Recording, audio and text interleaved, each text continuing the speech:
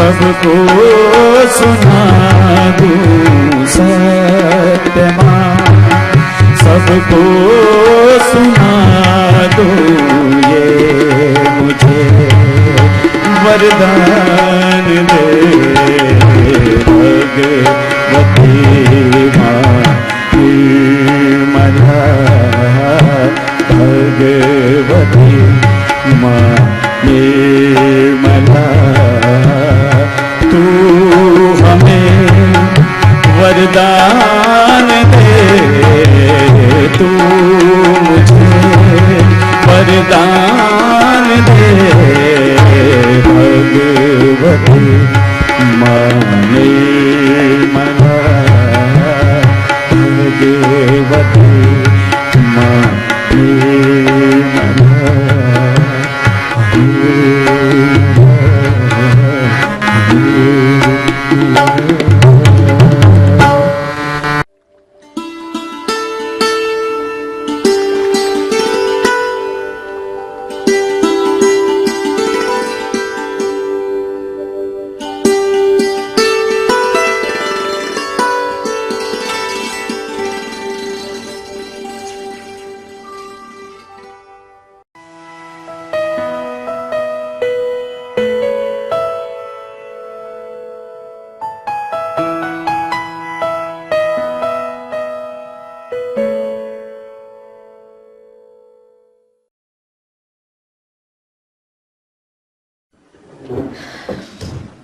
When Warren talks about other gurus, I can't help laughing.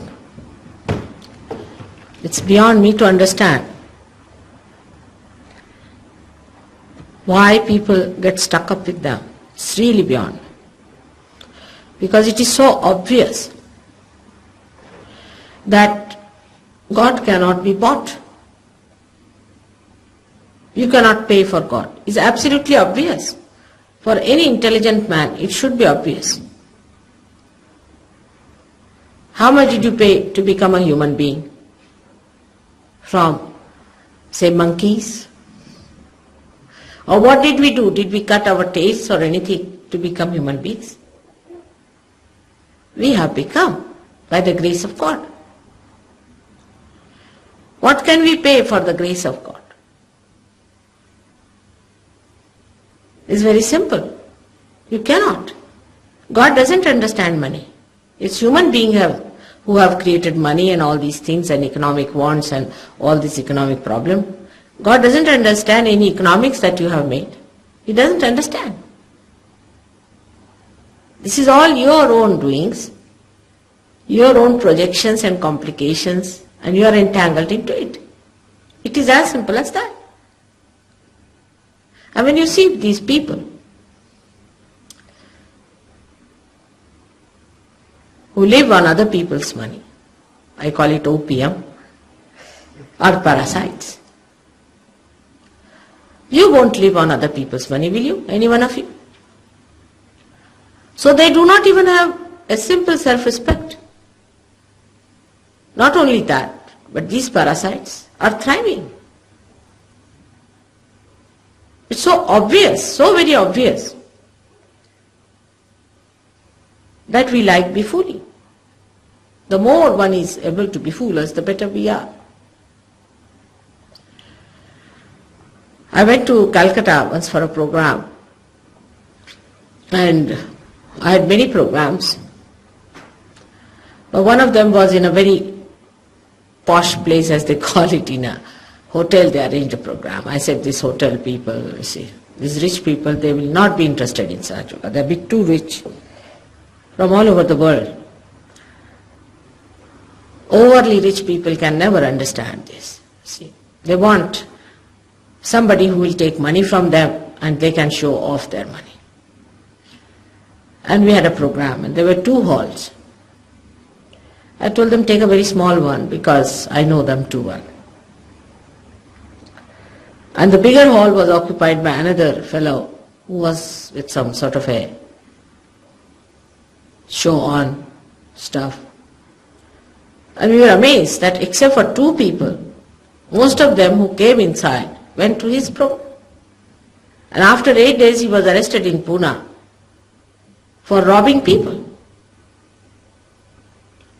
But all of them went to his program and not to mine, when it was written not a single pie will be charged and it's all free and all those things.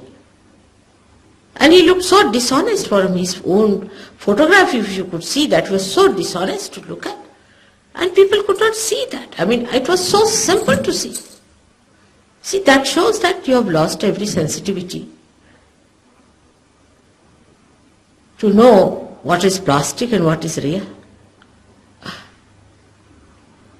It makes me laugh sometimes the way, today only I was discussing in the aeroplane with somebody who was seriously telling me how much he was tortured by another group where he paid 3,000 pounds just to get some sort of a horrible mantra which has no meaning.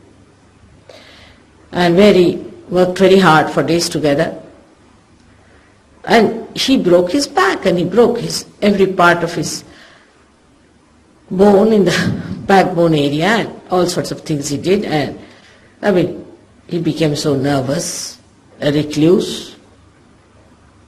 They are even frightened of a garlic if they see one garlic. I mean, after getting realization, you have to be a person who is absolutely powerful, in control of yourself, not aggressive, but not to be such a cowardly recluses. And he told me all these things and I didn't know what to do, because it was such a description that I don't know whether to laugh or to cry, really. Because this thing behind it is all hocus pocus, absolutely hocus pocus. I think this word must have started after the fake have come in this world. Absolutely absurd it is to say that you will fly or you will see the light and all this nonsense.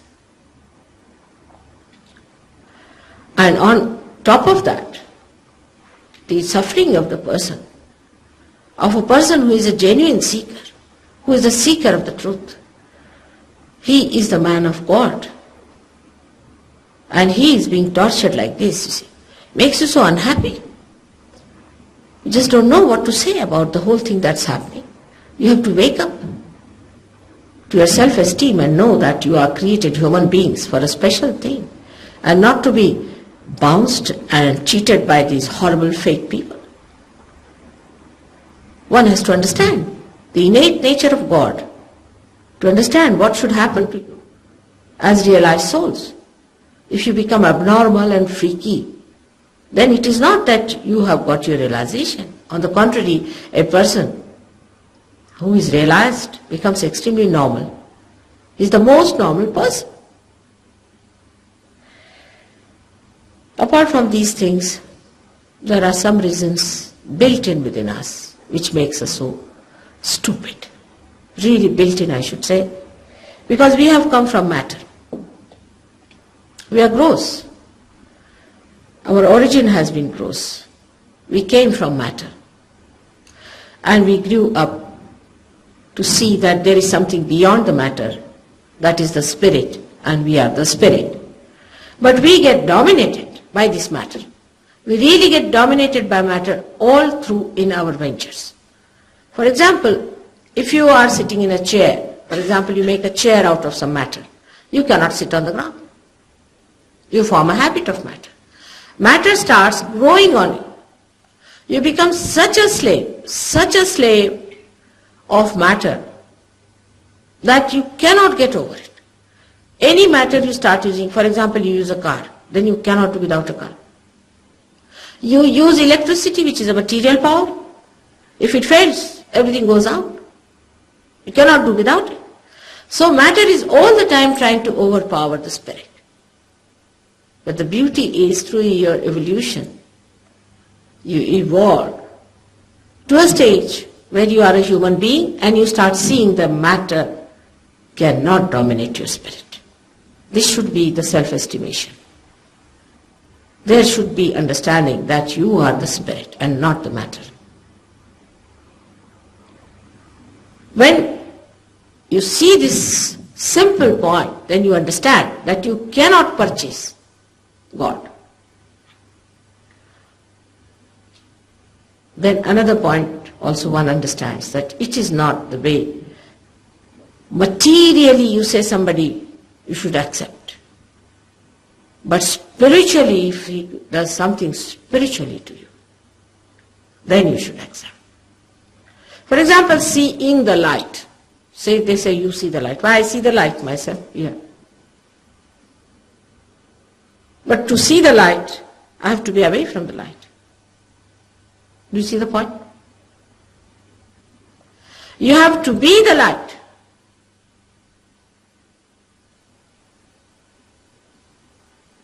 So, it's a very simple thing if you understand. It's common sense. That if you have to be the light, then you have to be inside the light. Part and parcel of the light. But to see the light, you have to go further. Actually, from this distance, I can't even see. If I have to really see the light, I have to go much further to see this light. All these things that they are talking, I'm telling you, it's such a camouflage, and they have been very good at befooling you. It is impossible to convince people who want to be befooled. It is impossible. It is easy to befool them because they are anxious to be befooled. It's all right. But those who want that they should really realize it, they should get it, then the attitude is very different. They would like to go and see what the disciples have got. These people who have paid so much money, there have been people for 15 years, 20 years, go and see them. What have you got?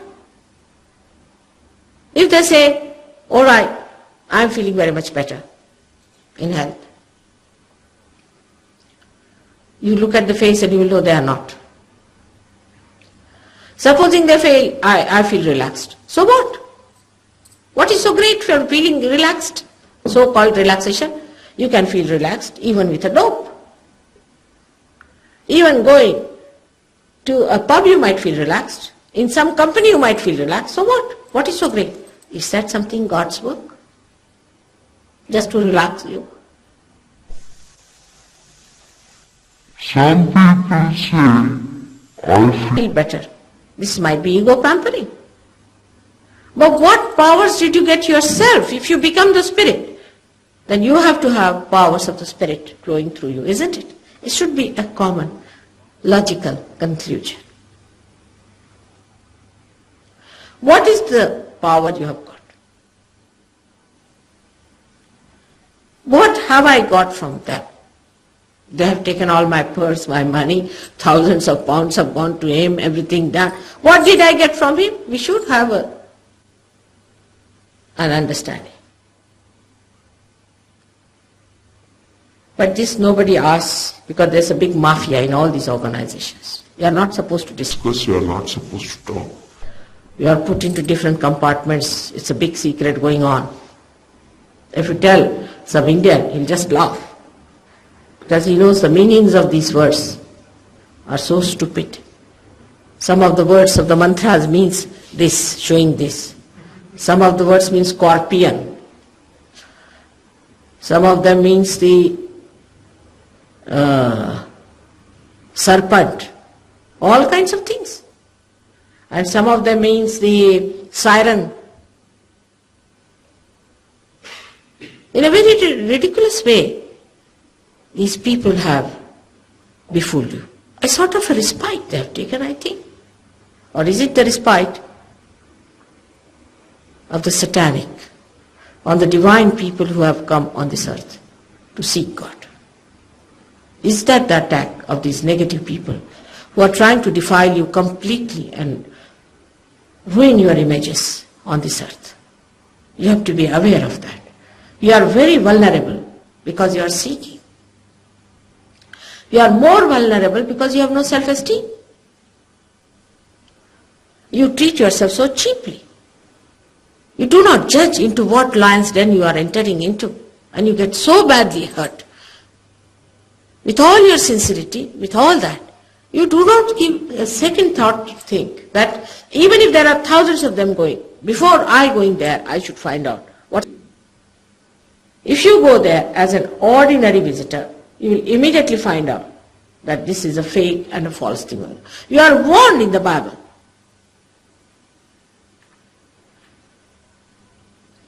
It has been warned that there will be fake and false people coming on this earth.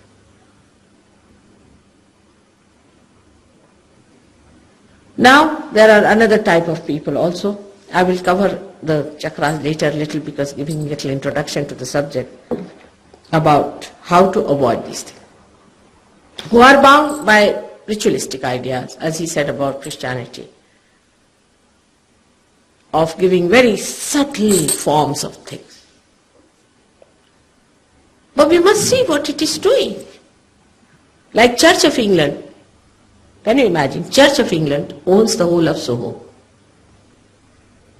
And the question was raised, how can you own this Soho where all the prostitutes are earning their livings? The answer came in that Christ looked after Mary Magdalene, who was a prostitute. See, you can see. And the people accepted this answer.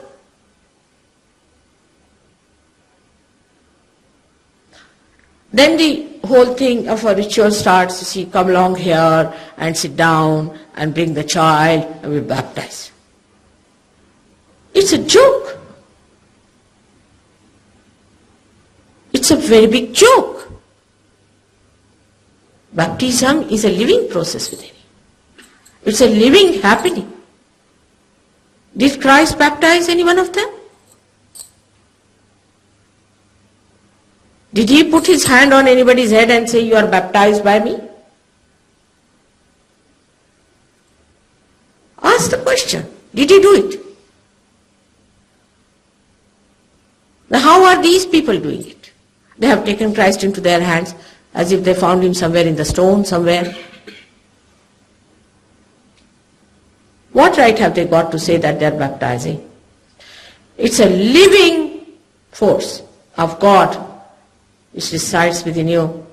He said that I'll appear before you like tongues of flames. Let them explain this point only. Then they'll say he is the Alpha and the Omega. What does that mean?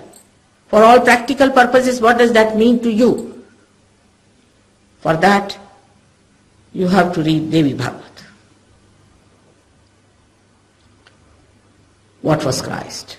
Who is he? How he is Alpha and he is Omega?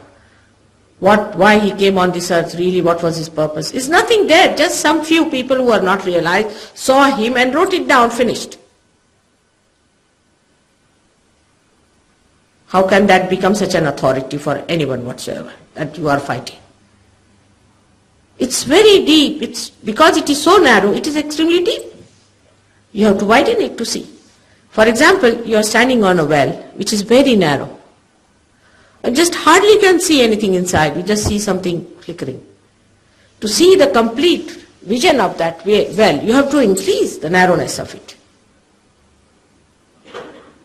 And that is we are not prepared to do, because you see, Bible is the last word. Now, I would say any other person would come and say, what is the authority of Bible? Now, what authority will you give? If you say Christ is the authority of Bible, take it like that. Christ never wrote Bible. He never wrote a word. So how do you connect?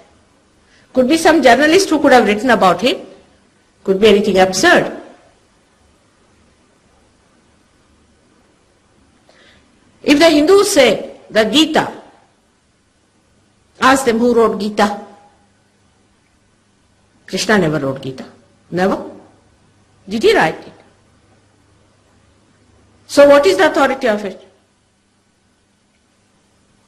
Nothing. Gita has no authority as such. How do you say that Gita was the one written by Krishna? It has nothing to do. Anybody, supposing you see me today and you write about me, you can write anything. Anything you feel like. Like a journalist came just to sort of find faults with me. She was paid by some fake guru. And she wrote that I eat betel nuts, which I have never eaten all my life. I wish I could, because that pleases some people. But I never eat. I mean, I should have eaten, but I never eat. And she said that she eats betel nut. I don't know from which angle she saw me eating betel nuts. If she had written Bible about me, it would have been something funny. Then that is not the authority either. Moreover, they did not have tape recorders to tape anybody's lectures or anything. Even his photograph was not there. That is today all these things are available. So what is the authority?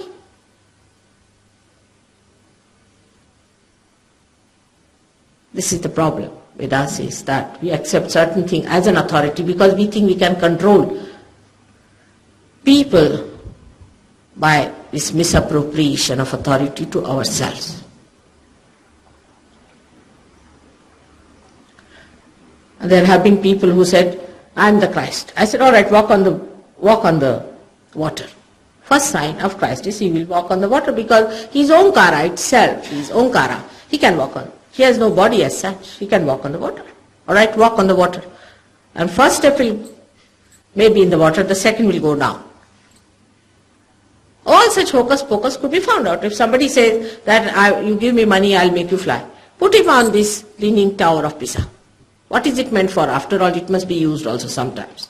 And throw him down. See how far he goes with flying. Have a nice show for him. That's how you can find out these people, whether it happens or not. So this is how also invasion of negativity of these people who are here to spoil your chances of realization. And it's very difficult to give realization to people who have been to these people, have been initiated, have been really spoiled in their kundalini. Is rather difficult. I have worked day in and day out to neutralize it. And I have been working.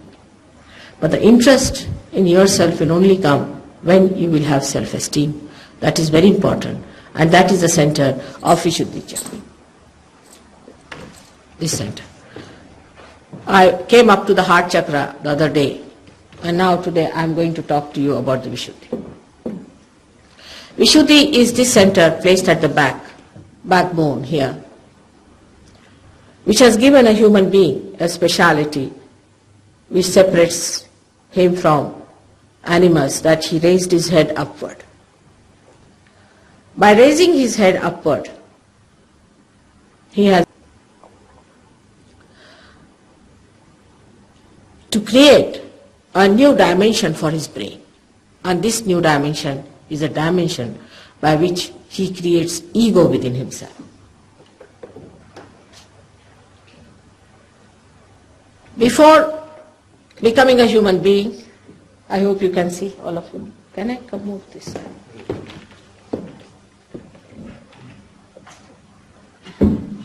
Before becoming a human being,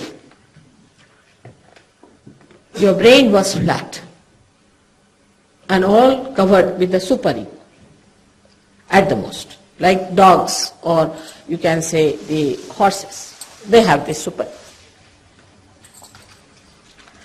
And when you became human being, a locking system took place by which you started developing, or you can say a twist took place by which you started developing your action. For example, an animal does not know how to make a chair out of wood in action. Physically, at the most it might carry this chair which is made, put it there and mimic you sit on that. But it cannot make anything with its hand.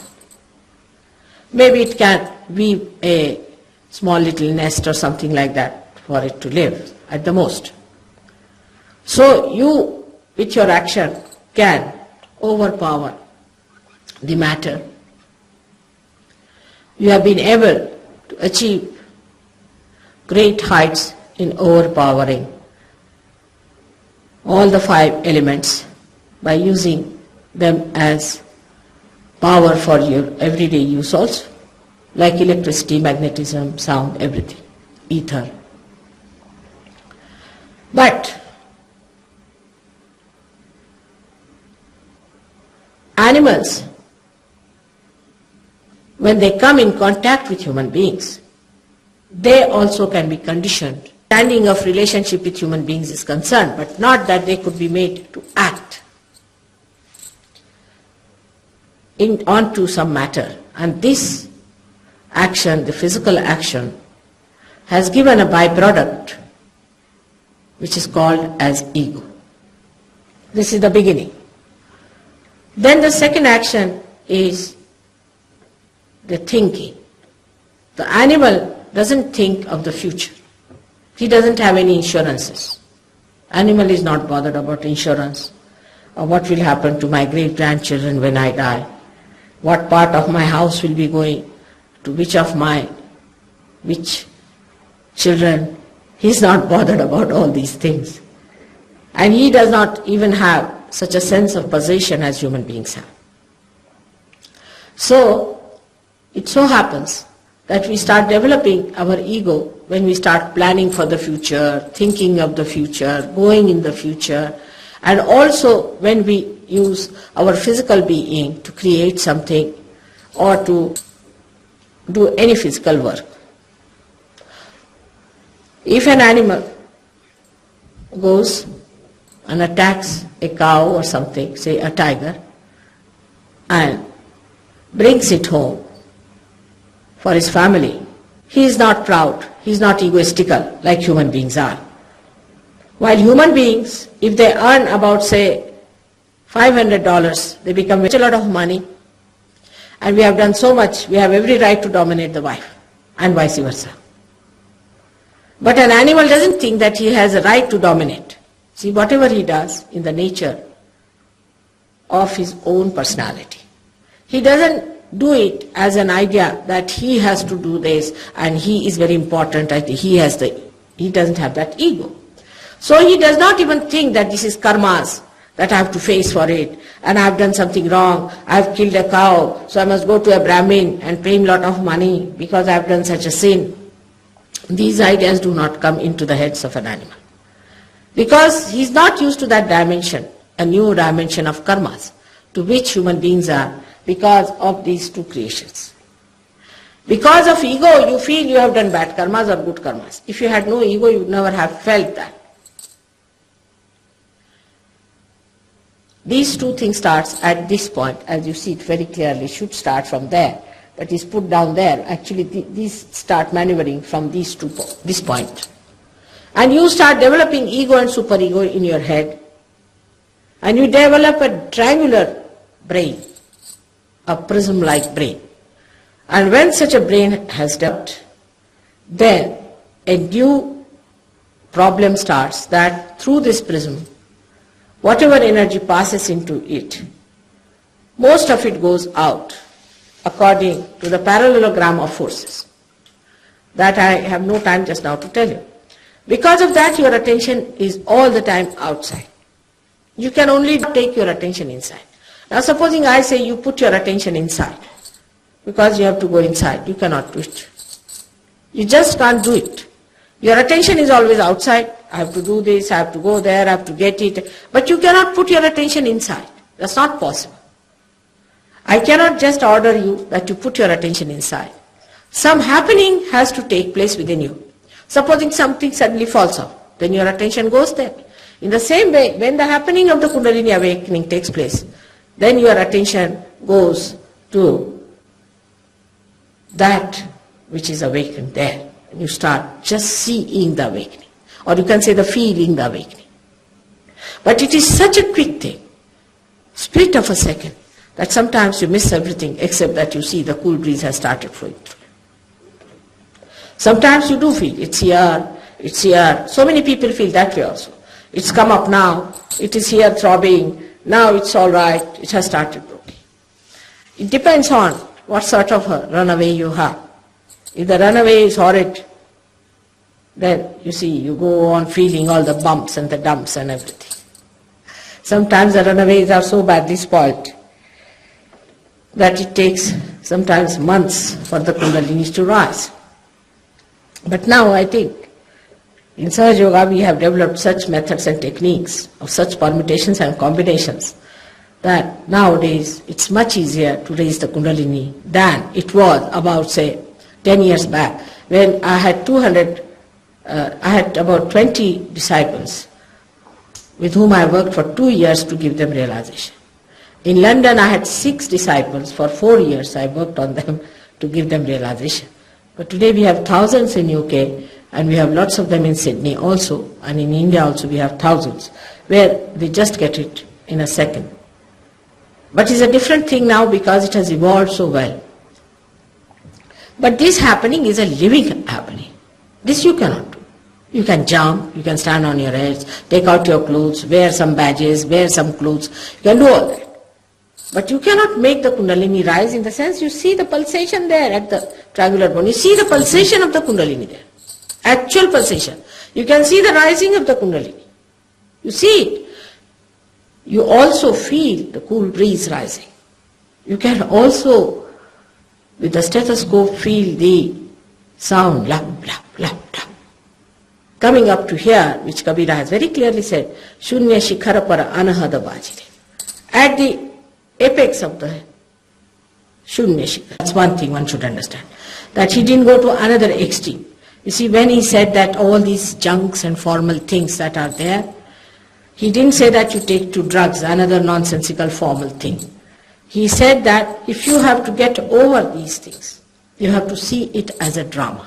The whole thing is a joke going on. It's a drama going on. But for that you have to become. It's not a question of your achieving it by rational thinking. You have to go beyond your mind to achieve it. And that going beyond is done by the Kundalini. Now he did not do it. That does not mean that he was not in it. He was very much there.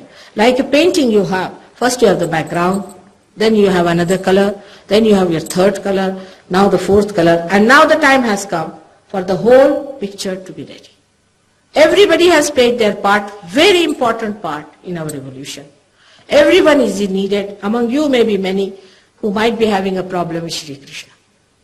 Especially Hare Rama, Hare Krishna people, they suffer mostly from throat cancers. You can go and find out. Because they go against Krishna by taking his name so vainly. On Oxford Street they will stand with those things they get in the market, put them here, attach it here, and go on dancing, making mockery out of Sri Krishna's dignity, like that. And apart from that, they take a name unauthorized. Who has given them authority to take the name of Sri Krishna?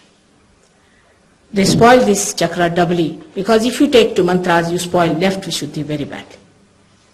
All those who have taken these so-called mantras have spoiled their left Vishuddhi. Because these mantras are not like one mantra to someone.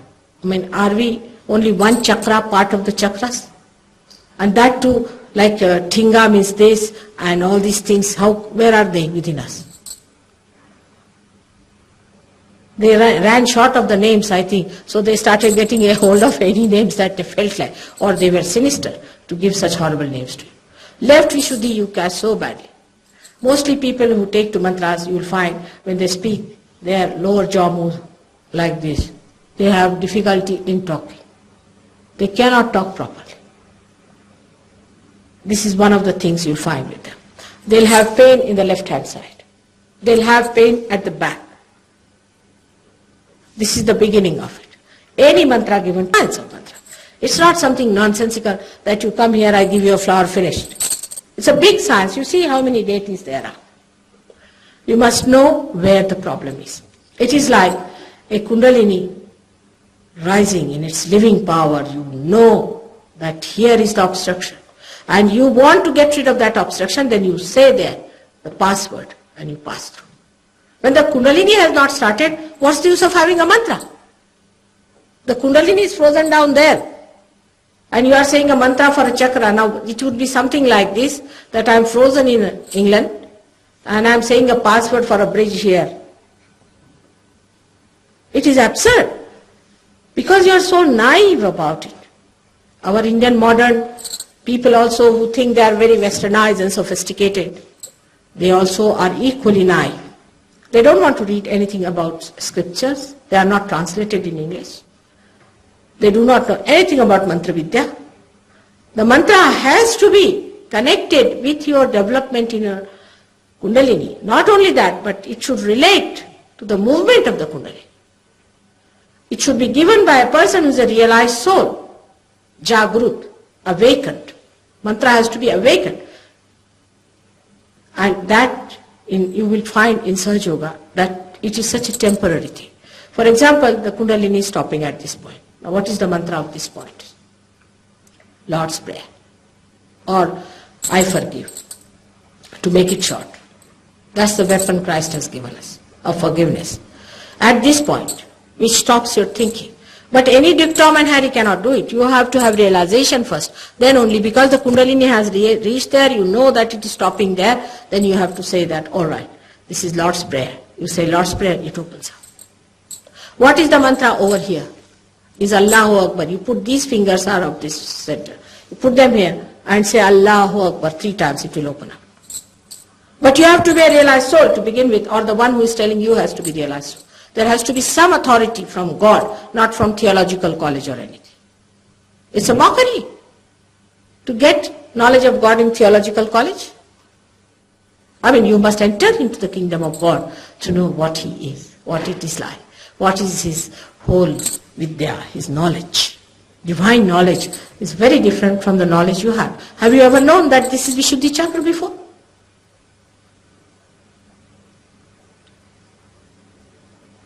You have never known this before, it's not written anywhere. Some things had to be told by me also. So this was left for me to be told. Now this chakra, of Vishuddhi Chakra, gives you the witness state that Krishna has described. That you become the Sakshi. I would like you to also listen to my tape on Sri Krishna, which is very good. Recently I spoke about him in a very detailed manner about Gita also. We can have all these tapes brought down here to Melbourne and listen to them. But only listening to them is of no use. It's no use. It will give you ideas and you'll start behaving again in a funny way. I do not want you to make the same pickle out of me as you have pickled out other people. Put it to practice. Because when I spoke in America, they were all taping me down. And everybody said, Mother, you should not allow them to tape, because you see these are all writers and this and that, and they will use your knowledge and spread the thing. I said, they will, what? Let them do it. After all, Kundalini I have to awaken, they cannot do it. If they could do, I would be very happy to sit down. Let them do it, I'll be very happy.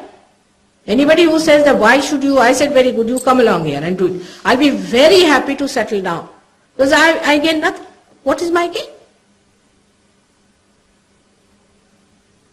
Anybody who is willing to do it, I'll be very happy to retire. Absolutely.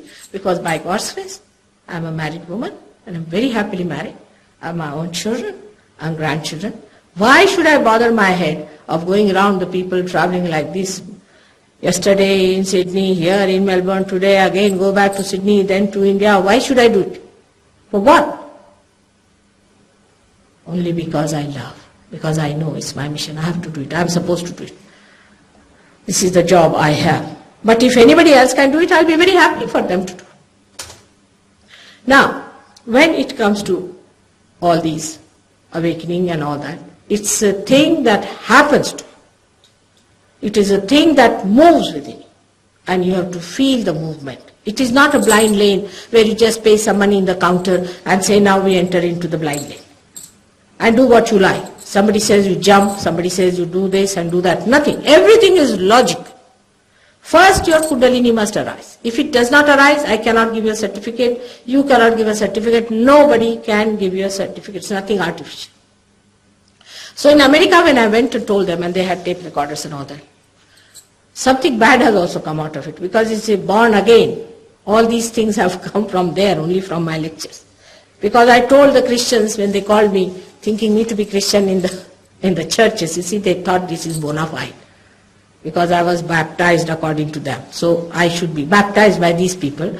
So I am all right. I was bona fide. They called me in the churches. And they also collected a collection for me. Very interesting. But the best part of it, some of them got up certain verse. I said, you are to be born again, you are to be born again. So they have got a now cult called Born Again. Finished. It's very difficult to talk to these mad people.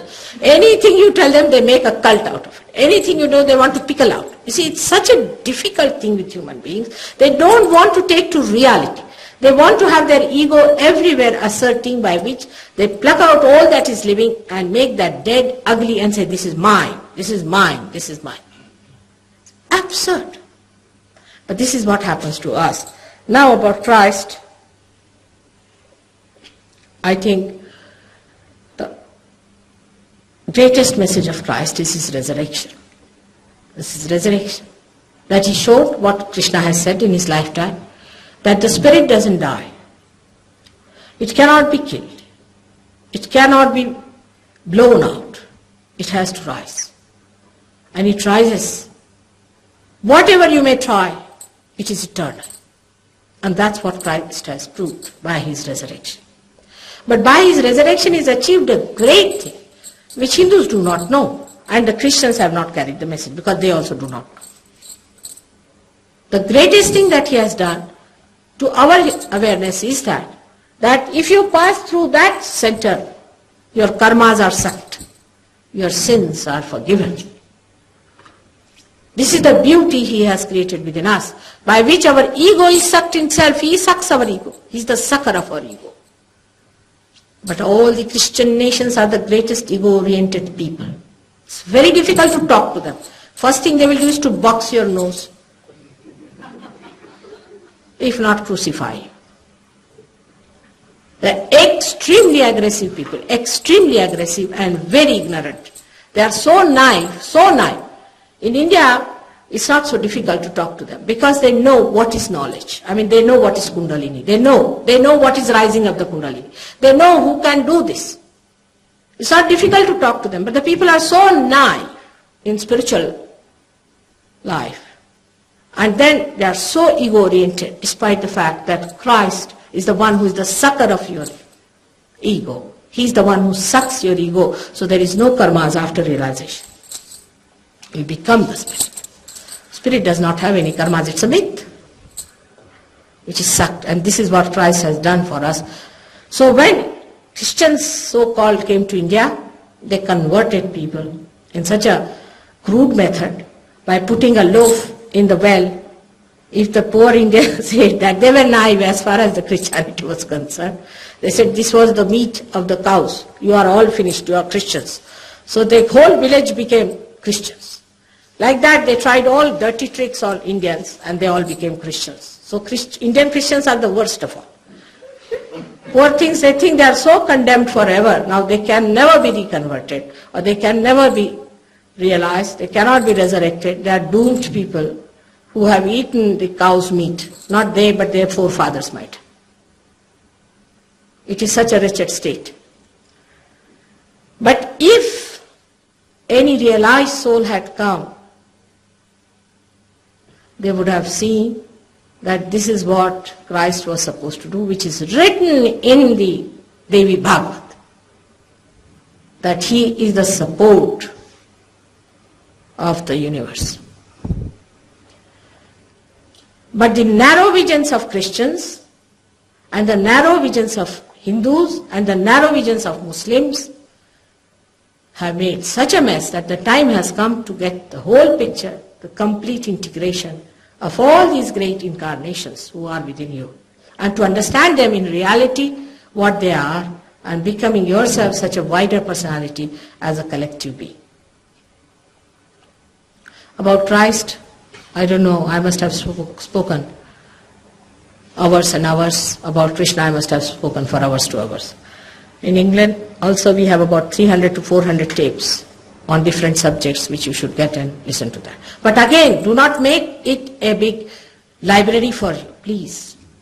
It is to be actualized. It is to be felt. It is to be practiced within yourself. It is not for giving you any big knowledges.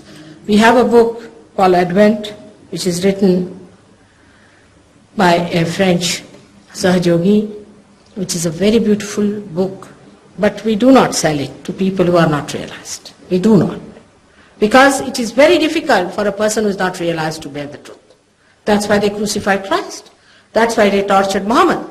That's why they tortured all the saints, because they could not bear the truth. Their ego could not bear it.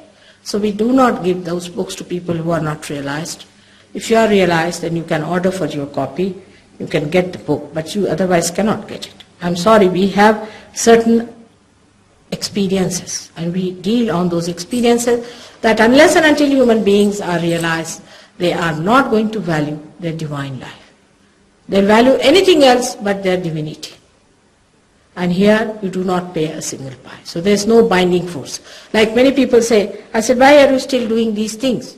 They said, we have paid for it, so let us go through it. Even if it is hell, you go through it. That's the mentality. Now here there is nothing paid. There's no attachment. It's your freedom seeking, which is the attachment. If you are really a seeker, you'll go deep into it and have the blessings. Have the beauty of that spirit which is within you, which you can have. The time has come. This was the time was promised. It's talked about in John's Revelation. Also in many of the Indian scriptures it is described. The best is William Blake, who has described it very beautifully. In his book called Milton, even the place where I lived first, Surrey Hills, he has said the first beacons will be lit in Surrey Hills. He has also said where our ashram is, that in the ruins of Lambeth Vale, the foundations will be laid. Come to Lambeth Vale, and he says that it will be a Jerusalem one day. England will be a Jerusalem. That's what he has said. It's a very interesting book, Milton. If you can get hold of it, please read it. It's all described. It describes everything, even the vibrations that her looms vibrate the sinews. It's a Jerusalem now, because people come for sahajayoga. There are some very good Muslims we have, young people, who just found in their own country that fundamentally start taking the rule, and they are behaving in such a fanatic manner. They thought that if God is such a fanatic nonsense, then better give him up.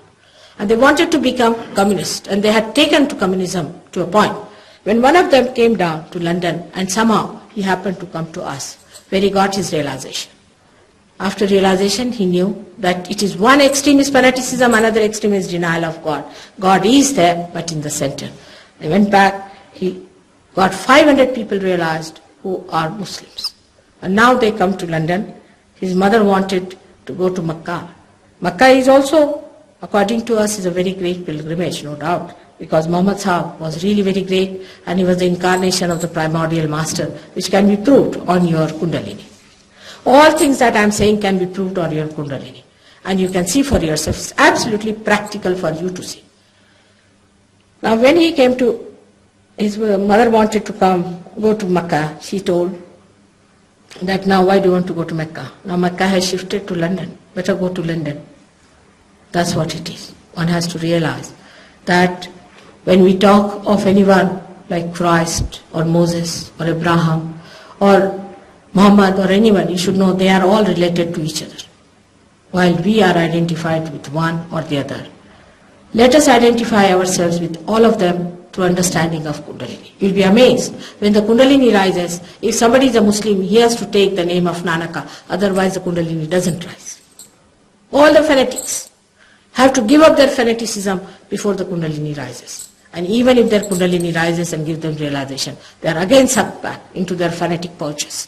So all these things will only disappear, all these relative things will disappear as soon as you find your absolute, that is your spirit. About the spirit, I'm sorry I cannot talk in such a small time.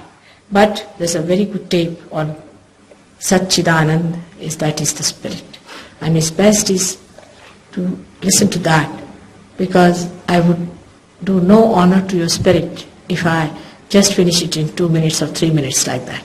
It's a very wide subject and very beautiful, most enjoyable to know about your own spirit, about yourself, that truly you are, not this body, not this mind, not this ego, neither these conditionings and these all ideas you have, conceptions. You are what you are. Thank you very much. Now I'm going away to India on the 8th, and tomorrow there's a good program in Sydney. And 8th I'll be leaving, and then I'll be in India for a short time and going back to London. Maybe next year I'll be coming here. I would request you that you must attend your collective programs, because the message of Sahajayoga is collectivity. If you take my photograph and meditate at home, after some time you'll find you'll lose vibrations. You will not grow. You have to grow collectively. It's very important that all of you should grow together collectively. Collectiveness must be developed. Otherwise, you must work it out, how it works on others, and how you cure others, and how you help others is to be seen. Some people will be coming from Melbourne, from Sydney to Melbourne in the beginning, till you understand Sahajayoga, and then they will go away. Of course, there is no money, nothing involved. As you see, we have started in a very small way. Now, when next time I come, I'm sure Melbourne will be a seat of very good Sahajogis, not doubting but understanding. Doubting doesn't give you much chance. You see, what is there to doubt is nothing but your ego is doubting something.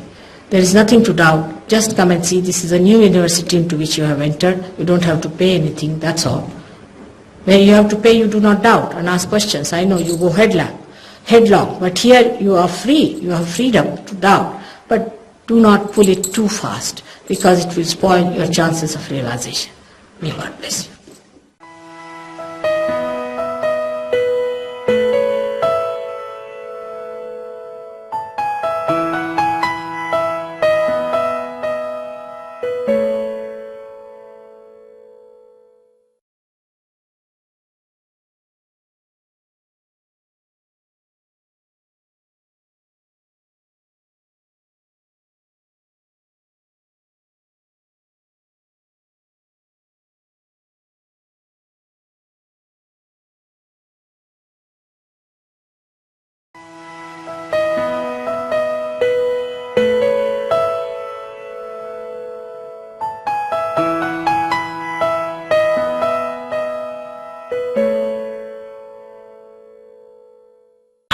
Today we have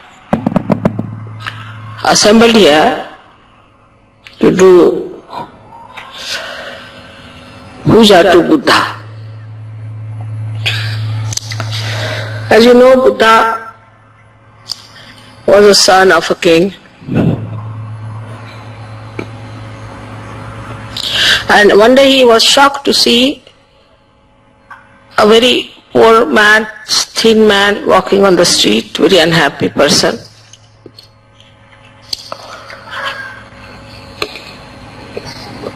And he felt very sad about it.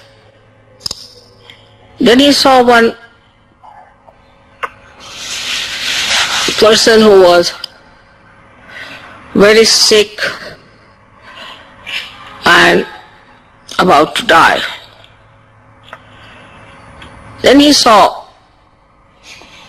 a man who was dead, and people were carrying him to the cremation ground. This all upset him very much, and he started thinking about it and seeking what is the reason for all these happenings in human beings.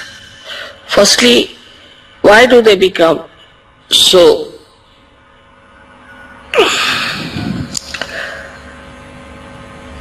miserable or sick, or why do they die so miserably?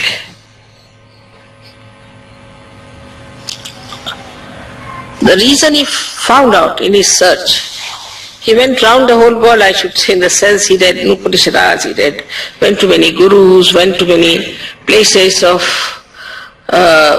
spiritual education, Banaras, everywhere he went.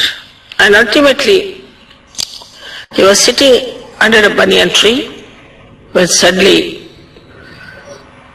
his Kundalini was awakened by his Adishakti, and he got his realization.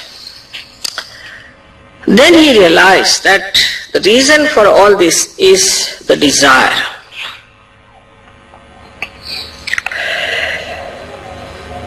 In Sahajayoga, we have now understood that all other desires are not pure desires. Firstly, whatever desires are fulfilled, we are not satisfied by it, first thing. And secondly, all these desires have a repercussion.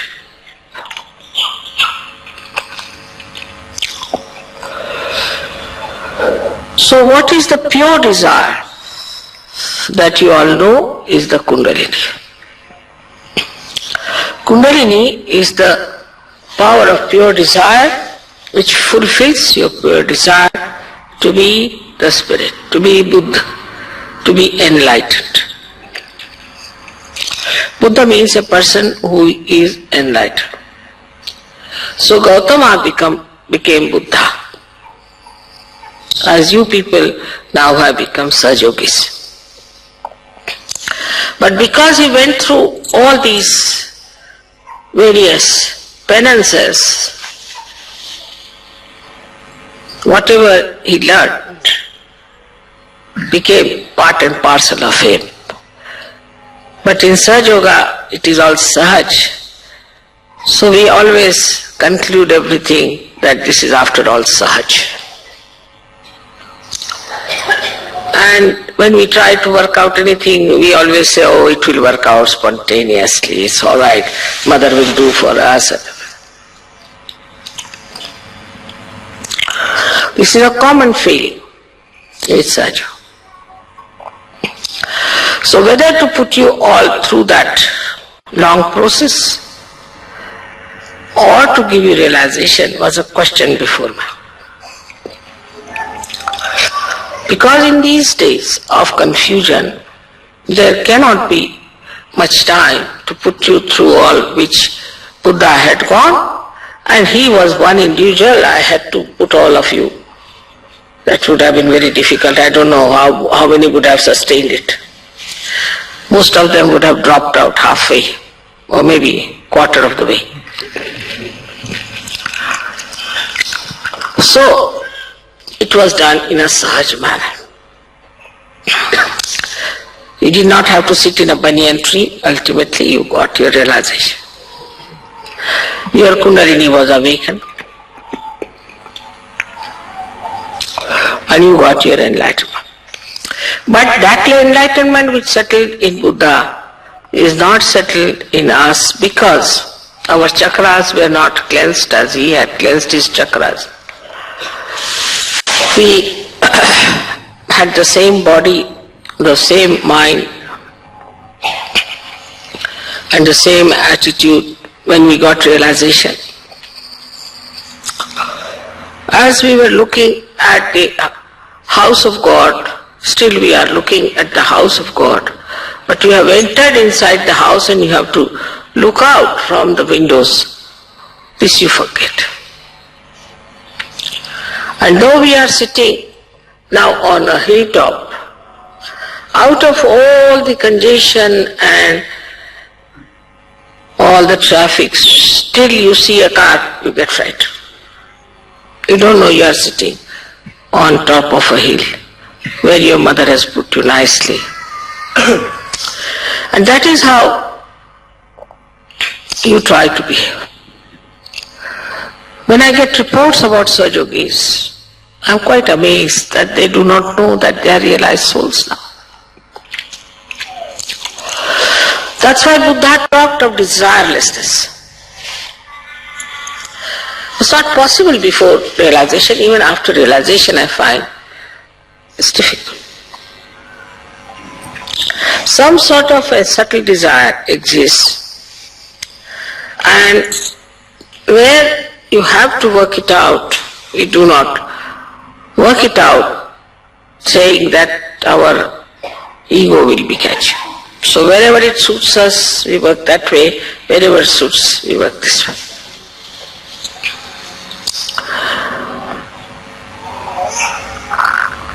The solution of the whole thing is what, which I found out myself, was this, that it's a collective happening.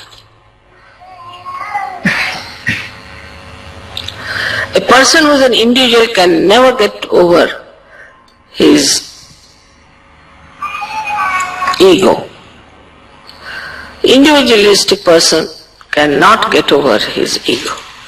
The one who lives individually, wants to enjoy everything individually, can never get over his ego because you have not gone through all that penances.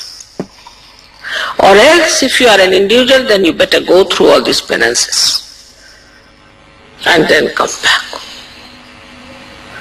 So the solution is to wash all our chakras, cleanse our life in the collective. And this is what was the solution of the problem of ego. Formerly, everything worked out individually. Like that, to go to Himalayas, take some guru, then the guru will throw him out, then he'll go to another guru, then work there, then he'll throw it out, then next life he'll be born again he'll be thrown out. Ultimately, if one guru accepts, all right, well, he's beaten up, he's tortured, he's cheated everywhere, hanged up, sat down, and then ultimately, if any guru gets nearer to any one individual, he would give him realization. This was the situation. But in Sahajayoga, the door is open, anybody can come in. Anybody. Get your realization.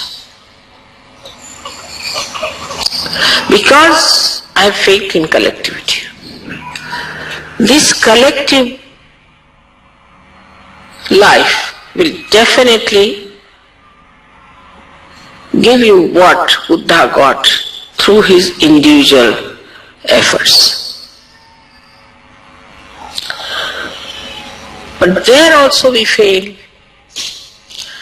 that we do not know how to be collective. Individualism is all the time around us. In every way we think of individuals. Wherever collectivity has worked, Sahajayoga has prospered. And wherever it has not worked, there has been a problem.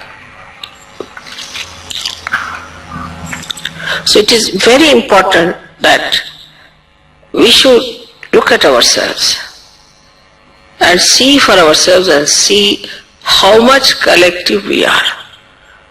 Do you enjoy collectivity or not? Are you aiming at collectivity or not? As soon as I thought of this Kabela place you have seen, and I thought that I'll make a little ashram there near the river for you. Immediately people said, Mother, is it all right if we buy our own houses here? Immediately. Then what is the purpose?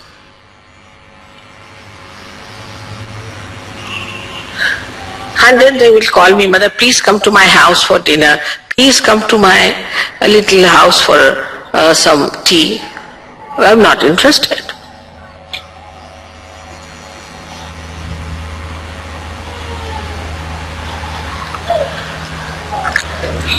So in sahajayoga, unless and until you really become collective in every sense, you cannot ascend and you cannot wash yourself, you cannot cleanse yourself.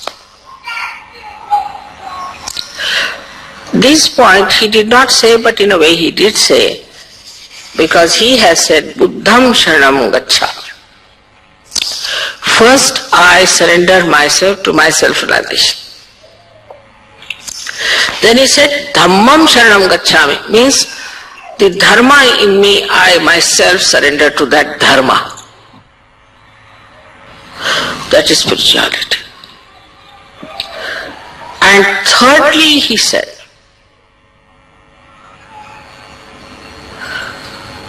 Sangam Sharanam Gacchami. Sangha means collectivity. I surrender myself to the collectivity. But he did not know how to give mass realization at that time. So he got hold of disciples who had to shave off their heads, whether you are a queen or a king,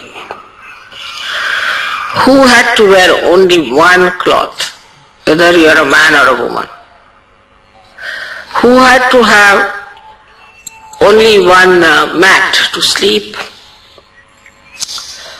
in a big hall, no husband and wife, no marriage, nothing.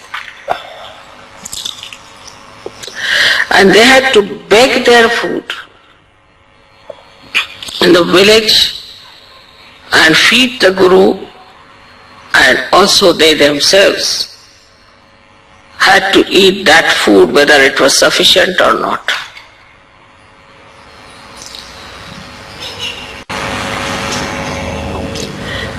That is not in sahajayoga. Everything is enjoyable in sahajayoga from the very beginning. And we are supposed to be absolutely joyous people in sahajayoga. That is there. But the joy of the collectivity, if you do not know how to enjoy, then you cannot ascend. Because there's not a way out. What is the other penance? For some people, even collectivity is a penance till they start enjoying it. And they are very troublesome. This is not good, very critical. Some of them stay in the ashram and criticize everything all the time. This is not good, I don't like this, I don't like that.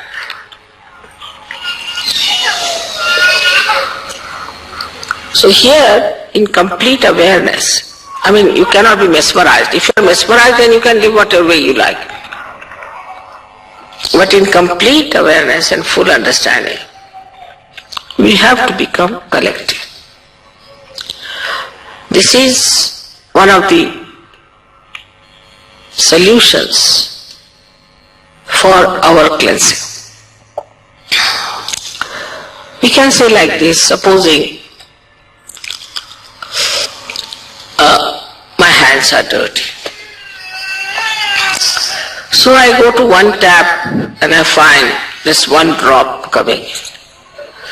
Can't wash. So I go to another place, there's no water. Third place, I find there's nothing available. Ultimately, I reach the place where I find some water. Then I wash myself completely because I know I can't find it anywhere else. But in sahajayoga, you are immersed in the water of collectivity. If you enjoy this collectivity and can swim in that, then there is no problem.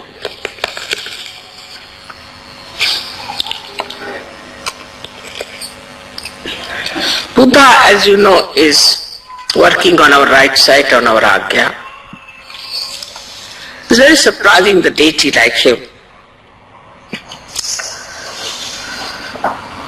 to work on the right side. First he said, for the right side you should be detached, desireless. I mean, nobody would work if they have no desire and if they have no way of earning something out of it, I mean, in the normal sense. But desirelessly you have to work. Then only the right side can be conquered. Very symbolic. Normally the right-sided people are extremely thin, but Buddha is very fat. Normally the right-sided people are extremely serious, very serious. Even if you tickle them, they won't laugh. But Buddha is laughing all the time with his both hands and enjoying himself. See the contrast. So, when you are working without any desire, only then this state can be achieved that you'll be all the time laughing. But those who feel that we are doing this work with certain desire, I mean, some are very low level people, want to make money, some this, that nonsense, that goes on. But it becomes even subtler and subtler and subtler. As you become subtler, the desires start becoming subtler and subtler and subtler. And if you are not careful, it just comes up.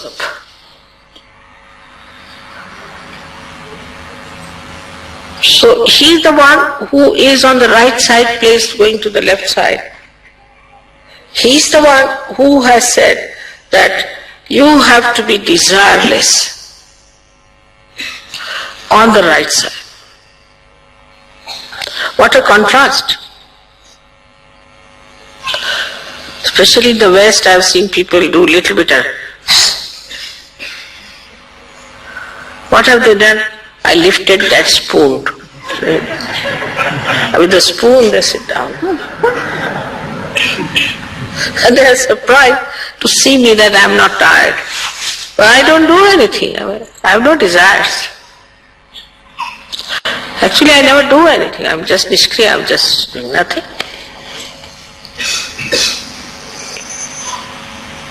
So when you become that instrument, surrendered instrument, when you know you are not doing anything whatsoever, then on the right side, you achieve mastery. How you achieve mastery? You don't do anything, alright? You go to any shop and you get a jackpot without doing anything. You do not desire anything. And suddenly you find, which you have never even thought of it before you, there sits there, available for you. Just have it.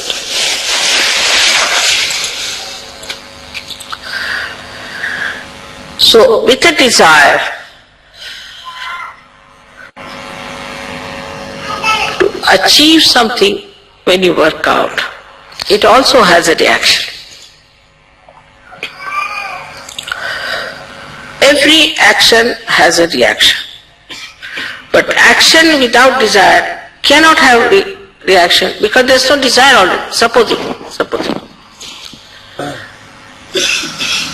I get lost somewhere on the way. So I never feel upset about it because maybe I have to be there.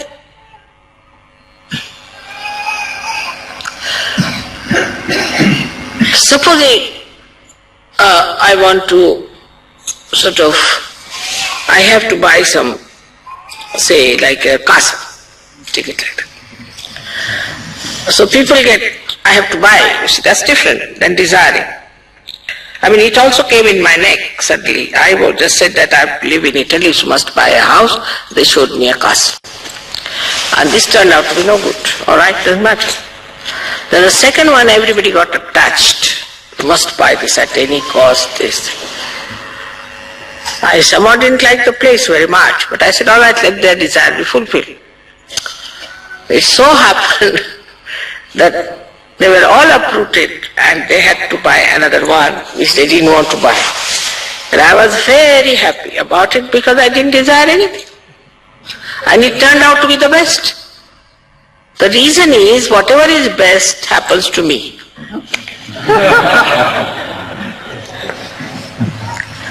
So whatever happens to me, I know is the best. Is all for my good. Is for the good of sahajayoga.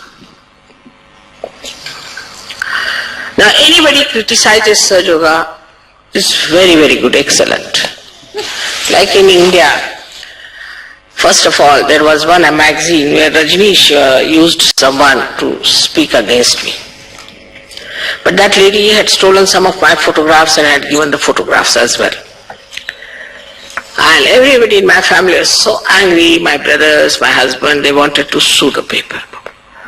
I said, I don't like this idea of suing the paper or anything. So when we had the first program in Delhi, it was so overcrowded that I could not even take my car inside. So I had to, the outside also was filled.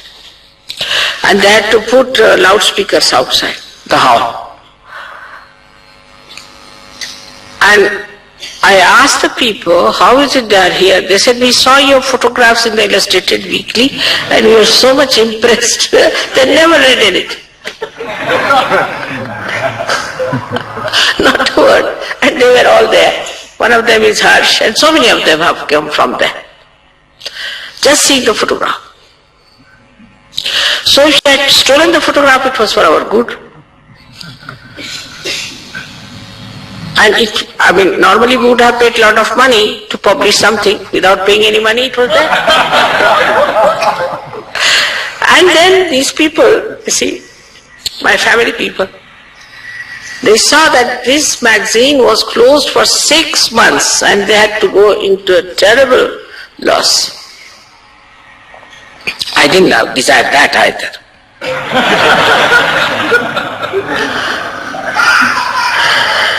When you are desireless, you are happy because you are never disappointed. You are never nervous. So to be desireless doesn't mean that you become something absurd or ascetic or anything like that. But not to expect something. If I do like this, then this will happen. If I do like this, that will. Not to worry. Do what you want to do. One thing you should know, that nothing bad can happen to you. And something bad is happening, that's something wrong. I'll tell you another thing. This time, first time I fell down a little bit, not much. So they said, you can't go out of the house at all, you cannot move out because it's raining and you will develop arthritis. I can never develop anything like that, but doesn't matter. So I was made to stay in the house and I wrote this book in that. It was nice, I fell down. Otherwise they would have said, come here, come, all my family was there for a holiday. Thank God. I got these 4 or 5 days, I wrote this book.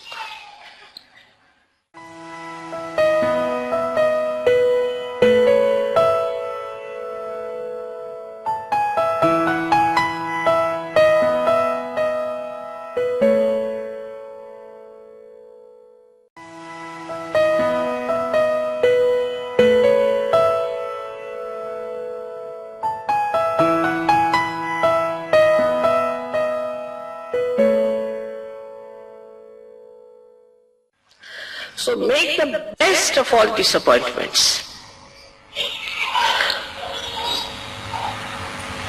If there is a disappointment, just smile at it. And know it is for your good to discover something new, to find out something better. But the conditioning is so strong. That's why I say be in the collective. Now, for example, we have Indians, we have got French, we have this, that and all that. All their conditions are around them. Still. For Indians must have Indian food wherever they go. It's a very difficult situation. That way you people are better, you eat every sort of, even you eat wretched Indian food. I don't like very much Indian food myself. It's not very nourishing. It's more tasty, but not nourishing. But you don't mind eating any food whatsoever. That's a good thing about it. But your desires are another, little different, which you know very well, I need not tell you. Like I told ladies not to carry too many cosmetics and heavy things with them. But whenever they come, the men break their hands picking up their big suitcases.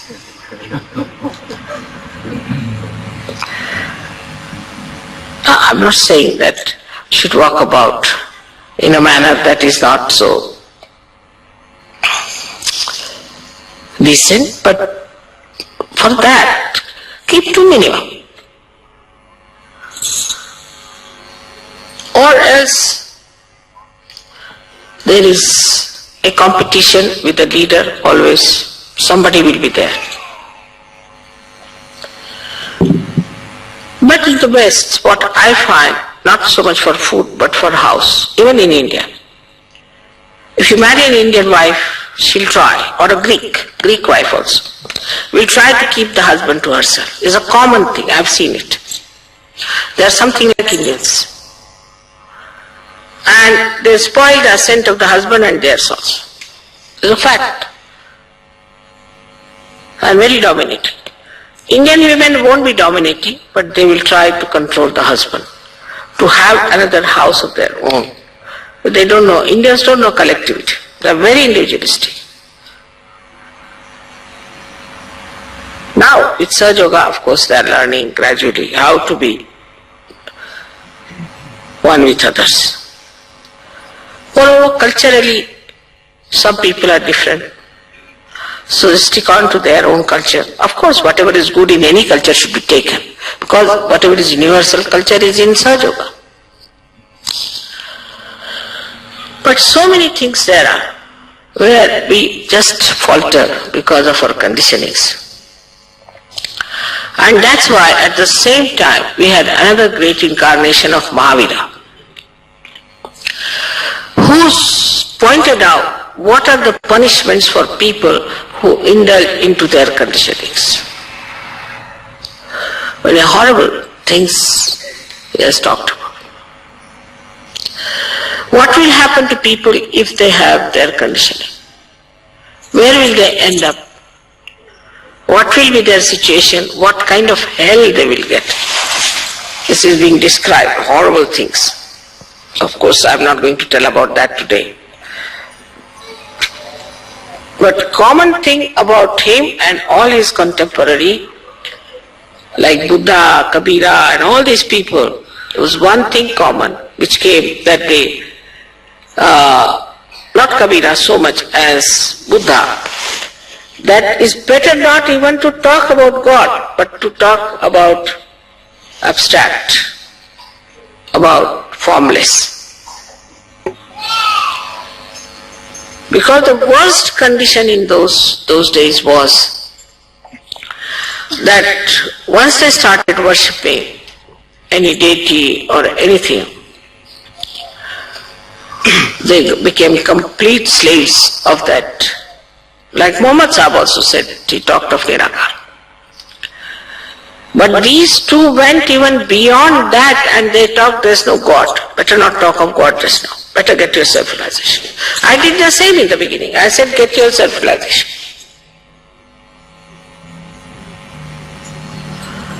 Because anybody can start, I am God. So they never talked about God. Not at all. And they all the time said that there is no God, but it is yourself. They tabooed actually. They are called as Nirishwaras. Nirishwarvad. Did not believe. Both of them did not believe in God, but in self-realization.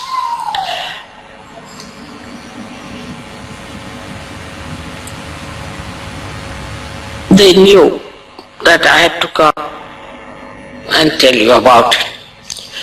So Buddha has talked about the future Buddha, which is Matraya. Ma is mother, who is in three forms. Ma Kali, Ma Lakshmi, Ma Saraswati. Any Buddhist, if you ask him to ask the question of Matraya, he gets his realization just then. So he talked of Matraya because he knew that when Matraya will come, she will have to tell people about Ishvara. According to them, the people had not reached that stage that you could tell them about Ishvara. So they said there is no God.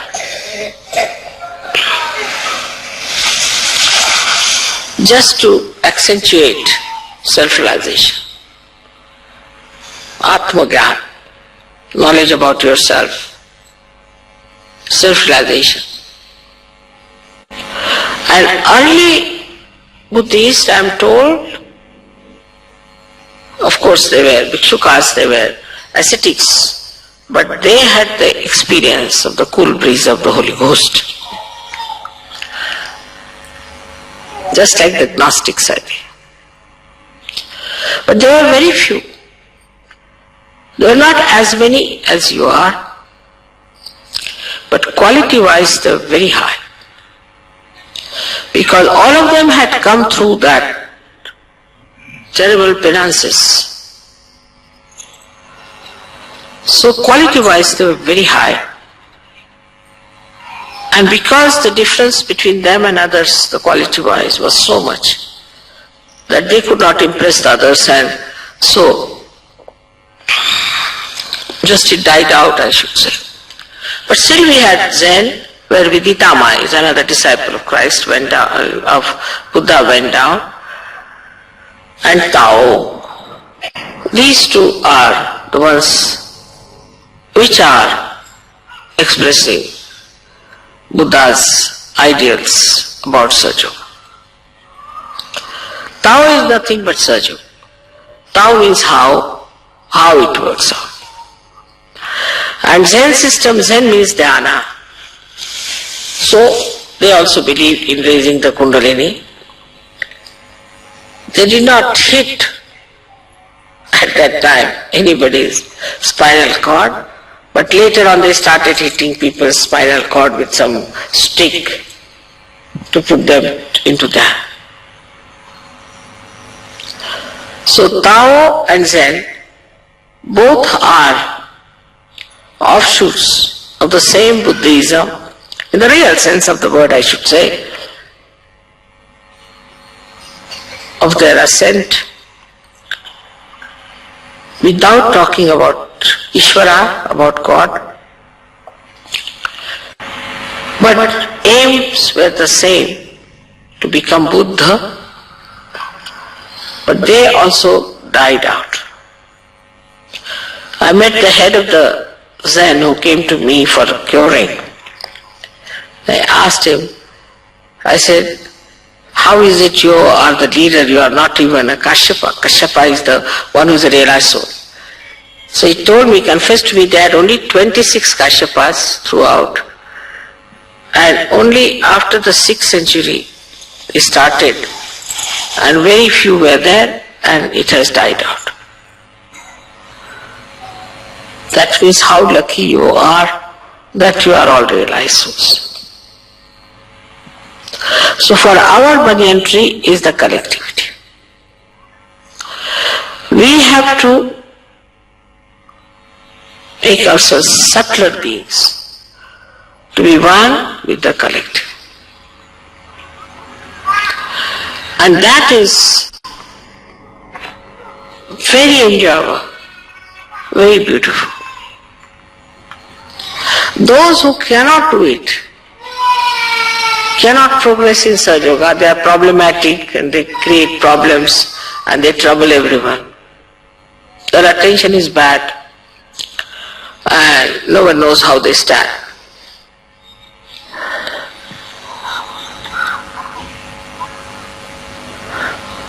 So Buddha's message is, of course, is not to develop ego.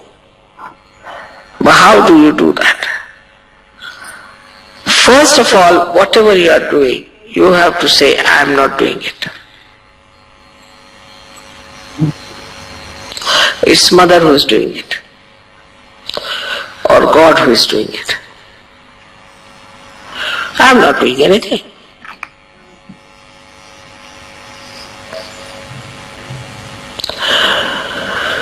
But if you feel that you are doing something for sahajayoga, it's better you stop doing it.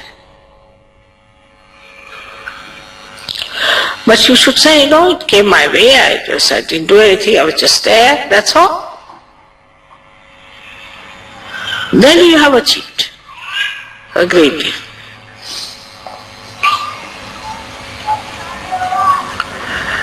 And the second thing is of desire. Even desire of anything, of smallest thing or the biggest thing, or even loving your children, loving your wife, this, mine, all those things. All these desires, if they are not fulfilled, you feel frustrated, then you must know that there is something wrong with it.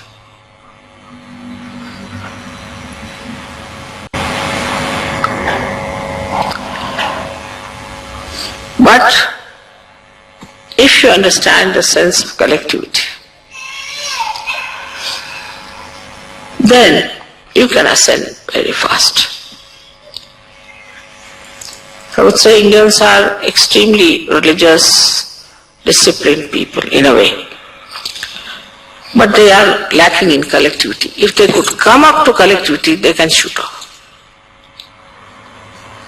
The only nation which I have found very good is Russia. Because of communism, they are collective and desireless. Because all their desires were fulfilled by communistic ideas, they didn't have any choices left. And also they were collective. In a way, communism has suited the public, not the government.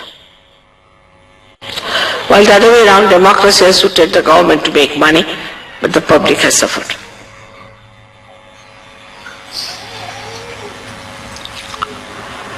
So we are people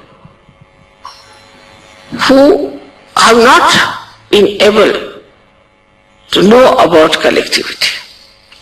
So I would say the collectivity develops faster in the West, no doubt, much faster. But desirelessness is less. So it's like somebody has the teeth and somebody has the food, sort of a thing. if we can see ourselves as we are and try to understand that either we have this problem or that problem, if you could just somehow or other neutralize this one-sided problem, you could be there. Because if you solve one, you can go to another, from there to there.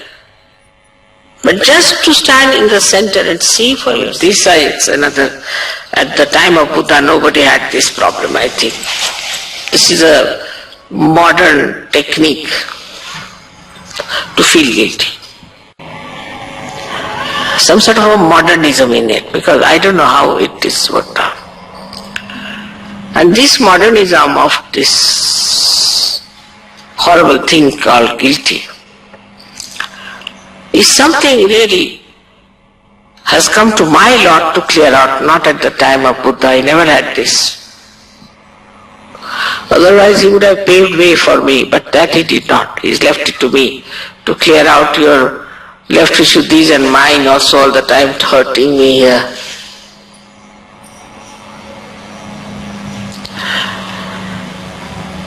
So this horrible thing, especially Western mind, Indians don't have guilt to it, nothing. But this has to be overcome. As you know, that Buddha and Mahavira both support the center of Agya. So, if you have to have a very clear-cut Agya chakra, then on one side, you should be desireless. You should forgive. Kshama. Kshama is the Bija mantra, is to forgive. Bija mantra of right side. Kshama, I forgive. And the left side is hum. Like the left-sided person always feels, oh, I'm no good. This, he has to say, no, I'm good. Hum, I am. So hum and ksham, these are two bija mantras which we have to say. Of course, if you say, they will act, because after all, now your pranas have become pranavas. Your breath has become enlightened. But rather weak, I should say. But doesn't matter. Your mantras can act. You must use these two bija mantras to clear out your agyas. But Mahavira has a solution for this. That after realization, if you catch your agya, you get a terrible headache. That's Mahavira style. You do anything wrong, you get punishment.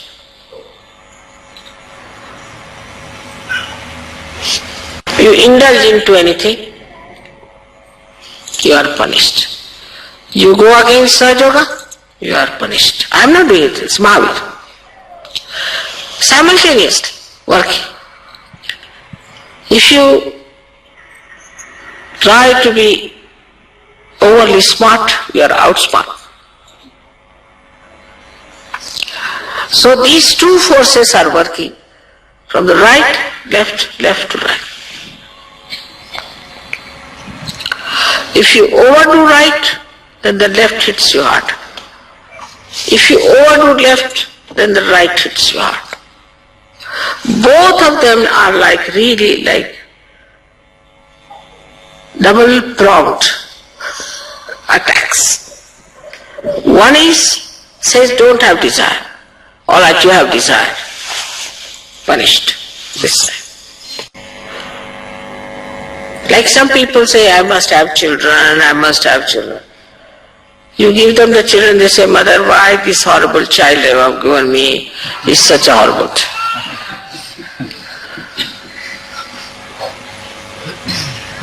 Then somebody says, mother, give me a lady from, say, Maharashtra. Recently there was a case like that. She was bothering too much, mother, give me one lady from Maharashtra. And a real special style came to punish. They said, no more from Maharashtra. And she was really, I've never heard of such a woman in Maharashtra. Horrible. Because she was insisting on it, so she had it. She says, no more from Maharashtra. No, I said, everybody is excellent. This was an exceptional case, came just to punish you. So to have any desires, if you cross a certain limit, you are punished, and that is done by Mahavira. In a small way or a big way.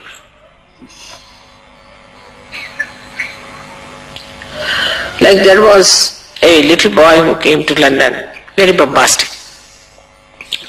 And he wanted to buy something for himself. I took him to an ordinary shop, and there was a very nice coat, full wool and all that. He wouldn't buy. I want to go to a big shop. I said, all right. So I said, I'm not coming. I sent his father. He came back with an artificial coat from that shop without knowing that it was artificial. Because you wouldn't take something from an ordinary shop. So in the big shop, very nicely, big price they gave, and this they got. Every minute, Sahajogis must know that there is a Mahavira sitting around. Also, Buddha is there who gives you an indication that don't do this. Do not desire so much. He puts limitations to you. But if you don't listen, then all right, Mahavira is there to correct you. After a point he goes. Then you get headaches. Then you say, Mother, why did I get headaches? You asked for it. It's such an automatic machinery that we have to be very careful as Sahajogis. So today's understanding should be that we all should become collective from inside. We should not grudge or grumble about it and enjoy the collectivity.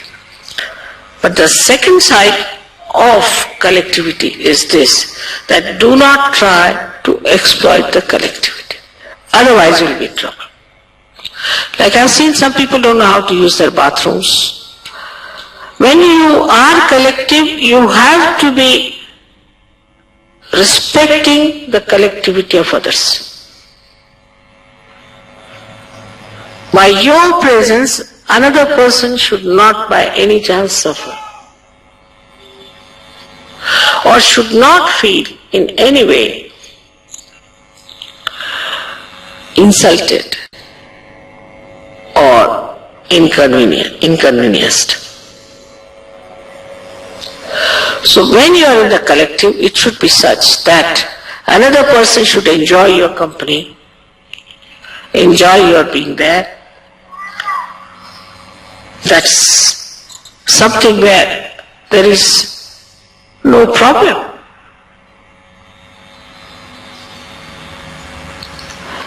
But if you are demanding and if you are asking for things and you think end of yourself, you cannot at all collective by any chance, but you will suffer for that. Automatically you will suffer. If this is realized and understood properly, your agya is solved.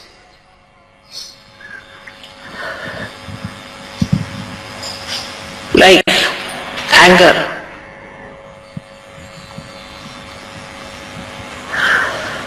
People always boast, I'm very angry with him. Boast.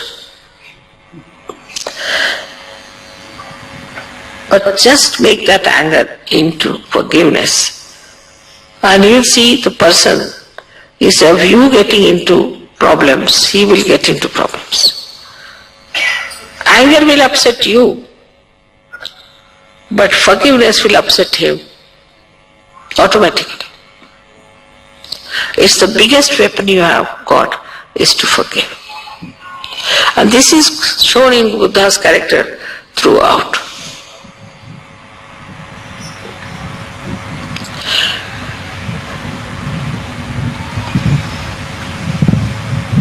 And this will give you self-respect. That you are not disturbed by anything. Like a ship has to be seaworthy. If you put the ship on the sea and if it breaks, what's the use of making a ship? What's the use of a sahajayogi who gets disturbed at every moment? You have to be seaworthy. And if you are seaworthy, nothing can disturb you, alright. The elephant is walking and the dogs are barking. Alright, let them bark, what does matter? The elephant looks this side like that, sometimes takes some water and blesses them with water. Alright, quieten down, so that your head will be cooled down. That will give you self-esteem, and you will know what you are much higher than others.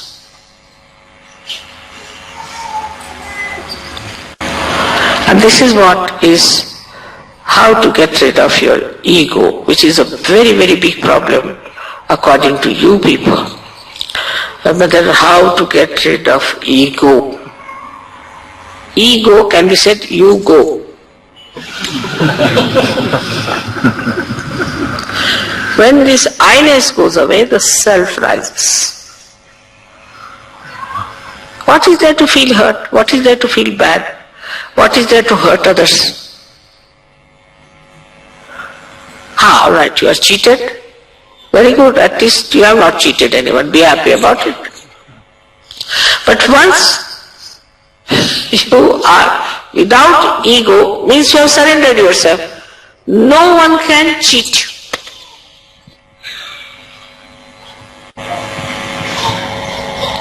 Can you understand that?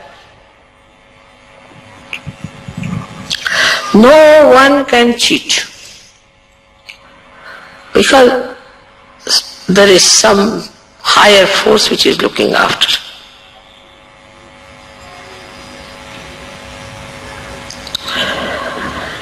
This is the way we should understand Buddha. This is, we should know our Buddha qualities.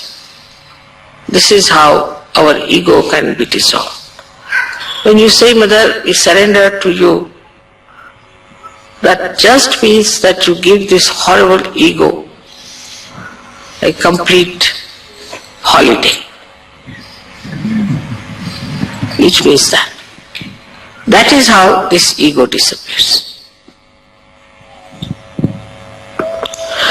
I think all you are here just now, ragyas are open out, most of you, somehow.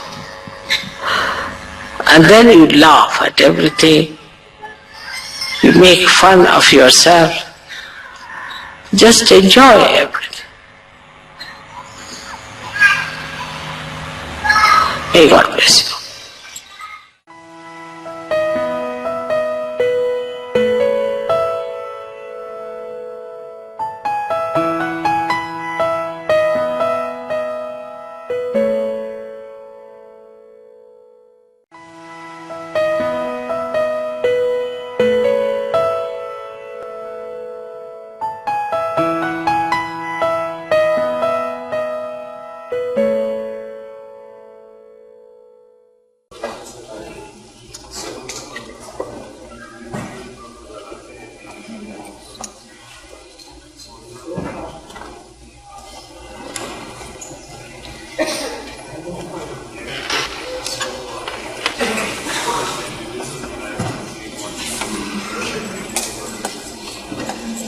Collective is the purpose of your soul. You have to become collective, but it's not the collective artificial one, but like your hands are collective with the whole body. If there's a pain here, the whole body will feel. But who is the other? You can feel every point within yourself. And that is what happens to you. So the purpose is that you become the whole and completely engulfed into the whole. Alright? Excuse me, what is the connection, if any, of sahajayoga and Reiki? Or are they parallel with one another?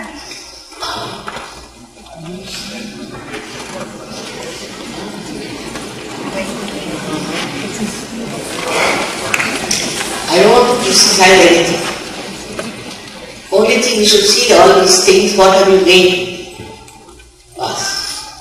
First question. What have you gained by doing anything? Have you got self-realization? Have you got the knowledge of the divine? Have you felt the cool breeze of the Holy Ghost? Just like that. As a mother I would say, what did you get out of it? There are so many in the market, so many. I would ask you this question. Child, what did you get? There's no end to such things.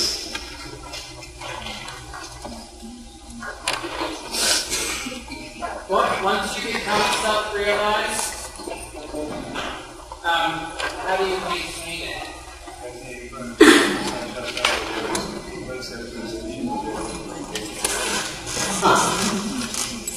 I used to think that once you get self-realization, you are self-realized. But it's not so. I must face the facts as it is. Once you get your realization, of course, I mean, you do feel all the time the good breeze and all that. But there are problems on your centers, on your chakras, which you can feel on your fingertips. You can see yourself. I said self-knowledge. So you can see yourself what problems you have. You can feel the problems on yourself. Immediately you say, alright, this is the problem. And that problem you want to correct yourself because you see yourself.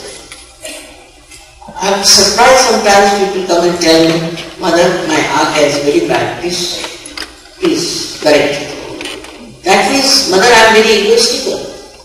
Normally nobody would say I am egoistical every day. Nobody. But once they get self-realization, they see the problem, they love themselves, they see themselves in that love, they say that why not I get myself corrected? Then, of course, it has to be worked out a little. Like, even if the seed sprouts, it has to grow. It doesn't take much time. Within 1 month's time, most of the people become masters. They can give realization. They can tell them anybody, you need not be very well educated, nothing. I see in the villages people work it out so fast. So I can't say how much it time to take, but I've seen people becoming masters within 1 month's time. What is there a time to see And you don't have to pay throughout. It's very important to understand. Some of us told me that our purpose was to spread the word of God with our words and our actions. I just want to know what you thought about that statement. Someone said you want to spread the word. Of God to our thoughts and our actions. I just want to know what you thought about that statement. Saying that it's a statement somebody made. Somebody made a statement. Spread the word of God through your thoughts and through your actions. What do you feel about that statement?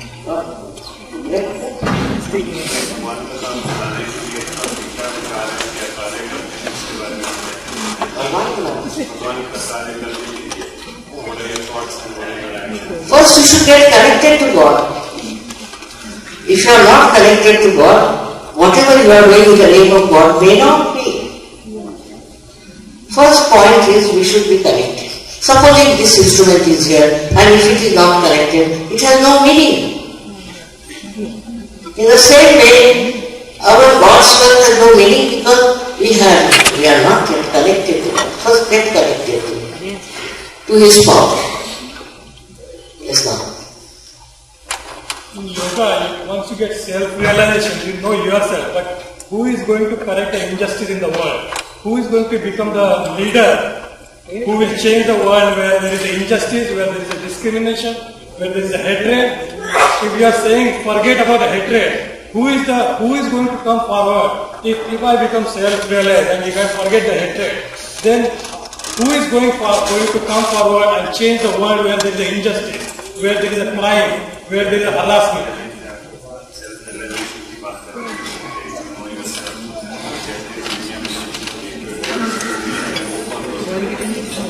Correct.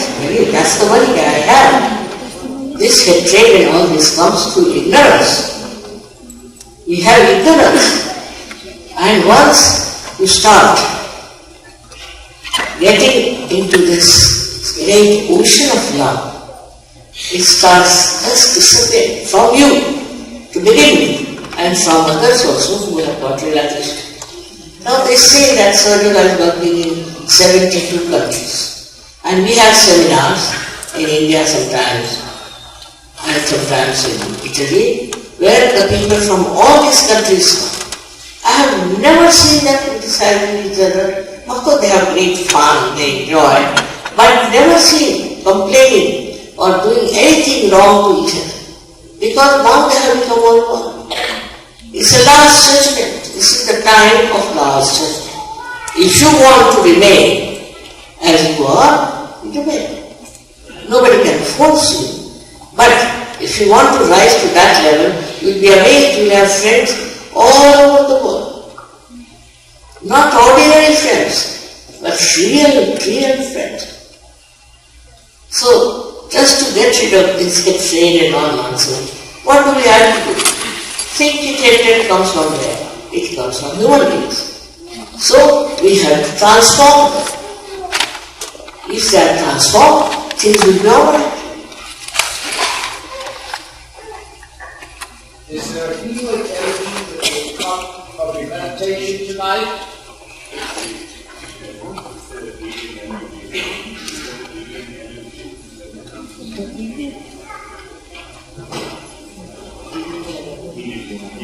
Yes.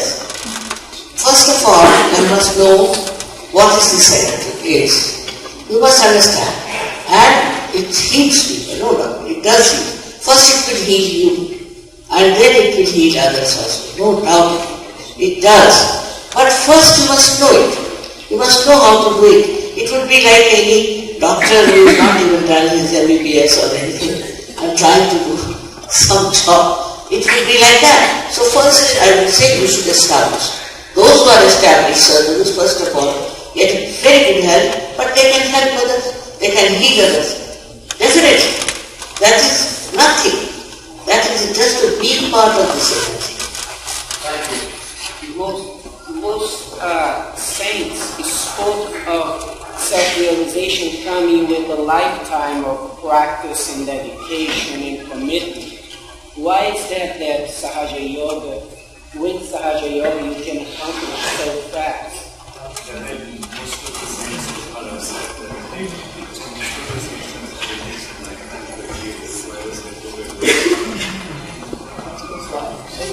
Now why? Because the need is so much. There's a need of the divine. Divine now is present with human being. And it wants to have a very short thing. You see, formerly, to go to, even to New York was very difficult. I don't know how many years Columbus took to then come to America. But today, it has come. So I would say it's a jet age. And really it has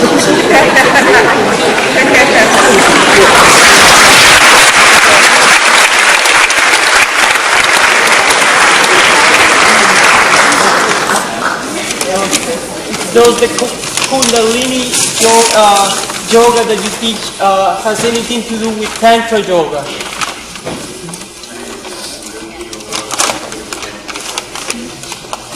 You see, the name is Kundalini Yoga. It has nothing to do with Kundalini aspect. So, Sahajayoga and Kundalini Yoga are the same, if you see the meaning of it. But in actual, I've seen the yoga business is terrible. Because people have suffered so much. So it's something very different. I don't know what they do with the name of Kundalini Yoga.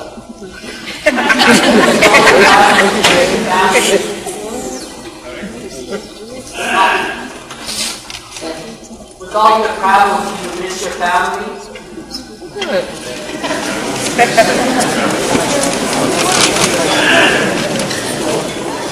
My family is very sensitive.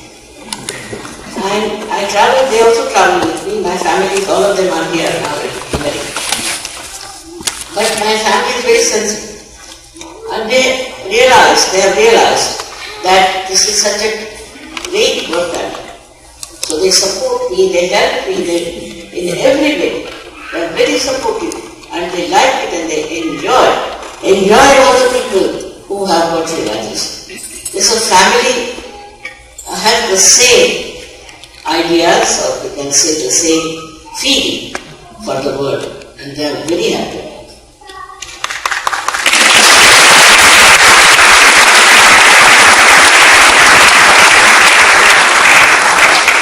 Any of your grandchildren or children have the same insight or born with the same insight as you?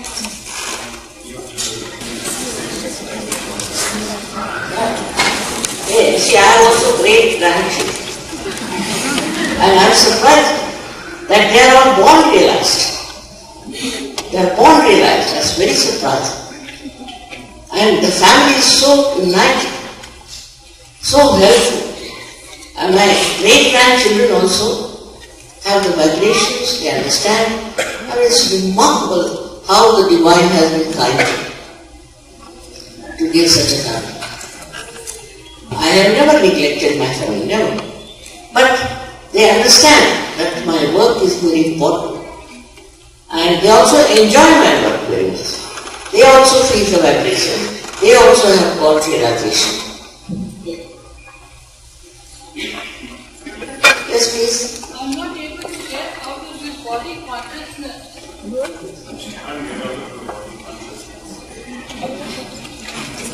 No, all these words have absolutely no meaning. Body consciousness, to stay that thing.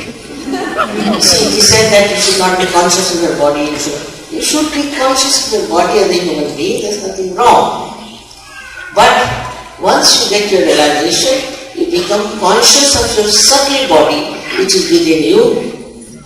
So you can easily get it. But you don't lose the consciousness of your body. That's not so. These are all funny things they are doing. I was telling you that you fly in the air and all that. It's not. It's absolutely simple that you become consciously aware within yourself of your own powers, and which you use not for cruelty or for making money, but for love. I mean, it is something.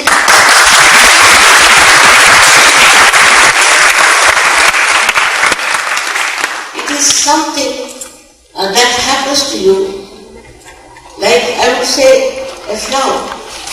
See, it's just a bud. Maybe it's not even a bud. Then it becomes a flower.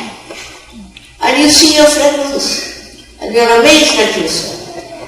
So all these things that you have to give up your body consciousness, this consciousness, is not necessary at all.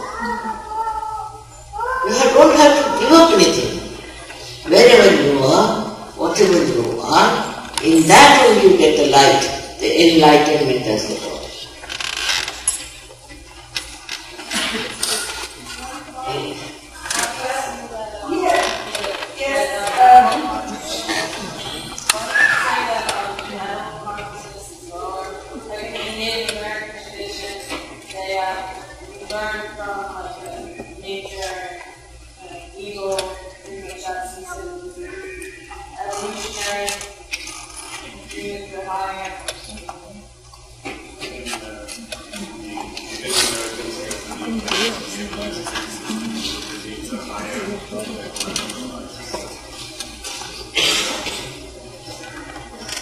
See, Americans read too much, that's why.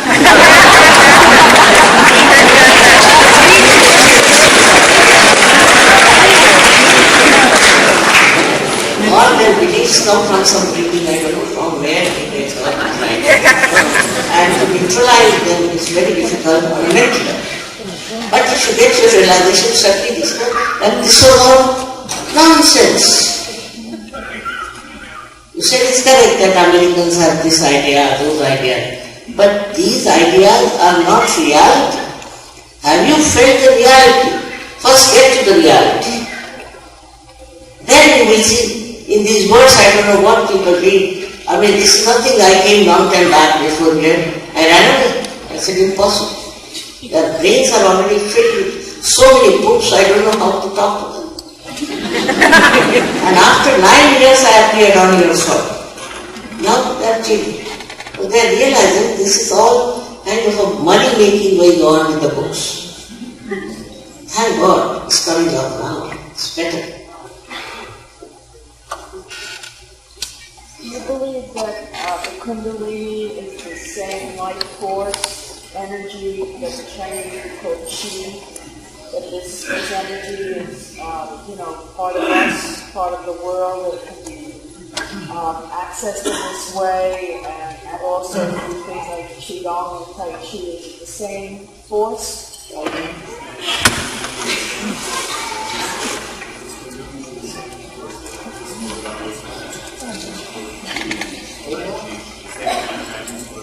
Right. But you see, it has something to do with that, and that is what is our ego and super-ego. The Chinese, what they have written is but Chinese also don't know who is Lao Tse, can you imagine? Lao Tse is the man who talked about this thing, is the one who told them about Kundalini, and they don't know who is Lao Tse. Especially in America, I don't know what sort of Chinese live in. It's such a great source of knowledge, and what they are saying is a perfect thing. But everything gets integrated inside them. All the knowledge, all the scriptures, everything gets integrated. Absolutely integrated, because out of light you see the truth in all of them. There is truth in everything. There is truth in every religion. But religion now has become money oriented, or also power oriented, so it's gone now. But actually, if you go to the roots of it, it is all the same. For example, take the case of Kosovo. Now there these Muslims wanted to have a separate state. It's not necessary. Why do they want to have a separate state? You see, everywhere where they were tried separate state, even in our country, they all are suffering. Since living in the same state, they could have done it. Alright, they said. But one thing one should understand, that in democracy, how can you have a state based on religion? You cannot. Despite that they wanted. Now what did they get? Did they get their separate state? They became refugees. Poor things starving. For 2 years they cannot go back to their houses and homes. Because there was no discretion. If you want to help them, best thing is to give realization to everyone. Then all Muslims, all Christians, all Hindus, all of them become Sahajas. They respect each other. They have to become Sahajas. No use becoming Christian, Hindus, Muslims, because that means fighting. And in Italy we had a little discussion, and they said that we don't want to have one global religion. We have a global religion because innately we are religious. If you know what that innate religion is, then you will become global. But they don't want, because they want to fight. If there is one religion global, we all are there respecting all the religions and all the incarnations and all the principles of religion. Suppose, then how would you fight? On what basis would you fight? This is the problem. We have to go beyond these limitations which are created. We can say created by human beings only. Human beings are good at spoiling everything, I feel that. You see, if you go in a forest, it's so clean, so nice, all the birds are there, all the animals are there, the lions are there, the tigers are there. You will not find anything stinking. But you send one man there, the whole village.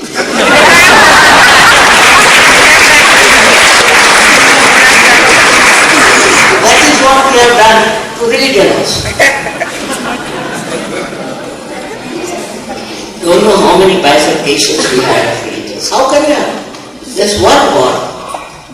How can there be so many religions? And just fighting in the name of religion is stupidity. Because they don't know if there's innate religion within them. The innate, which is so much encompassing the whole world. Now see the Sufis and Muslims, what they write? They write nothing but surgery. What Christ wrote was surgery. What Muhammad wrote was surgery. They didn't write all these nonsensical things that people are doing, but they don't read even Quran and even Sutra. They don't even read Bible in proper way. Or some people just go on reading words. How can you get into it? You must read within the lines. If they don't do, and then they start fighting. It's so absurd, the whole thing is, that next generation will not believe in any one of these organizations based on religion, I can tell you. But they might take to something also very bad. So the best thing is to get to the roots of it and find out. So many things are said to explain according to times also. But how many people really know the roots of it? They are all one, coming from the same tree. There's nothing to fight. Have you ever seen one branch of the tree fighting with another? It's as absurd as that.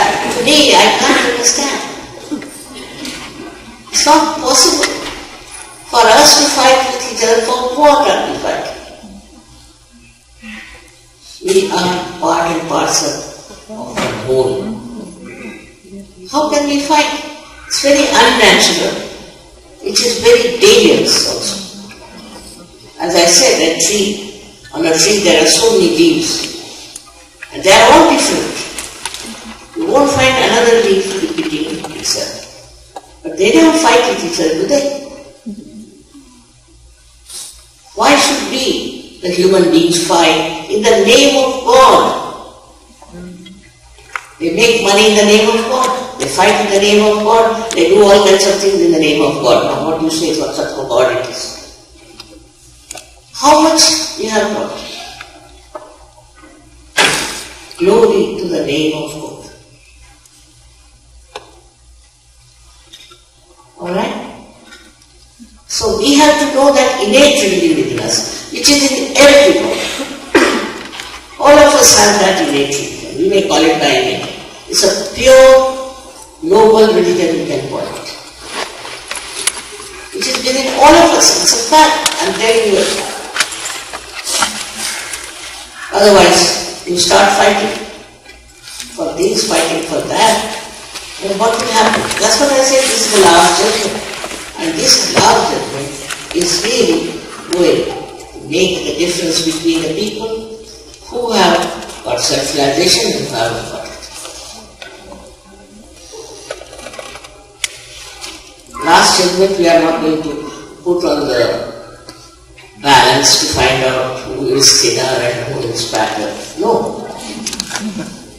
It is what have you got within yourself, what right you have got within yourself. And you must have proper understanding that your value of your human life is very great. It is not something frivolous, cheapish. It's very great, and you can help the whole world to emancipate. Alright?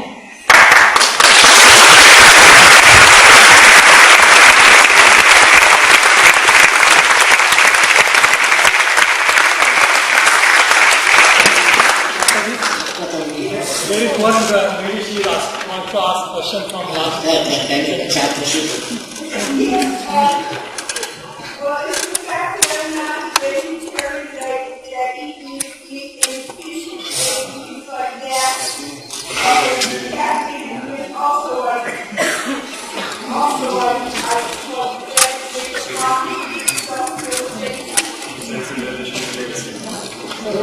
your self-realization with this one. Whatever is good for you, you will have. These are all the things that are there because you haven't got your self-realization. Please make yourself comfortable. I never say you become vegetarians. I never say you don't give up your smoking, drinking, nothing. If I say that, half of the people will go there.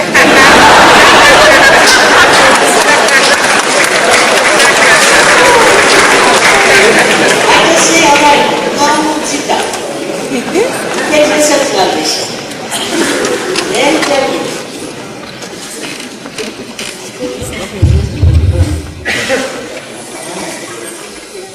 What's there?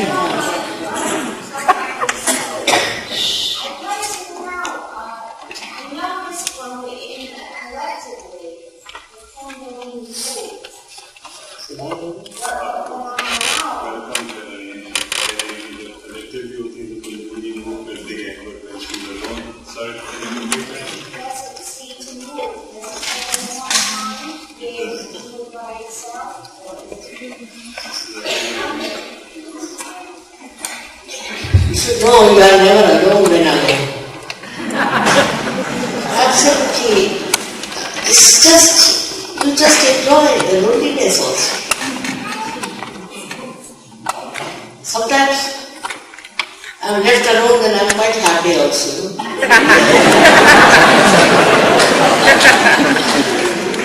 No questions, nothing, no problem. Sometimes I enjoy myself. When you know what you are, you really enjoy. I've seen people who have never written a word of poetry, after getting self-realization, they become great poets. Some musicians, who had no group, have become great musicians. Some people who never spoke a word, they have become great orators. So all this happens to people. And when you are alone, you get the ideas from the torsion area. Very important to be alone. So don't feel bad that you are alone. Here you are in connection with God, but never alone. And you get all your ideas from the torsion area. If you note it down, you'll be amazed at yourself. Alright? You got this. With the force of pure desire. So it cannot be forced. If you want it only, then it will come. But first of all, you must know that you are a human being and you must respect yourself. You must have love for yourself. It's not selfishness, but respect that you are a human being and here you have come to get yourself right. There's something very special. There's so many people in New York. But you are special that have come for yourself lives. If you have only this feeling within yourself, without any force it will work out, I'm sure. Now, you don't have to do anything, but if you could take out your shoes, it will be better because this Mother Earth helps us. I hope you don't mind taking out your shoes. That will definitely happen. Because your connection with the Mother Earth is very important. You will then realize how important is this Mother Earth. How she helps us in our future. So far we have never known this important.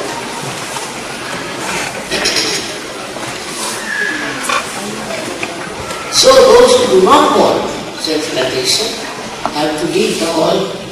They should not disturb other people. If they want to have that, welcome very much.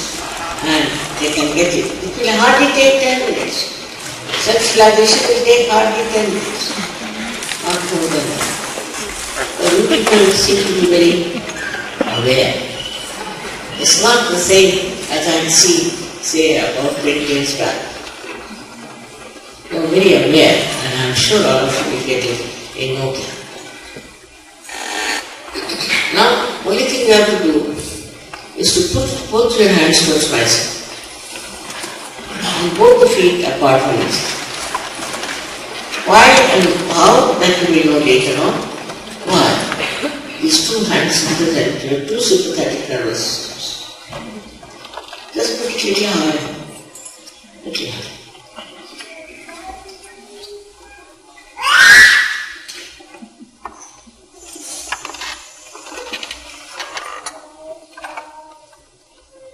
Now, one thing is very important, that this center is very constricted. And to open the center, you have to forgive everyone. Now, you might say that it is difficult to forgive. But the argument is whether you forgive or you don't forgive, you don't do anything. You just don't do. But if you don't forgive, then you torture yourself, not the other way. So please, just try to forgive.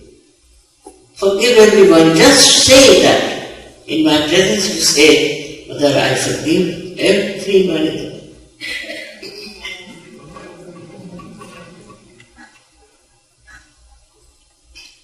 The second thing is that you have to forgive yourself. Because if you feel guilty, no use feeling guilty, because it gives you pain here, and this center catches very badly. And you might get spondylitis with that, or you might get also angina. So why feel guilty? I mean, whatever has happened, finished now, today, at this present moment. Because we have to be in the present. So forgive yourself. And people get, entangled into this guilt for such a small thing that I am surprised at. There's nothing to feel guilty. As I said, you must have respect. After all, we are human beings. If you have made mistakes, it's all right. Now don't go on playing on it. Just forgive yourself and forgive others. That's all we need. Just say that. Now, put your hands up like this towards me. Now, put your right hand towards me. And bend your head. And see if there's a cool or hot breeze coming out of your fontanelle bone area. You can put your hand little away from your head, not on top. And see, you can move your hand and see for yourself if there's a cool or a hot breeze coming out of your fontanelle bone area. This is the actualization of baptism. Just see for yourself. This is your own power. Now, please put your left hand first. Put down your hand and see with your right hand if there's a cool or a hot breeze-like vibrations coming out of your fontanelle bone area, which was a soft bone when you were a child. Now, this is hot because you have not forgiven either yourself or to others. That's why it was hot. Just see this. You can raise your hand up and down on the sides and see for yourself.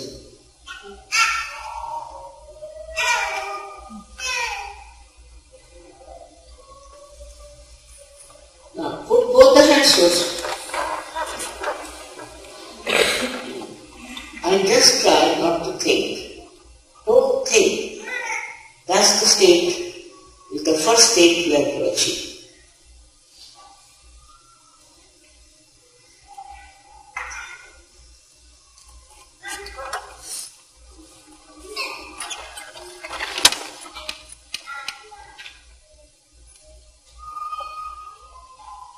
Now just try to feel.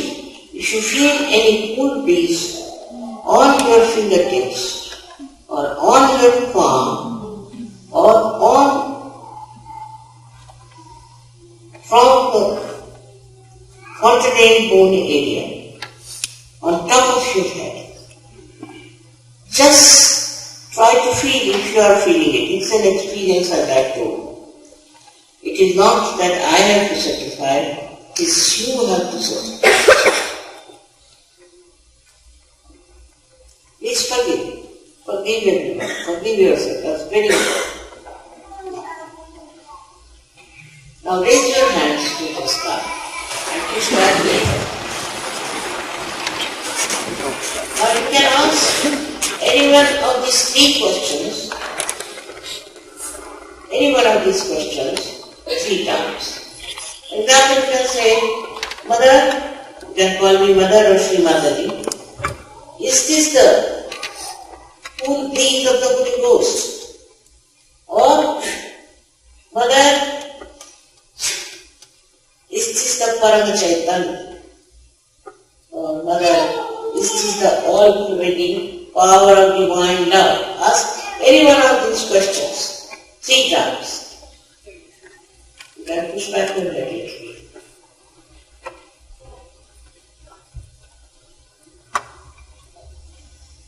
Take down your hands, please. Those who have felt roots of God trees in their fingertips, on their palm, or under the 48 moon area, please raise your hands. May God bless you all. That is New York. May God bless you. I could feel the good breeze coming from you to me. Can you imagine this New York? It's a wonderful place now. But now you have to grow. I must tell you, you have to grow. You feel very nice on top of the world now. I know that you feel. But you have to grow. For that, we have programs, follow-up programs. So please try to come to those follow-up programs. Because then you will grow. And then you will realize, if you do not take to eat little.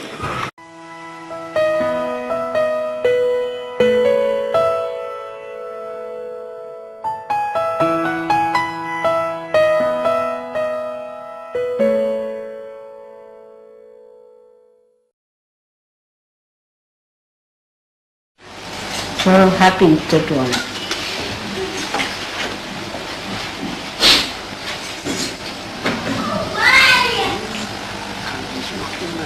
Today we are celebrating a day which is a very, very important, absolutely the most important, we can say, day when such a great happening took place. And it had to take place that way.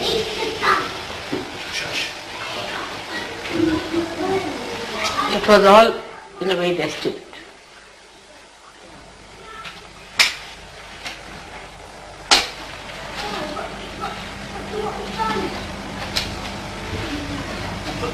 In my last lectures, I have told you how Christ was created first in the heavens. In the Devi Mahatmya, if you read that, he was created as Mahavishnu. And it is mentioned very clearly that first he was created as an egg. It is written in this book, which perhaps was written about 14,000 years back. It's a book that predicts about Christ. And that is why people in the West especially offer an egg to each other as a friend. So first the existence came on this earth as an egg, that was Christ, and part of it was kept in that state, and the rest of it was used by the Holy Ghost, by Mahalakshmi, to create Christ out of it. In that ancient book he was called as Mahavishnu, means the greater form of Vishnu. But actually Vishnu is the Father and he is the Son, created by the Holy Ghost. After my lecture, I would like, if you have the book, to read it out to them, the whole text of how Christ was created. And when he was created, he cried for his Father, as he cried also on the cross once. And he cried for years. And then Christ, in Mahavishnu state, was blessed by his Father, who said that your position will be placed higher than mine. And you will be the Adhara, means the support of the universe. See how from Muladhara he becomes the Adhara.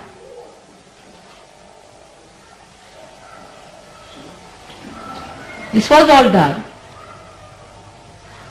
at the heavenly stage, Vaikuntha stage you can say.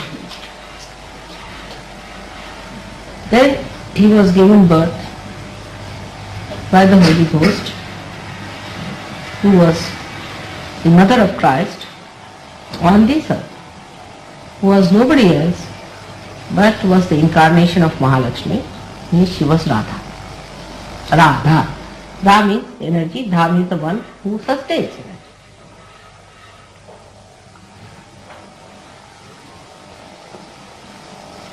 There are many aspects of Easter one has to understand. But the most of all is why did he die and why was he resurrected? This point I have not yet touched, perhaps so clearly. That's the point I want to tell you today. It's only you people can understand the importance of the life of Christ. And when it is said that you have to get your realization through Christ, it means that he had to pierce through the Agya Chakra. He had to be there. If he had not created this gap in the gate, we could never have got realization. That is why it is said that you are to pass through the gates of heaven only with the grace of Christ. Of course, that doesn't mean churches. It doesn't mean at all churches. That you understand, that's Sahajogis. That you have to pass through the Agya Chakra. Ultimately, that's the most difficult point where human beings have to pass. Because at the Agya Chakra, your ego and superego are fully grown. At the human stage, only this ego is developed. Now, how to overcome the ego was a point. And to overcome the ego, Christ had to do this. When he was created in the beginning as Shri Ganesha, you know the story, how he was created. That the mala is from the body of Parvati, the Holy Ghost, was taken out because before her marriage she had to cover herself for her bath with many scented things, and it was taken out, all these things, and her vibrations came out, and she created this child just to protect her chastity. Outside her bathroom she put it, and you know the whole story about it. Now there was a part of the element of the earth in that child, Prithvi Tattva was there. All other centers have got some elements in them. Some elements like Prithvi Tattva is there, earth element, then you have got water element, then you have got air element. And when you come to this, it is the light element, it's the light. And at this point, at Agya Chakra, he had to cross the last element. That was the light element. That means he had to come out into the true form of only the divine power, the Omkara, the vibrations you can call it, or the absolute, call it Logos or something like that, the first sound, Brahma. So he had to become the principle of Brahma. To become the principle of Brahma, he had to get rid of all other elements within him. So the last was also the light element, which he had to cross. So he had earth element in him, as he was of the Mala, and all other elements within him.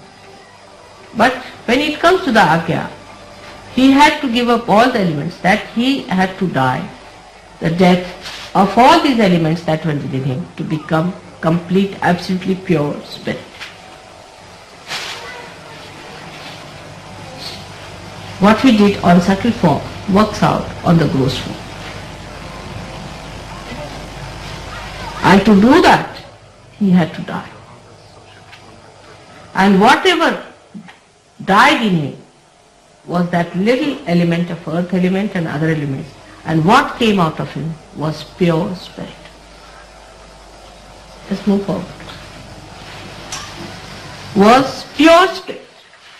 That was resurrected. The pure spirit, the pure Brahma Tattva, which had formed the body of Christ, which was the body of Christ.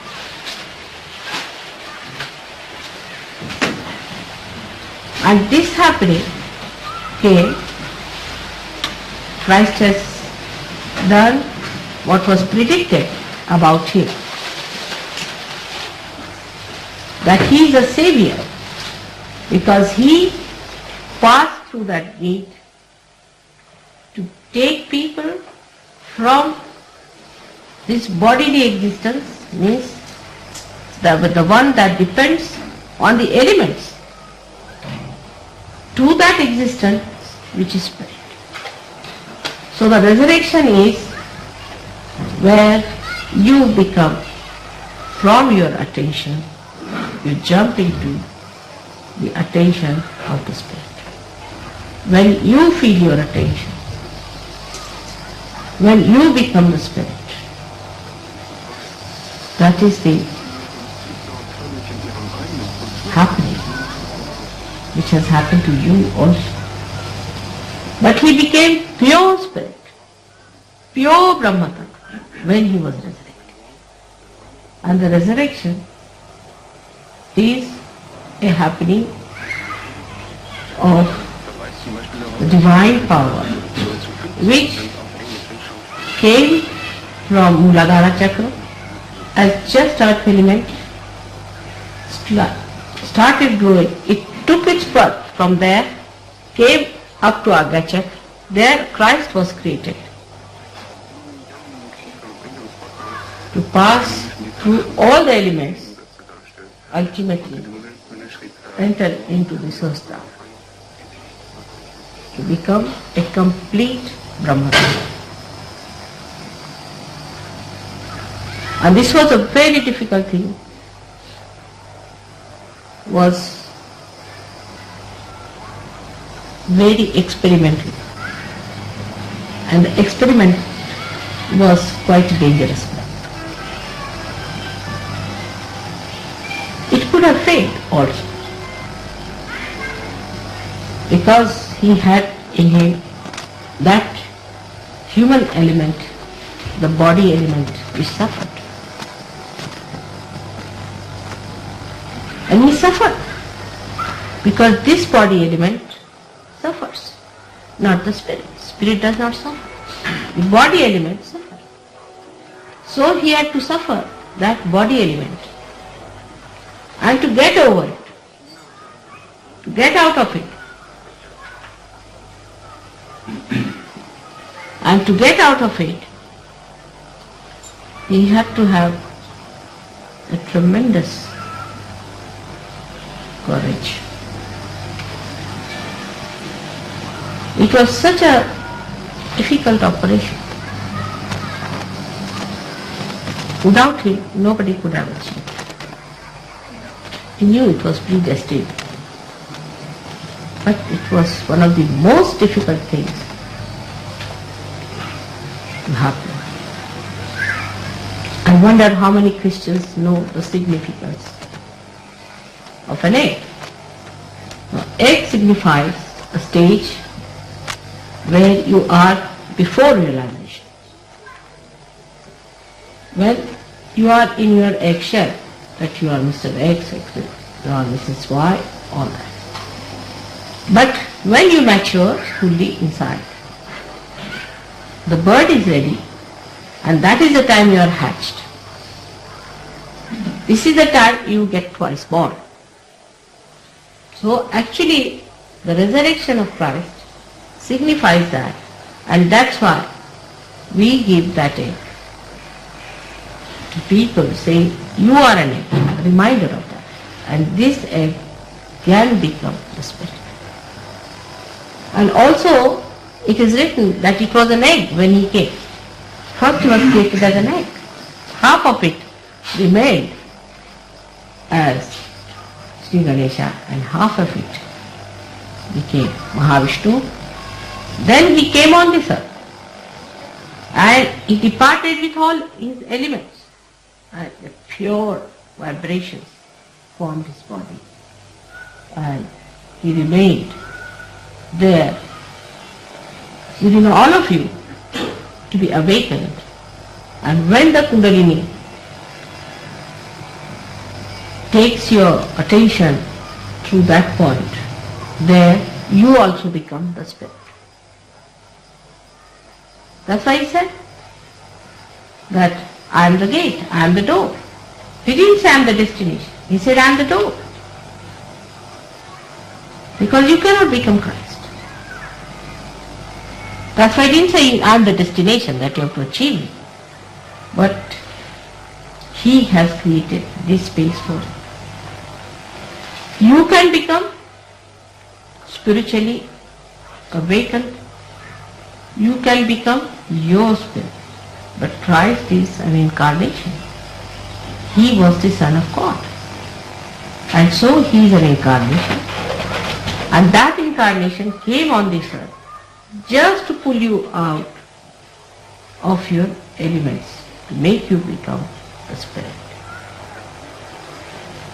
Now how is it that it was the most difficult thing? Because human beings had created in their heads all kinds of artificial values. You see, whatever we think and whatever we do with our mind is all dead, is man-made, is artificial. Because reality is beyond your mind. It is not in your mind.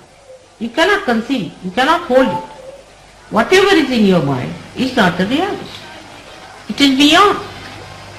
So, for a human being to accept something that is beyond mind had become so difficult at the time of Christ because of Romans and all these people coming up.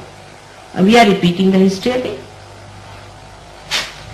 They were so ego-oriented, they were so full of ego, that to destroy their ego, somebody had to do this, to create a passage. By his death, so many things are proved, that all those who crucified him were stupid people. They were ego-oriented, they were blind, they could not see what he was. They could not see what a genuine personality he was.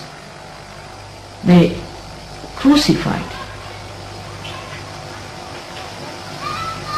I mean, it's the greatest stupidity.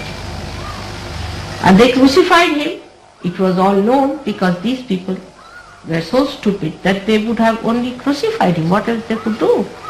Because they couldn't bear with their little egos somebody who is so simple, who is so genuine, who is so true. So they crucified him. And that crucifixion came as a breakthrough for us. But message for us is the resurrection part.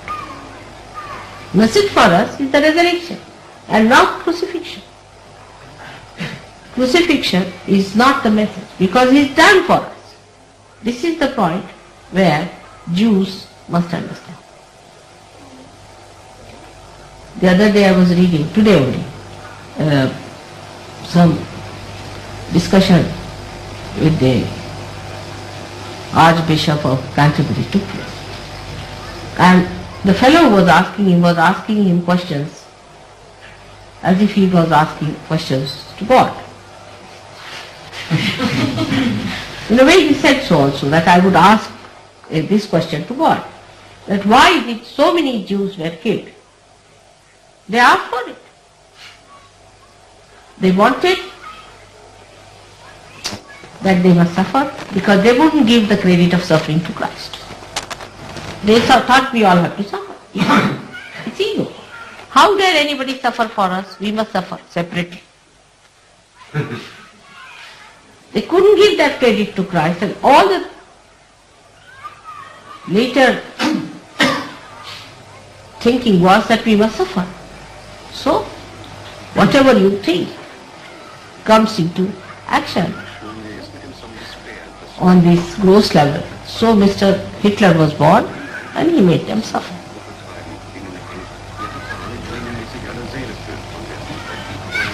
And the stupidity of human beings is responsible for all the problems that are created on us. The other question was how the children get leukemia. He would ask God, how children get it? If the parents are so frantic and speedy, children have to get it. If you are not a relaxed person, when you are married and when you are going to have a baby, you are thinking of divorces and all sorts of nonsense, that franticness will work on the child. Psychologically it is a left side problem and the child has to be a patient of leukemia as soon as he is born. That is what it is.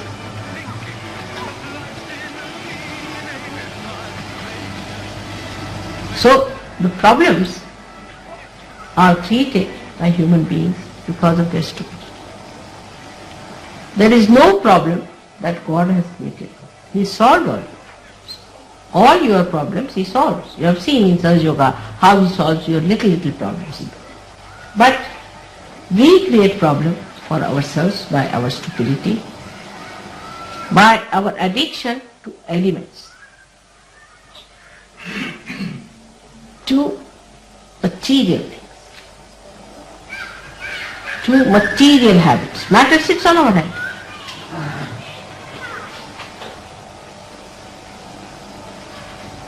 That is on the, you can say, on the level of the earth element.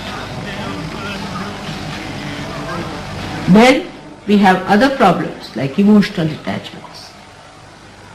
This is my daughter, this is my child, this is mine, I am so attached to my child.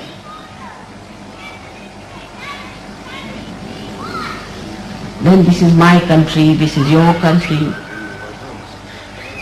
We create problems. This Falkland, this thing, is an artificial problem, you can see that. I mean, when these people went there, these Spaniards, they all should be driven back to Spain. And all from Brazil should be driven back to Portugal. What are they doing there, if this is the situation? But they are all human beings. What is this territory business? See, let the human beings live happily wherever they are. What are they going to get out of this territory? God never created Argentina, Chile, England and all that. He created one homogeneous structure.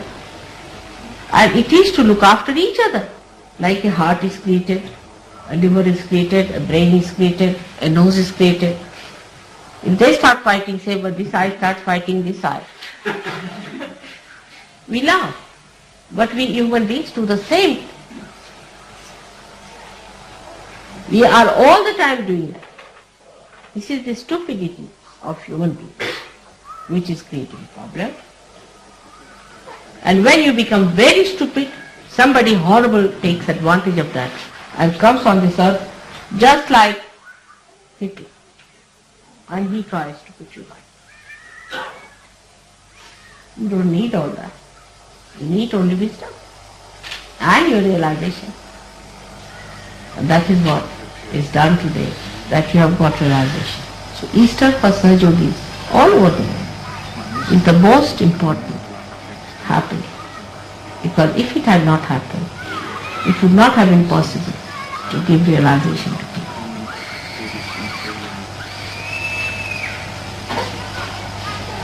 I think I will read it out to you later on about what is written about Christ in daily life. This book was written about 14,000 years back by Mahatma Gandhi. So imagine 14,000 years back, he knew, being a seer, just like Blake, what was going to happen when Christ was to come. But he was called as Mahavishnu. He was not Vishnu, he was the son of Vishnu.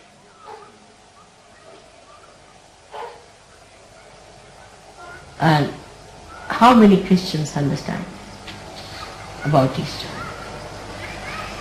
They don't. Christianity today is nothing but a mental activity, that's all, which is dead, nonsensical. Just like any other nonsensical religion, it has become another foolish, stupid religion, which has no meaning. Unless and until you get your realization, unless and until you feel the vibrations, unless and until you feel this divine surrounding power, how will you understand? Because that's the only thing that is true. That's the only thing that is reality. And unless and until you achieve it, how will you know about Christ and fighting about Him? How can you fight? I can't understand really. To me, it's stupidity gone to another extreme. By this thing, what you do actually is to use all these great incarnations to kill each other. Can you imagine? The things that came to elevate you, to make you into higher living, are now used, the same things, the names are used, to kill each other, to bring down each other. At the most, if you reach a point where you don't understand, then they start saying it's a mystery.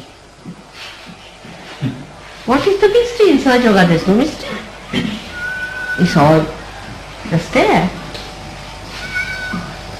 To me, human beings are a mystery. I don't understand them. I can't understand. The resurrection of Christ has to now be collective resurrection. This is what is Mahayoga. Has to be the collective resurrection, and for this collective resurrection, first of all, Sahajogis must decide to be collective. Because through Kundalini awakening you cross, no doubt, you cross through. But you enter an area of collectivity. And if you do not allow that collectivity to permeate into you, then you come down. Supposing you become a state beyond the element, the state where you are a collective being. You are aware of the collective being. You are aware that you are a part and parcel of the whole. You are aware that you have to help your nose and your eyes because you are part and parcel of the whole. You reach that stage where you understand that I am as important as other cells are, and other cells are to be held by me and they have to sustain me. We are one. There should be complete concord. This awareness comes after realization, and if you do not understand that this awareness, that this collective awareness is the only way you can stay in that area, otherwise you get out. You start having your smaller wells and you just go down. The more you start to expand yourself, you rise higher. And then you are again with your badhas or whatever it is. But if you think that I have to live for the whole, I am responsible for the whole, I am responsible for creating a nucleus of a cell which is going to look after the whole. And if I fall down, the rest also suffers. I have no business to fall down because I have been resurrected to this point. I have entered into the state of collectivity where my being, which is the spirit, is the collective being, and I have to stay there. I have to be there. I cannot fall. It's not the way I can live. But I have seen after realization also, people cannot get out of their shells. They still remain in the shell. They cannot spread their wings and sing and get out of their shell and just fly. They cannot do it. They still stick out to their small ways of life, in a smaller way, in every way. In a holiday you go, you want to have a separate holiday. Why? This is the holiday time. Holy day, as they say, holy day. This is the holy day. When you are with other Sahajogis, you are really enjoying a holiday. Where do you enjoy a holiday otherwise? It is the other way. To be with them is the real holiday. And that is why one should understand that you should expand your collectivity. If you do not expand your collectivity, you are just a waste. You are a wasteful creation of Sahajogis, which I am sorry to say will go down. Such people show also. In the beginning, gradually they start getting better and better and better. And once you are there in full state, you really enjoy each other's company without having any fears about them, without having any possessiveness about them, without having any kind of expectations, but just enjoying it. That has to happen. Like all our cells in our body are like that. If they can do it, why not we? Because we have so much of sense. At least we think we have more sense than the cells have. At least this is expected because we have evolved so much from a early cell to this stage. And then you are the epitome of God's creation. You are the topmost people. Then why not? When you are resurrected, the first thing that should happen to you is to understand that you are no more an individual, but you are a collective being. You are no more an individual. All things which make you circumcise your individuality, throw that. You are no more an individual. All problems which come to you as individual problems are absolutely useless, false, wasteful. Think of the collective problems. I enjoy such people. I, the other day, was anxious to know about Bristol, which points are there, which are giving vibrations from the Mother Earth. He's worried about the whole of Bristol, all the Jamaicans, then about the whole British people, and then of the whole world you should. That's what one should. One should not think, how will my daughter get married? How can I get a ticket to go there?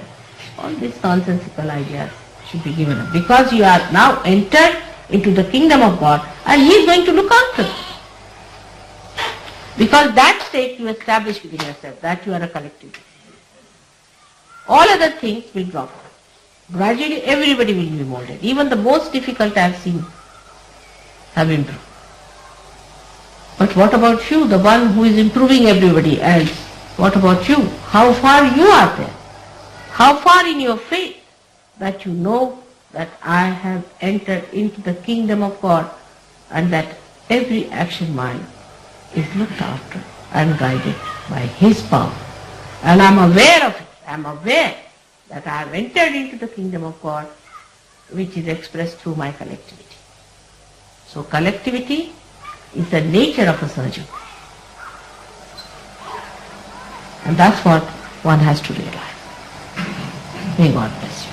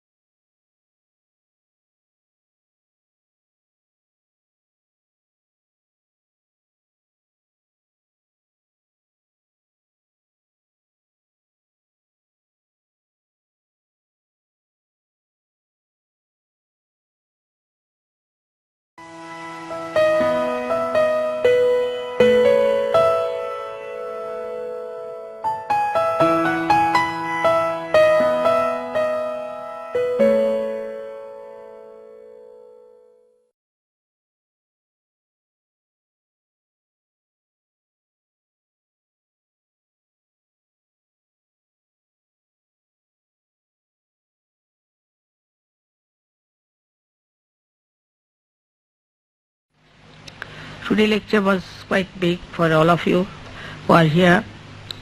I'm happy that you could all come down for the Shiv Puja. And now, as they have requested, in Europe also we are going to have one Shiv Puja on the 17th, I think, in Rome. They have never had a Shiv Puja in the West.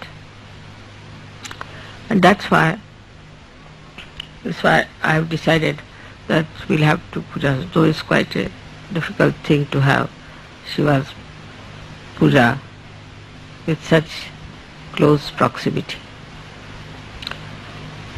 Today I have told them how we have got 4 channels in our heart where Shiva resides, and how we have to introspect ourselves and control our attention. Because in sahajayoga there is all freedom to be the way you are.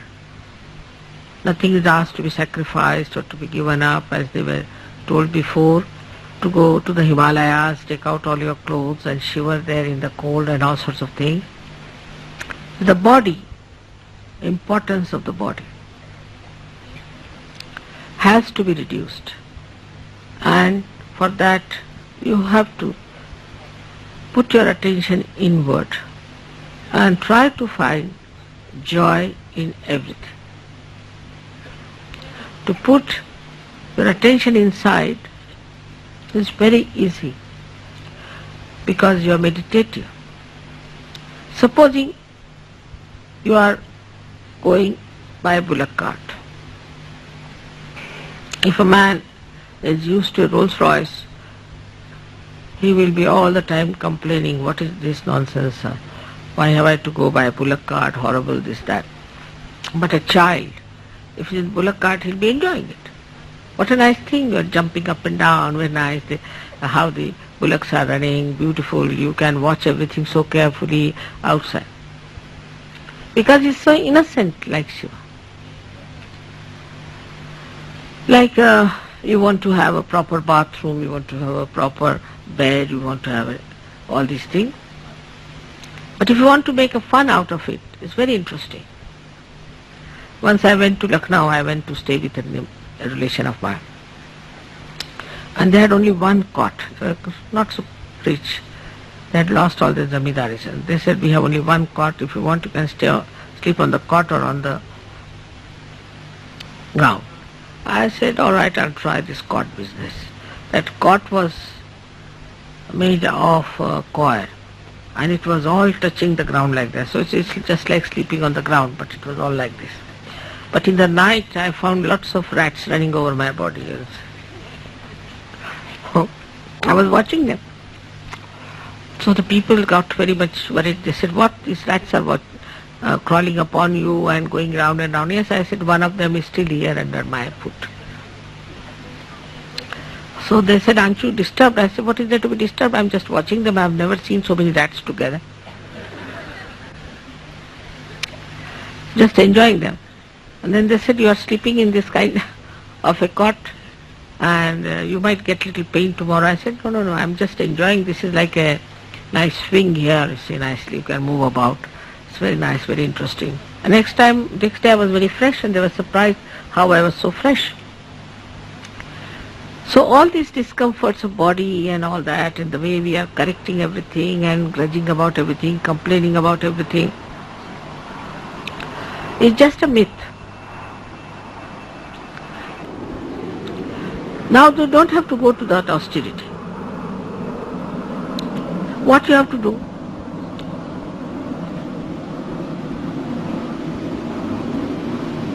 Surrender all these things into the ocean of joy, or dissolve it into the ocean of joy. All these comforts.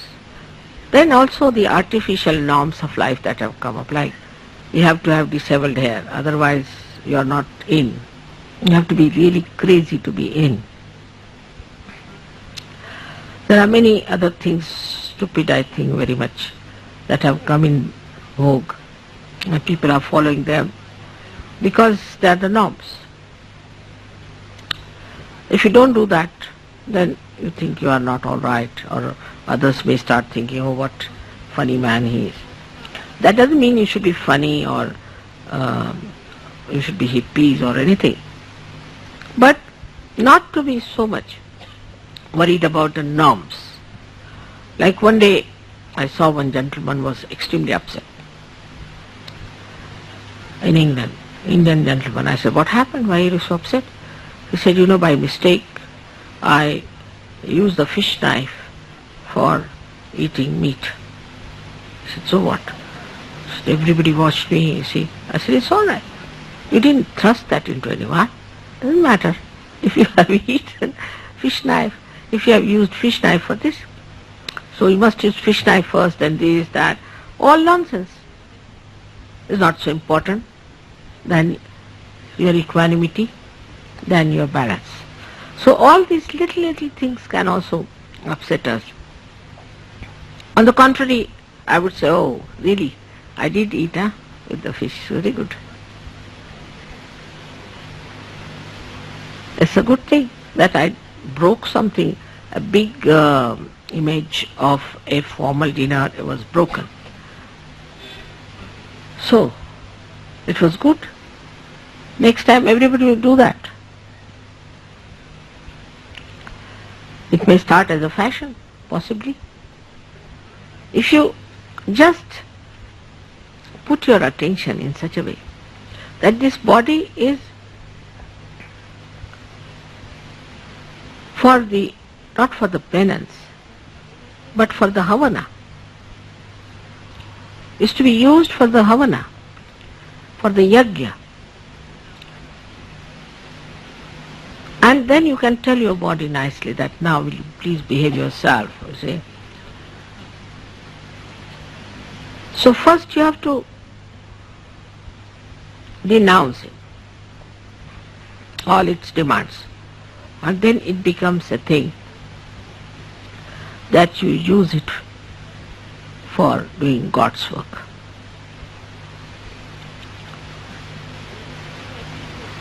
I must say, compared to Indians, Westerners are much better in this respect. I must say that. Indians wanted first the best rooms, they used to fight for it. Now gradually they are coming around a little bit, but still sometimes they start grudging about this, grudging about that. But that way, I don't know how, but I must say that in the West, or even in Australia, people are not so much bothered about these things. I remember once we had gone to Ganpatipura a long time back, and there were no arrangements for sleeping because the MTDC had not vacated. They said we'll do it next day. So many of them just went to the seashore and slept there the night. This mother, we enjoyed it. It was full moon thing. We really enjoyed it among ourselves.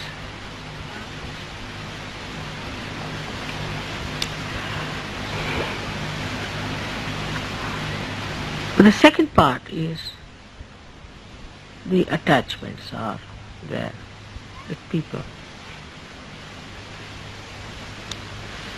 We can say, first of all, is the desire.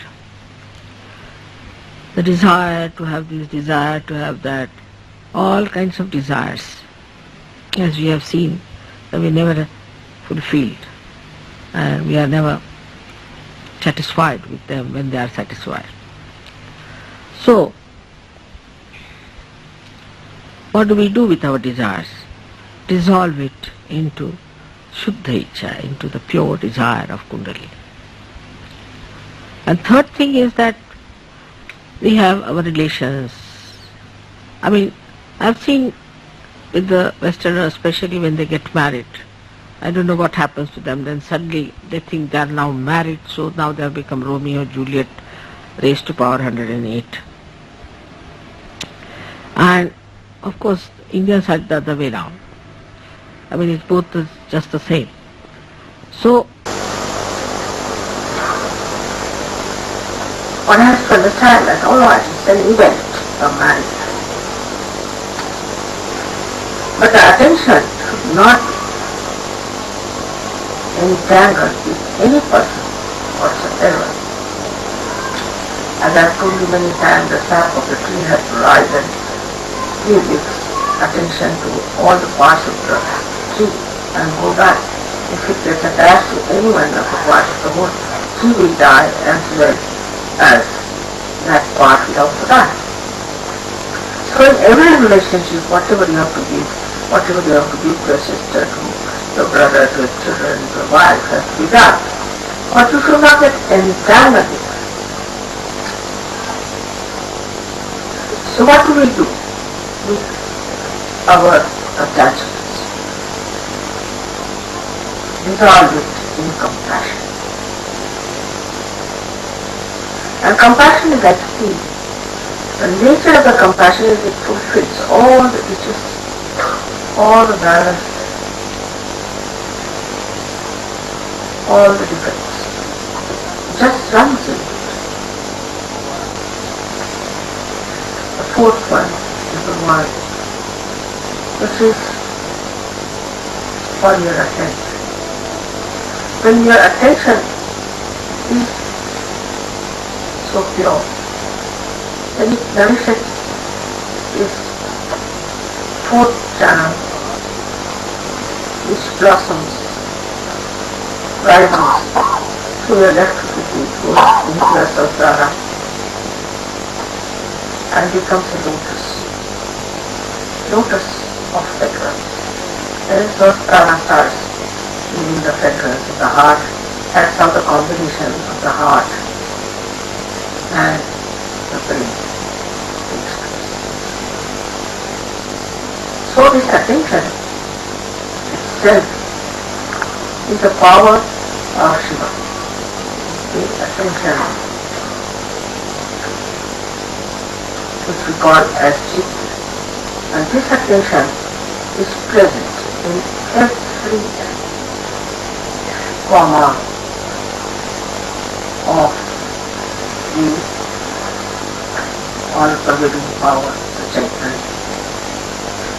And this attention really is respected when these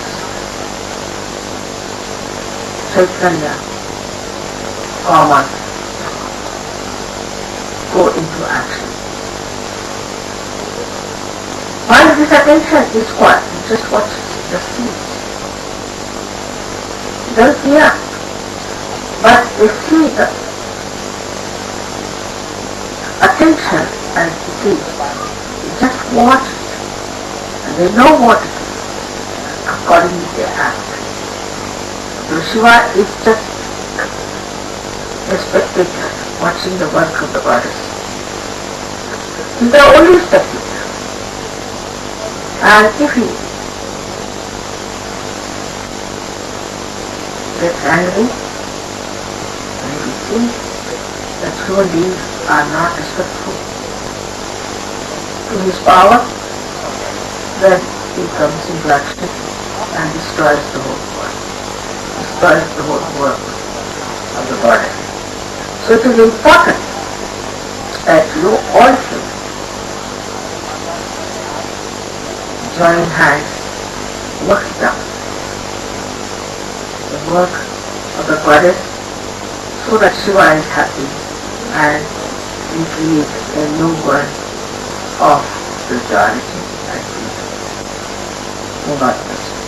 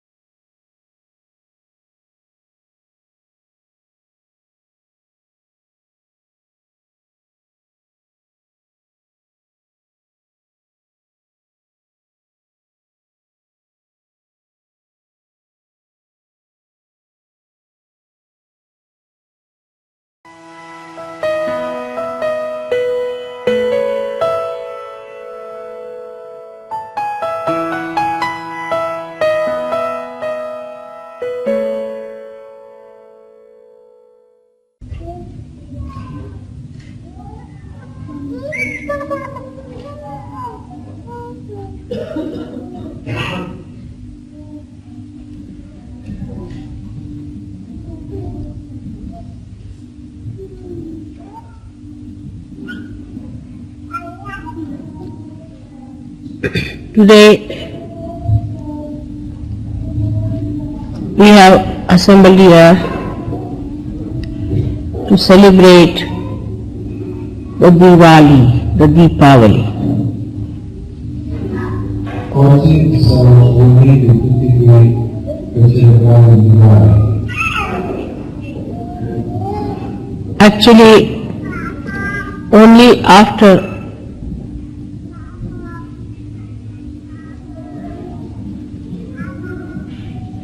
sahajayoga started, the real Diwali is taking shape. Ma possiamo dire che solamente dopo che il sahajayoga è cominciato, Diwali ha preso il suo luogo. We had many beautiful lamps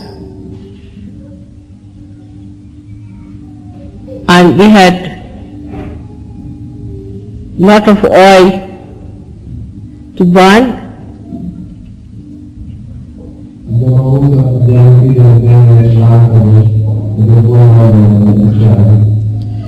But there was no spark to enlighten the Deepas. Ma non c'era anche meglio, diciamo, prima per alimentare questo mondo.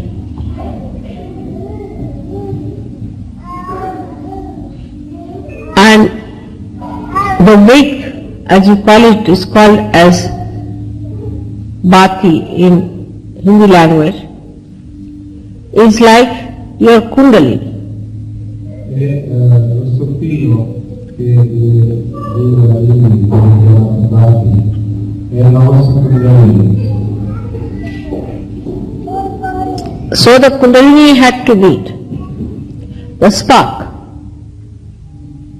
Dunque la Kundalini doveva dare buona realizzazione. The beautiful lamps were all a waste, purposeless, pointless. Queste magnifiche luci erano come sprecate, senza nessun scopo, senza nessun fine. And this is the great blessings in modern times, that so many lights are enlightened and we are having a Deepavali of human hearts.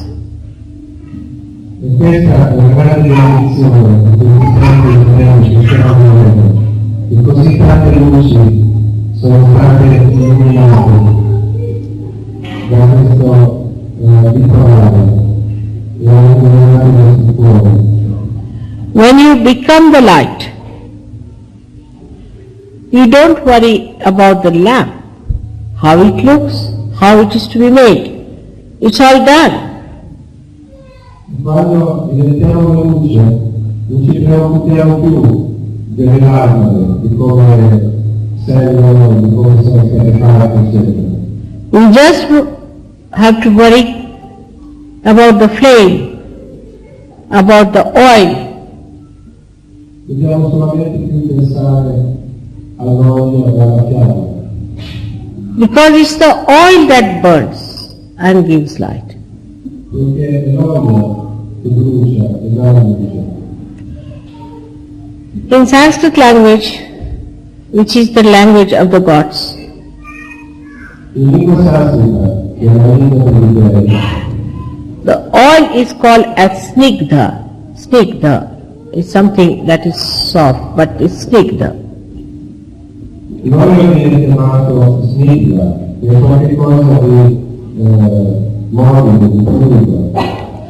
And sneha means friendship of love. E sneha ha significato di amicizia di amore. And the poets in other languages have used this word in different way, calling it neha. They have sung the praise of this love. E i poeti di differenti lingue hanno esaltato questo tipo di amore. Every poet, every saint has used this word in their beautiful poetry. E ogni poeta, ogni santo ha usato questa stupenda parola nelle loro opere. Whether they were in separation or they were in the meeting, in the yoga, in the union. Sia che fossero nella dualità, nella separazione, sia che fossero nella yoga. This love is the thing that gives the light. E questo amore è la cosa che dà la luce. If this oil is not clean, contaminated, you get the smoke. E se l'olio non è pulito e impuro, allora vediamo fumo. But is pure, then it gives a brilliant light without any smoke. Ma è puro, e dunque dà una luce brillante senza filo. But when this oil is fragrant, then the light gives the fragrance as well. Ma quando questo olio è profumato, allora la luce stessa emana profumo.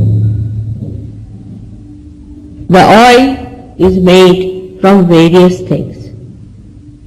L'olio è composto da diverse cose. The one that comes from the Mother Earth cannot be used because it's very materialistic, it gives carbon. Quello che è generato dalla madre terra non può essere usato perché è molto duro. Like petrol, kerosene, it pollutes the atmosphere. Perché contamina l'atmosfera, come ad esempio il kerosene del petrolio. Then the one that comes from animals, who are, some of them, are very much worshipped in India. They have a very particular type of snigdha, or we can call it ghee or oil, which is giving a light which is very soothing and peaceful. Quello che viene invece prodotto da persone del mare, che viene usato in India, produce questa smetà, cioè una luce brillante molto bella. So when matter evolves into animal state, also the oil evolves. E dunque quando la materia si evolve all'interno del mare, anche l'olio si evolve. But when this oil is rubbed onto the feet of a saint, it gets the fragrance. Ma quando questo olio viene spalmato per la stagione del sole, allora diventa profumare. In the same way, if this oil is brought in contact with flowers, it gives fragrance. E allo stesso modo, se questo olio viene messo a contatto con i fiori, so the feet of a saint are like the flowers on the tree. E dunque i piedi dei santi sono come fiori sull'albero. And when the flower falls on the ground, the Mother Earth, it's so delicate, it's so sensible, it doesn't hurt her. It falls with great reverence as a great homage to the Mother Earth. E quando un fiore cade sulla madre terra, ha un movimento così dolce, così delicato, che non può nulla. In the same way, a saint has to be gentle. Gentle in the way the moonlight falls upon this earth. Nello stesso modo, la nostra ascesa deve essere molto amorevole, gentile, It is light without any burning in it, no scorching.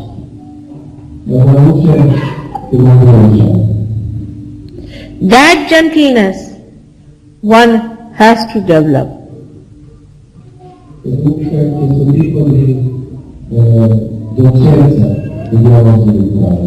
Out of the oil that is the love in your heart.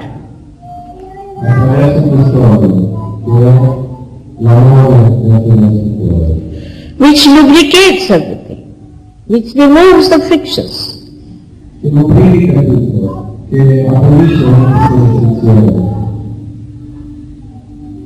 And suits.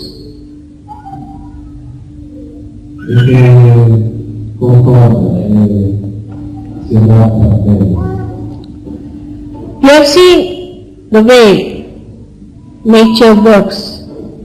We never see a flower opening out. We never see the fruit coming out of the flower.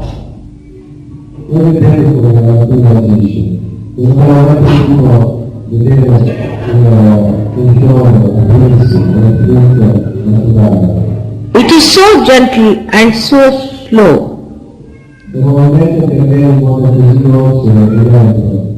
that the movement is not seen by these human eyes.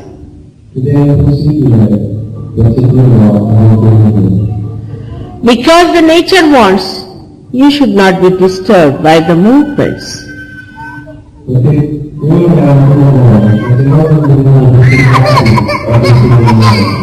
The nature cares. So you people do not feel the growth, the movement and the explosions of the evolution, or we can say the movement of nature's own behavior.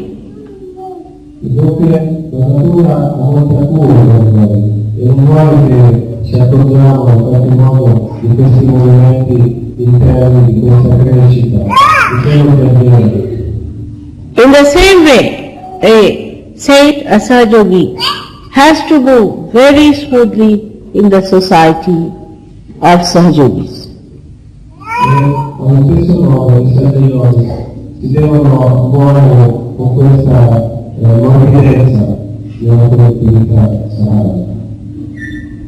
It is with the sahajogis, I said, not with the non-sahajas.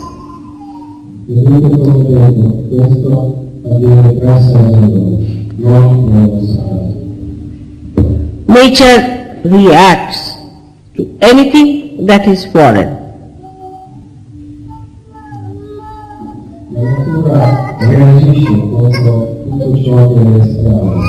It throws out anything that is not sahaj.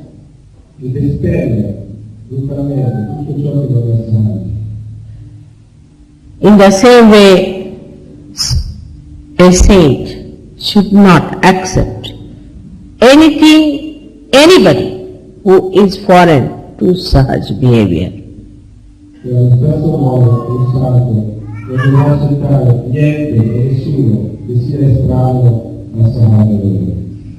When it deals with the matter, with the materialistic people,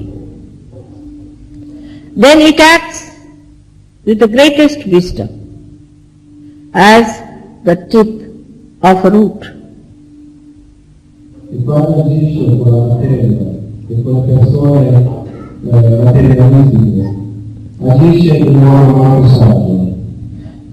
It moves with majesty, embeds itself into the Mother Earth, going round all hard rocks and holding them together, it makes the tree to stand up erect.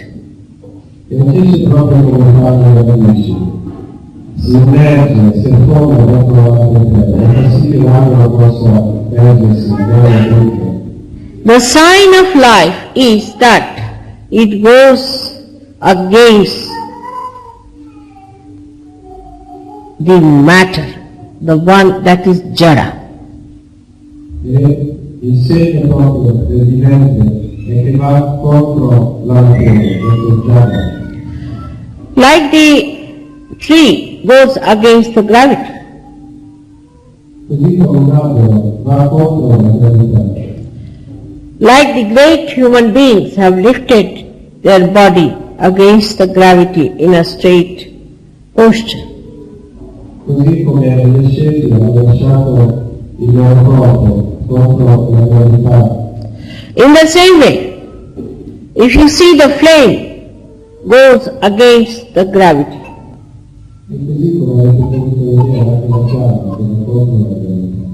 nobody has heard of fire going from the top floor to the ground floor. Nessuno ha mai sentito parlare del fuoco che bruciasse dall'alto casa. It starts from the ground floor and it goes upward. Comincia dal basso, non verso l'alto. But the fire also comes from the matter which is burning. Ma il fuoco anche deriva dalla materia, la materia che sta bruciando. So the matter has to be burnt if you want to rise. Dunque la materia deve essere bruciata se vogliamo salire. If your attention is all the time towards baser things, materialistic things, towards physical pleasures, you cannot rise. E dunque se la nostra attenzione è sempre verso il basso, verso le cose materiali, verso le cose basse, non possiamo salire. You may do any amount of meditations, use my photographs, come to my pujas, but if your attention is embedded, it's like you are standing on a crocodile trying to get into a boat. Dunque a niente servirà o di meditazione, fare davanti alla foto del shrimataji e fare tutte queste cose. Sarà come essere seduti su un coccodrillo e cercare di salire sulla barca. Now that doesn't mean when a flame burns, it gives up matter. Dunque ciò non significa che quando la fiamma brucia ci dà la materia. But it gets detached and it burns it. Ma al contrario diventa distaccata e la brucia.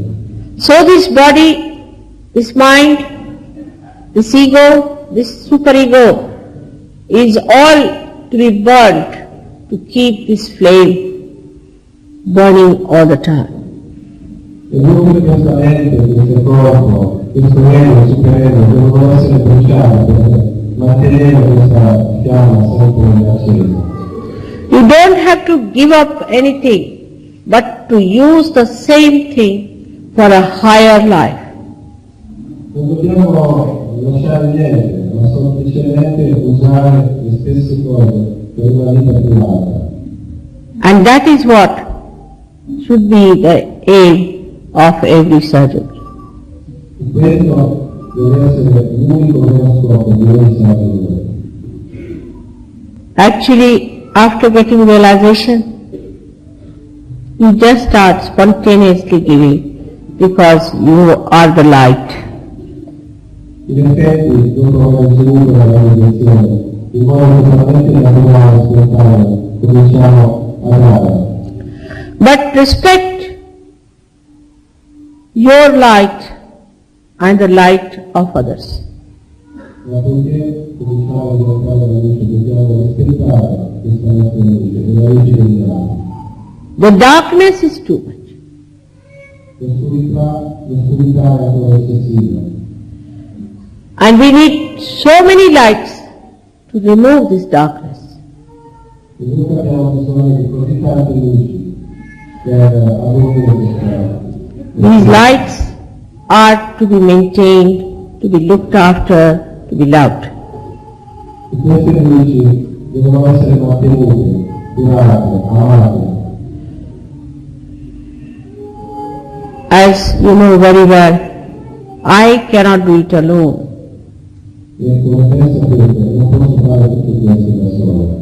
For example, the source of electricity.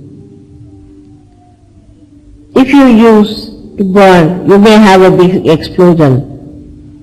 It has to go to various bulbs to give a nice spread out light. Dunque, ad esempio, se usate l'energia elettrica per bruciare, potrebbe generare una cosa superiore. Dunque deve andare verso diverse lampadine per illuminare. And you are the channels.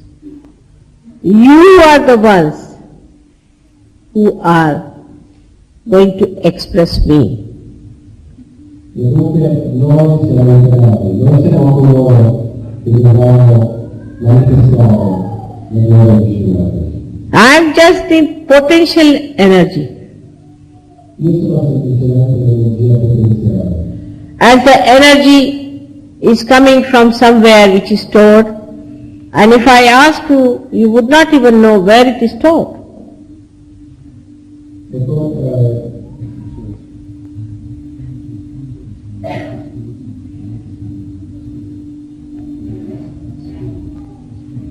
come se questa energia fosse immaginata da questa parte e voi non sapete neanche rendere conto dove sia collocata. It is through your behavior, through your pure lights, through your fragrance, people are going to know God Almighty. E dunque attraverso il vostro comportamento, la vostra luce, la vostra attitudine, che la gente dovrà sapere chi voi siete. There are some which can blacken the face. They are lights, no doubt, but can blacken the face if there are impurities. Ci sono alcuni che avranno le facce aderite se ci sono delle impurità. Blacken the face of the divine, blacken the face of your Creator.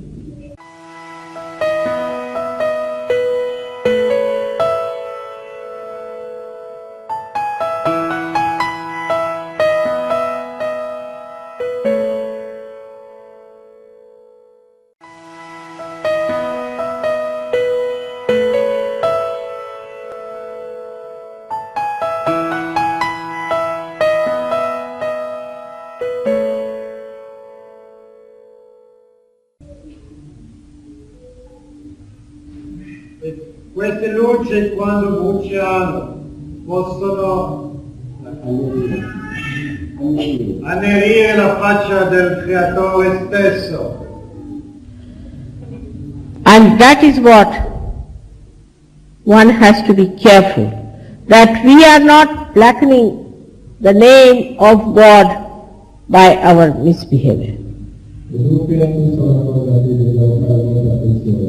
Non dobbiamo in nessun modo annerire, sporcare il nome di Dio attraverso il proprio comportamento. Now listen to me very carefully. Ora ascoltatemi con grande attenzione. If there is no light out of the lamp, it does not blacken nor enlighten. Se sulla lampada non c'è alcuna luce, non potrà né illuminare né annerire. But if there is a light, it can blacken as well as enlighten. Ma se c'è la chiama la luce, in quel caso potrà sia illuminare che annerire. It's only the sahajogis who can blacken or enlighten the name of God Almighty. Dunque, solamente i sereni saranno in grado di poter illuminare oppure annerire il nome di Dio Onnipotente. Say for example, if you have a fake man, he doesn't blacken the name of God because he is himself black, so nobody is bothered about that. Dunque, se c'è un uomo falso, non potrà in nessun modo sporcare il nome di Dio, perché è già un uomo anonimo. If there is a person who is teaching about God or talking about God, about religion and making money out of it, E se c'è una persona che parla di Dio, nell'uomo di Dio e poi si fa un sacco di soldi su tutto quello. He blackens his own name. Tocca semplicemente il proprio nome. He does not blacken the name of God Almighty. Non può aderire il nome di Dio Onnipotente. The name of God cannot be blackened. It's ever shining. Il nome di Dio non può essere mai macchiato, è sempre splendente. But it's only a sahajayogi which can form that cloud to cover it. Ma semplicemente sono i sahajayogi che possono formare queste nuvole nella terra. They can only finish the hope of this world. Essi possono semplicemente finire la speranza di questo mondo. They can only bring the real destruction of this world. Essi possono portare la vera distruzione di questo mondo. They will be held responsible. Essi saranno i responsabili. And they should be punished in time, so that the name of God should not be ruined. E dovranno essere puniti in tempo, affinché il nome di Dio non venga regalato. For they have been given the right to enter into the kingdom of God. Others are outside. Perché ad essi è stato concesso il diritto di entrare nel regno di Dio, gli altri ne sono esclusi. They are the only ones who can abuse the right. Ed essi sono i soli che possono abusare di questo diritto. Those who are outside this building cannot spoil it. Coloro che sono al di fuori di questo edificio, ad esempio, non possono danneggiare. You have the special privilege to enter into this beautiful building. Noi abbiamo avuto il particolare privilegio di entrare in questo edificio. You have got this right because of the great things you have done in previous lives. Abbiamo ottenuto questo diritto a causa delle cose grandi che abbiamo compiuto nel passato. And if you now want to spoil it, you better understand that you will be very severely punished. E se adesso proprio vogliamo maneggiare, dobbiamo sapere che saremo puniti molto severamente. The light which can enlighten can also burn. Perché la luce che illumina può a volte anche bruciare. But this light will burn all those who try to burn the kingdom of God. E questa luce brucerà coloro che cercheranno di bruciare il regno di Dio. So on a Diwali day, let us know that we should have the lamps burnt in such a way that it has purest of pure love in it. E dunque in questo giorno di Diwali cerchiamo di sapere che questa luce dovrà splendere nel modo più puro possibile, come noi. Not a lip service of love. E non semplicemente attraverso la parola, But from your heart, ma direttamente dal cuore. it should pour like the nature pours all its blessings upon you. E deve traboccare, così come la natura emana tutte le sue benedizioni su di noi. Then, wherever the flowers of your feet will touch, the nature will blossom with joy. E allora ogni qualvolta i vostri piedi toccheranno la natura esplorerà di gioia. There will be a Deepavali. E ci sarà un Deepavali. Like I was told before coming to Rome, Italy had no rain. Così come mi hanno detto che prima io venisse l'uomo, l'Italia non aveva detto pioggia. The Mother Earth was parched. La madre terra era completamente secca. And as soon as you all Sahajogis came on this earth, it started pouring. E appena tutti i sahajayogi si sono venuti in questa madre terra, la natura ha cominciato a elargire. So the purity of love is to be understood with complete discretion. E dunque la purezza dell'amore deve essere compresa con completa discriminazione. Because this purity acts. Perché questa purezza agisce. It acts in the nature, it acts in the human being, it acts into everything. E agisce nella natura, agisce negli esseri umani, agisce in ogni cosa. The action is the same as the action, the gentle action of the Mother Earth. L'azione è uguale alla gentile azione con cui la terra. Those who come in contact with such a personality start suddenly feeling the soothing, the settling of the whole being into a blissful state. E coloro che entrano in contatto con tale personalità cominciano a sentire questa emanazione into a blissful state. Morbida, diciamo, accomodante, piacevole, in uno stato di benedizione. Benedixia.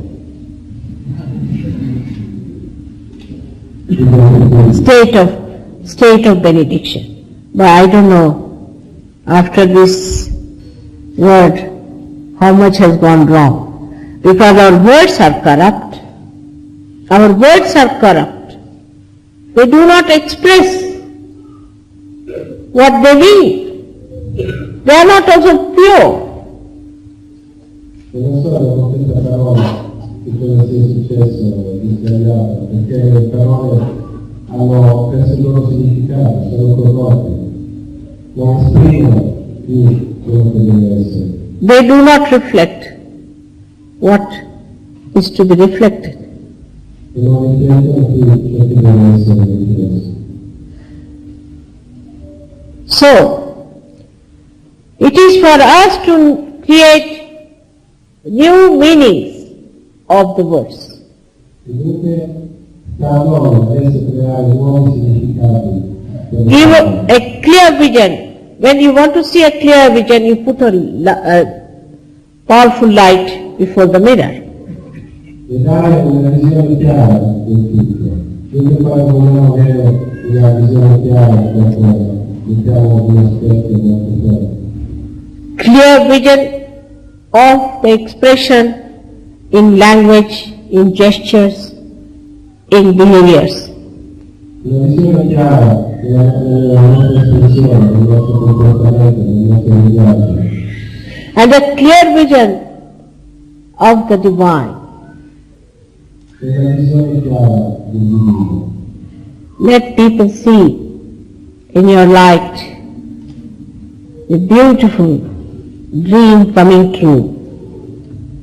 Facciamo sì che la gente possa vedere nella nostra luce il magnifico sogno diventare realtà.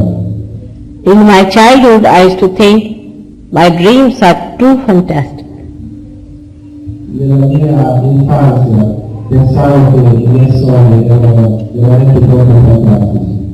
Will they ever materialize? E che non si sarebbero mai materializzati. I used to collect small little stones. E usavo raccogliere delle piccole pietre.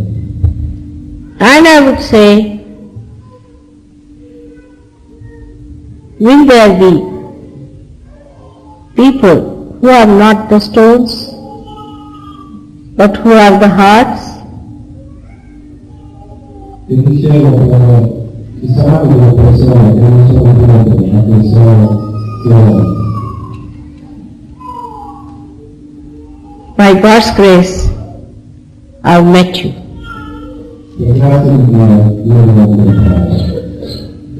I thank you very much for accepting sahajayoga. But this invitation that is extended to you should not be such that I will be blamed for giving it to people who never deserved it.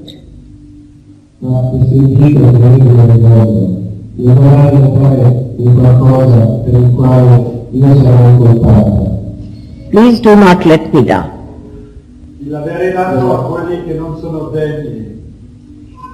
There is one small thing. I come from a country which is not so sophisticated in the modern world.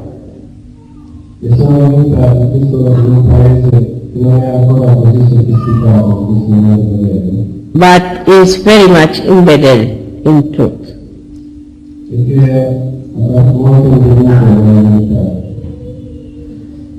And I'm happy you respect that country despite its unmodernized natural existence. E sono molto contento che voi rispettiate quel paese, malgrado che ci siano persone così organizzate. And you are proud of a mother who comes of such a country. E che siate orgogliosi della vostra madre che viene da quel paese. This is the Deepavali which is celebrated in that country for thousands and thousands of years.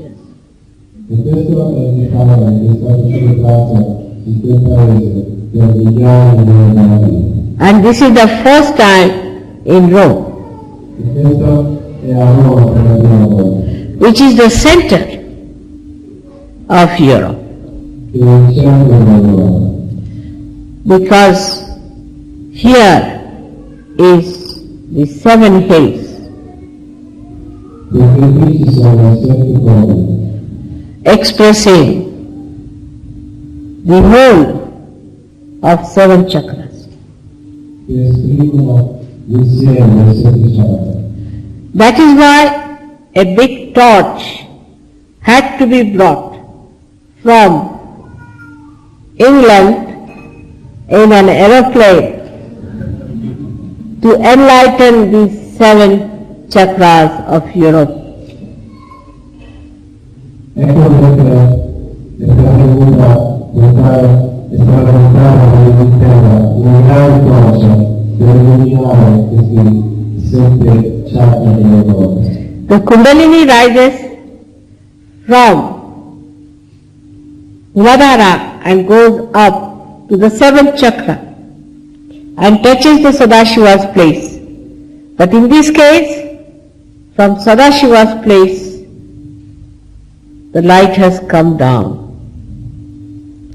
to enlighten and respect all the chakras from their heart.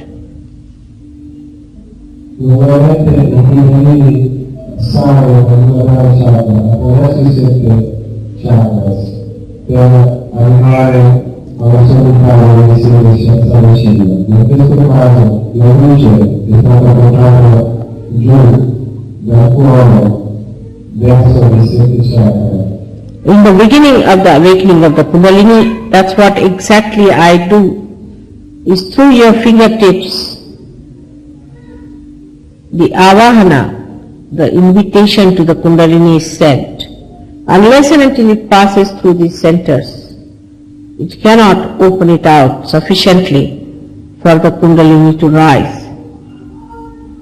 Quello che succede all'inizio quando io faccio salire la vostra Kundalini è che avendo questo percepito attraverso il quale la Kundalini è potuta passare attraverso tutti i chakra. Ma finché invece si sono stati più confusi, la Kundalini non è potuta passare. and then the Kundalini rises. So the invitation first has to come from the heart chakra here.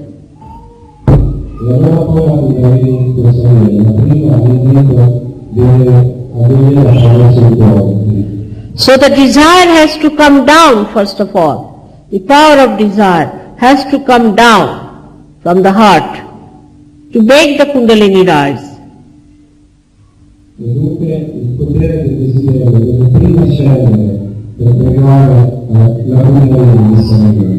So the Kundalini acts, the power of action takes place.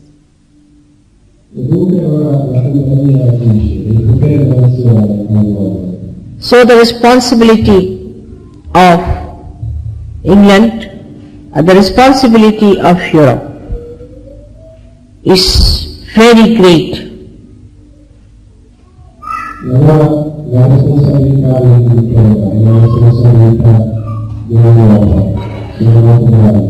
Unless and until all these chakras are cleared, cannot be pushed aside.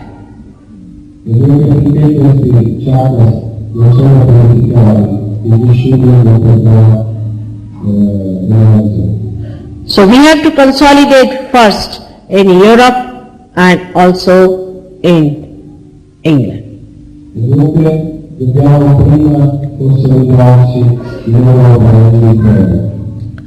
I started it in England, then in Europe. Once we have consolidated it well, I am sure sahajayoga will be very easily established in America.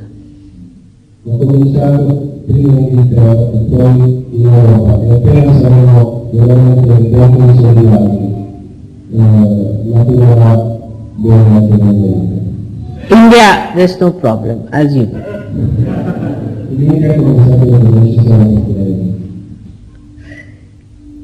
And that is going to work out very easily. And once India is awakened, the Kundalini will start moving very fast with great dynamism.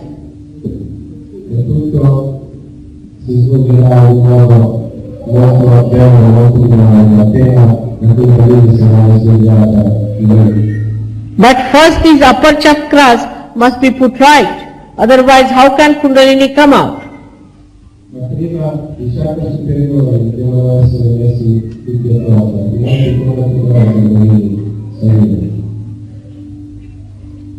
So, you realize your responsibilities, that we have a force in India, no doubt, but how will it rise? If there are obstructions, you are a part and parcel of this universe, you are not hanging somewhere else from India. So India has to depend on you.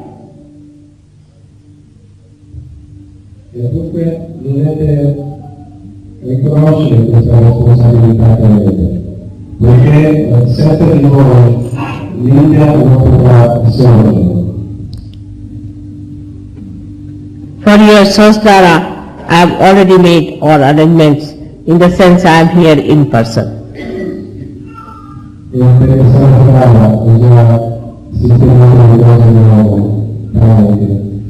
I have come down from Kailasha on this earth.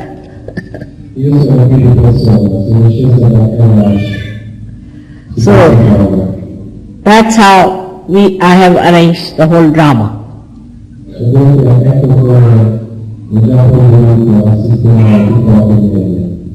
But the little actors are very important.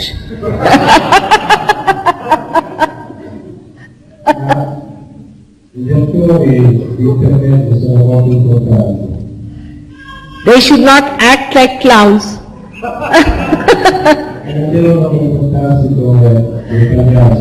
Or stupid, idiotic people. It is becoming quite idiotic. The atmosphere, I must say. You feel as if you are among idiots or lunatics.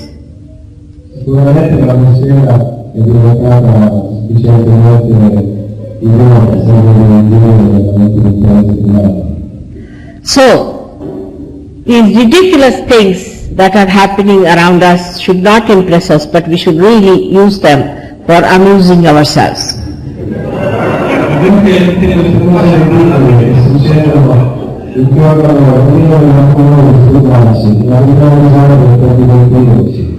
And you have reached that ascent that you can see these things are coming there because of the decadence.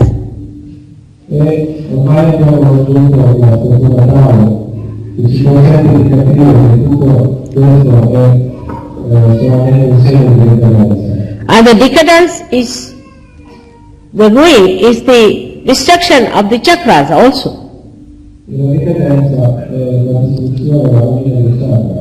So though it is stupidity, idiocy, we have to pick up people out of them to support the chakras.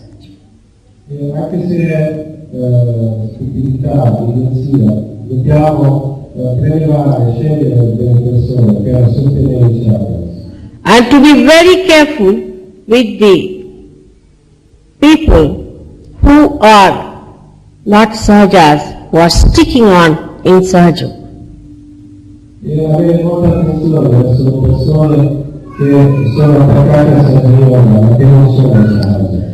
And now the time has come to throw them out permanently, and they are not to return back.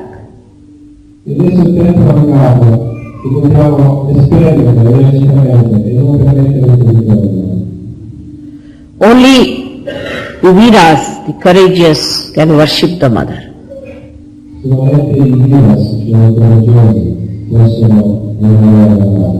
And I hope you are all that.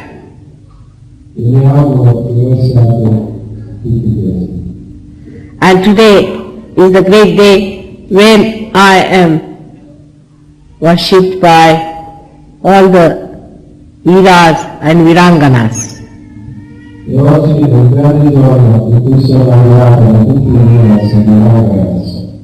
May God bless you all.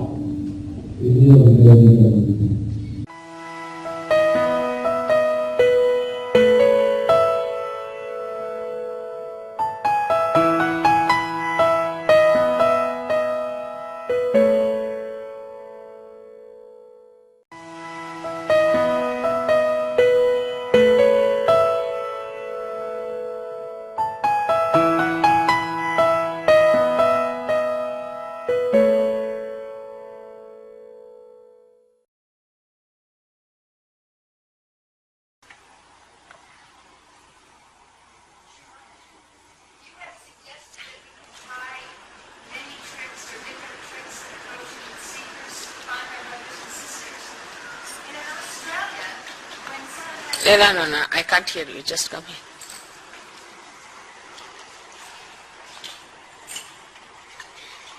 Yeah, Ursula. What's it? You have suggested that we could try many tricks to find our brothers and sisters in different ways and approaches. And in Australia, each idea seems to be, they're so enthusiastic and they support the idea. And there's I don't know if it's just my feeling, but there's a feeling here that when there's a suggestion or an idea, we're very, oh no. One person may say, yes, good idea.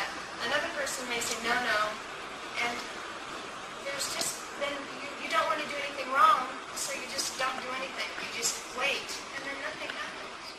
And I don't among Sahaja Yogis, you mean to say? It comes from the individualistic attitude about those.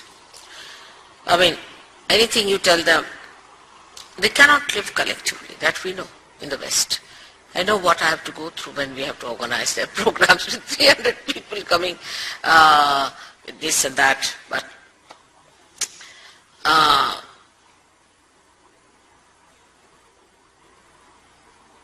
this individualism is so much. Like every bathroom has a different tap. You better ask somebody, otherwise you'll land up into difficulties. Even the tiles have to be different, everything has to be different. Now, if there's something fundamental, then you can ask your leader. But if it is something mundane, all right. You want blue color, have blue. You want red, have red. like that you can solve your problem. If it is something fundamental, then you should ask your leader. But if it is something which is not fundamental, it is very simple, let them have their own way, then gradually they'll grow into it. Because this is the basic problem of these countries. So-called individualism makes them feel that, oh, this is mine, I'll do the way I like. Now say a motor car has a different handle. Now a person who is sitting inside must know what sort of a handle it is. Tomorrow something happens, you can't even know. But otherwise they are not at all individualistic, I'll tell you how. Like in India, supposing I'm wearing this sari. Maybe there's another sari like that. If another lady is wearing the same sari, she'll go and change and come back. She won't wear the same sari. But here in fashion, if somebody is now that our Princess of Wales has this kind of a hairstyle, all English girls have the same hairstyle. You don't know from one to another. So what is so individual about them? If some fashion starts now, this is the fashion, very fashionable. What is fashionable? Is to cut your hair this way and make a punk. So everybody is a punk. Suddenly you find Sahajogis walking as punks. You want to know who is who. So what is the individual character there? Where is the individuality? On principles you should be individuals. On principles and not on artificial. Now this one has a principle. Supposing I am wearing this sari. Is made by hand, spun by hand, designed by one person. So I am giving importance to one person. Now he might have made 2 or 3 or 4 at the most. Now if somebody repeats the same sari, that means I have not encouraged that man so much. Like you can have the same sari made out of say machine. Then we'll start, all right, have 10 saris like this, 20 saris like this, all made by machines. But here, because we want to have a sari separate, it has to be made with hand. In principle, see how it helps.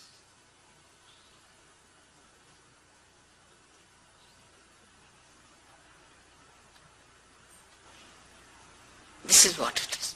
In principle, you should be collective. In principle, you should be individualistic. In Sahajayoga, we don't want you dressed up the same way. I mean, I don't want Americans to go about like something Chinese. Let us have our own dress up the way we like, everything. That's all right. It's nothing important. But in principle, you have to be the same. One principle nourishes the tree, the sap. It has many flowers, fruits, it has many leaves, it's all right, outside. So in principle you have to be collective. All right? For mundane things, why to fight? But in any case, somebody who is an elder, who knows better, who is wiser, listen to that person.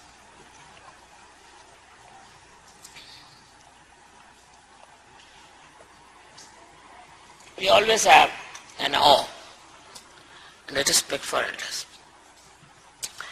Like I see is, thank God you have now Sharayu, suppose you take one case, individual case. She's come all the way from India. Now she's staying. She knows quite a lot about pujas, things like that. She knows how to do many things. You should be prepared to know from her. Otherwise sometimes it's very embarrassing the way things happen. Now she's here, she can teach you there's nothing wrong in learning. She has learned many things from you. But there's no respect, I think, sometimes for her at all. She's an auntie somewhere sitting on the shelf. No, she's here for a purpose. One should learn, respect. But that doesn't mean you become her slave or anything, but you gain something out of her. Another person who comes here should learn. Like from Americans, we have to learn a lot. Tell me what? I don't think we're doing much of the communication. The communication is not there because of individualism. But that's not so. There's no individualism at all. Because I've seen Once a fashion starts, everybody looks the same. The other day I came, I saw Miss ladies looking like men with muscles like this, walking like that. I said, what sort of creature is this? 1 came, 2 came, 3 came, 5 came, 10 came. What's this going on? I didn't understand. See, they're all walking like that, like Draculas. I said, what is, oh, this is fashionable. What is fashionable? They're developing their muscles. What's the principle?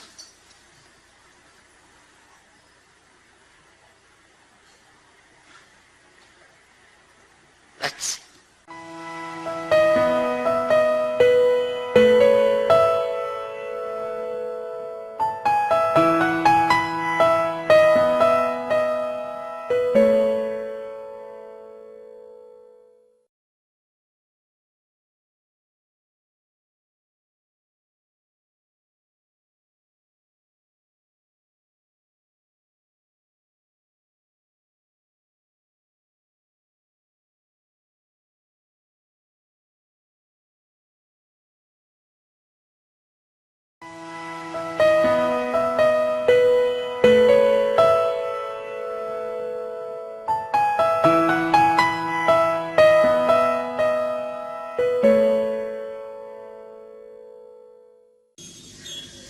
Is the most pleasing principle for human beings. To see the children, to play with them, to enjoy their company. Why?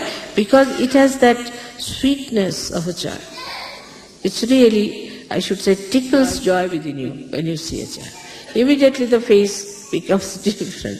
I have told you that I have seen even a crocodile cracking her eggs. I mean, they showed it in a film. And you should have seen the eyes of the crocodile at that time. How carefully she was cracking. So beautiful her eyes were, full of such love pouring out of her eyes. I can't believe these are the eyes of the same crocodile. And so slowly she's cracking with her mouth all the eggs and the little crocodiles coming out. And then she brings them on the shore and washes them in the mouth all the time. So carefully, like a bathroom, she uses her mouth, you see. You should see how animals also act to their children. But when you become sort of modern, so-called, your actions are very funny. There are people who are killing children. There are people who are abusing children. I mean, it is worse than Rakshasas. Even Rakshasas have not done, Pishachas have not done. The Ganas are surprised what sort of these new creatures have come up from where? That they have no love for their children, that they can kill their children, murder them, break their hands. It is their own children. If they do this to their own children, what will they do to other children? So love for your child has to be absolutely important, but you should not, as Sahajogis, have only attachment for your child. First thing. And the second thing is, you must know how to give a complete margin to your love. The margin is benevolence. Is it benevolent for my child? Am I spoiling my child? Am I too much encouraging my child? Am I playing into the hands of my child? Or I am managing the child all right? Because in childhood, the father and mother have to manage the children. They have to tell children, and children have to be obedient, and they have to listen to parents. But these days, children are not obedient. They are not, because they find that the parents among themselves are not obedient to each other. Also, they find the society such that where children go on pestering the parents, so they also become like that. But doesn't matter. You are Sahajogis, so you should bring up your children who should be obedient, who should be wise, who should be sensible, with the same love that the crocodile has for her little crocodiles. Now, when we come to the subtler side of Ganesha Tattva, that is, it expresses in our eyes. When I see some things, I see it as a joy-giving thing, just joy-giving. And if I want to buy something, then I think, all right, I can buy it for a certain person, he will like it. Because I know what they like. So I'll buy that thing for that person. Or else, if I'm buying something for my family, I think the same. Like I've built a house now, where I'm going to put all the things, the presents you have given with like a museum, and I'm going to ask all the villagers to come and see it, because they have never seen such things. They can't travel to Switzerland, leave alone England. So we have to, I'm thinking of making that house in such a manner that these villagers who have never seen beautiful things should come and see. In India, it's not a case very much with the simple people to have jealousies. Only the new materialistic people have developed this habit of jealousy. But otherwise, they will always say, what a nice thing, how beautiful it is, how they are. Like you were singing songs about sahajayoga in Pune. Actually, you have really picked up very well, I must say. But there were masters of this music sitting there watching you singing. They were the masters of drama and play very well-known artists in India. And then they said that where you went to see their play also in Pune, if you remember. So they offered me, Mother, that we want to celebrate your birthday. I said, it's very difficult because you'll be so far away. No, we'll come. The whole night they traveled. And the whole day practically. They came about 5 o'clock, imagine. They finished their drama about, say, 3 o'clock or 4 o'clock, and then they traveled all the day. Arrived at about 5 o'clock from somewhere called Belgaum. And 6:30 was the program, so they were all dressed up, came. And what a comparing they did. They said we were ashamed. We used to think that we Maharashtrians are very good at music, very good at talas and this, but we were ashamed the way these foreigners sang our music so well. We cannot sing like them. Their music, we cannot sing, while they sang our music. And we were all very much ashamed and embarrassed. How could they sing so well? And the appreciation was so great that I was myself embarrassed. The way they were saying how it has happened to these people, what is their guru have done, what have they done to these people that they can sing so well. So the appreciation and the whole thing enamored. We have a tape of that, I think, audio tape. I don't know if you have video tape or not, but if you have, please get it. It's very interesting the way they appreciated my children, the way they were singing.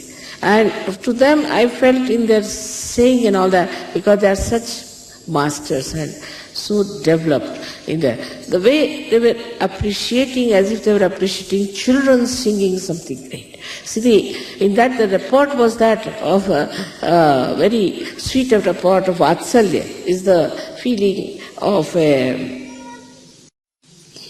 motherliness. That look at these children are singing so well. It's happened with many people I've seen when some artist came, as you know, that when they saw you people appreciating and singing, they had the same feeling. How could these children, how could these people sing so well? How did they know so well? I mean, all that beautiful feeling and all that appreciation created such a nice atmosphere. As we had some very great artists, and how they appreciated you. Instead of saying, oh, what are these, are no good for music and nothing. They so much appreciated that these people who have never known Indian music are singing so well. So in that appreciation also, that fatherliness, that motherliness was there, that Vatsalya was there, and the situation was so beautiful. Even, say, when a person like Ravi Shankar has to play with Yehudi Menuhin. Yehudi Menuhin is a child before him. But I've seen how he looks after him and how he protects him, as we say in Hindi language, Sambhala. All the time is looking after him and managing it. And also we have seen in the music part, when supposing a tablewala is sitting and a very senior musician is sitting, master sitting, he say, please look after me, Sambhala. Look after me, always with very great feeling of a child, that you look after me.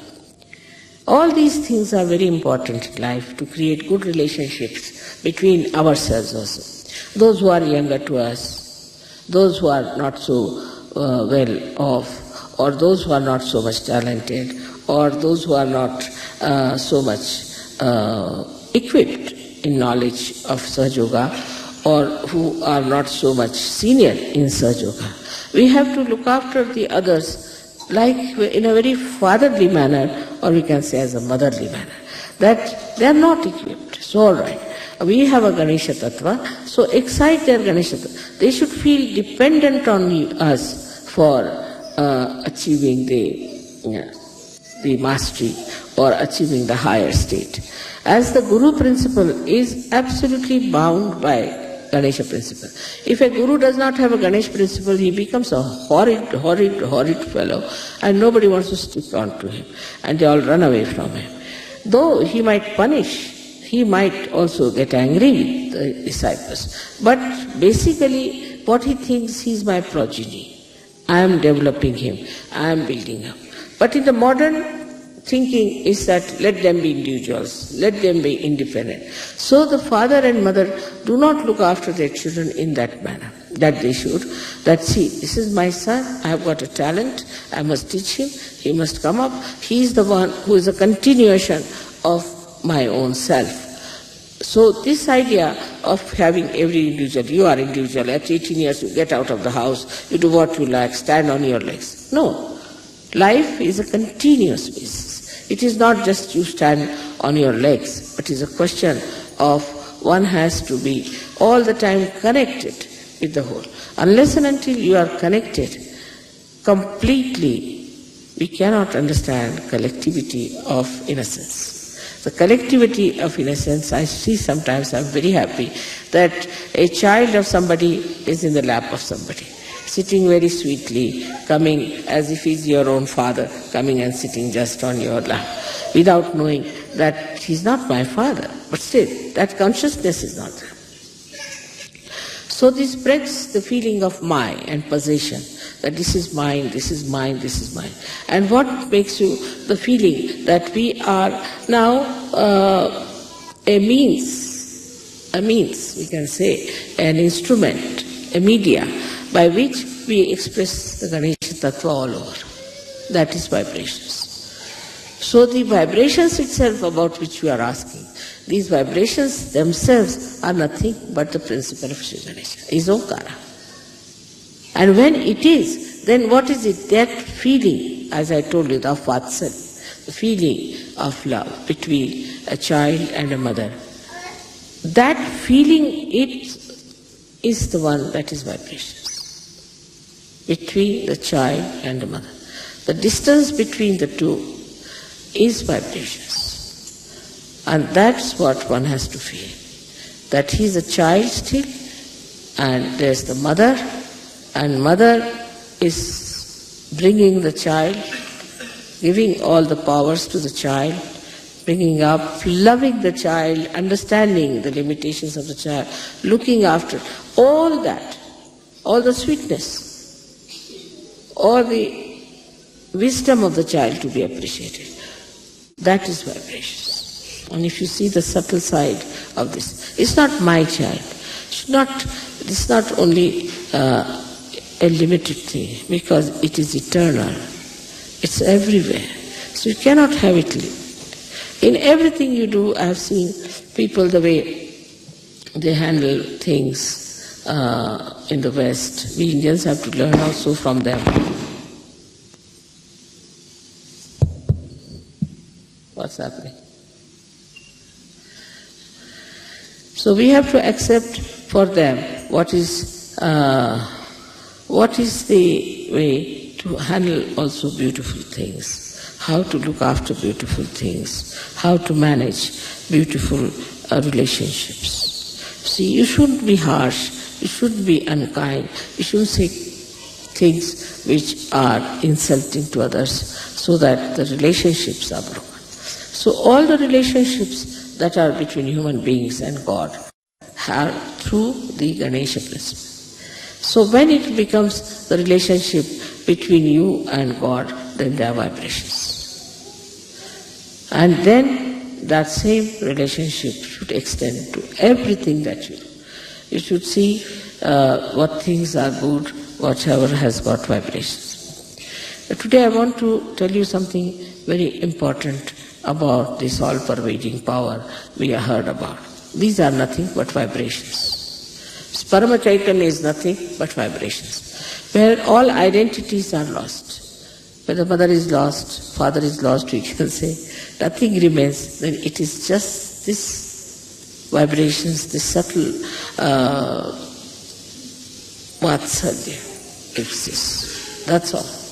And this is the only thing, out of which everything comes and remains in itself. Like we can say that the sun's rays come out and then they try to create chlorophyll. So it's not, that we cannot compare sun with that. Or we can say from the ocean the clouds come out and they try to nourish the Mother Earth. That's also cannot be compared.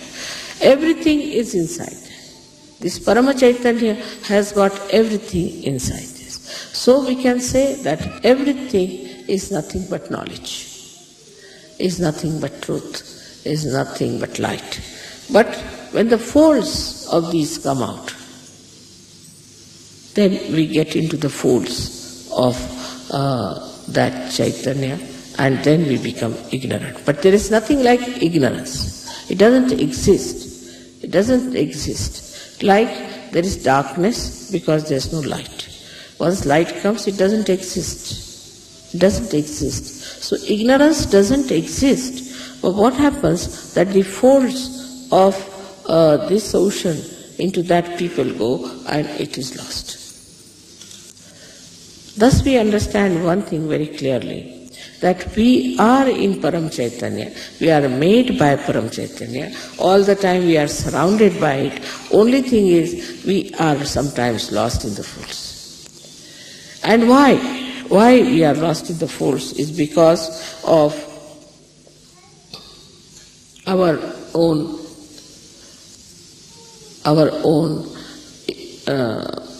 unawareness.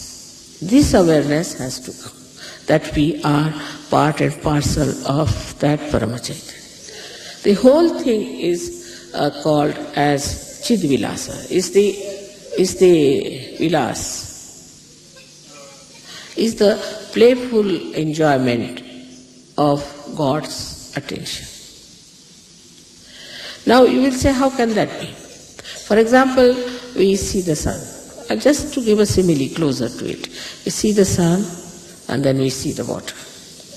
We see the water in the lake, right? There is water because of the sun, we can see the water there.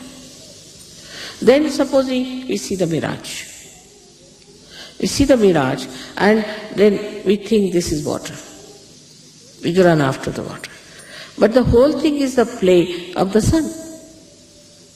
Whether it's a mirage, whether it's a water, whether it's the sun.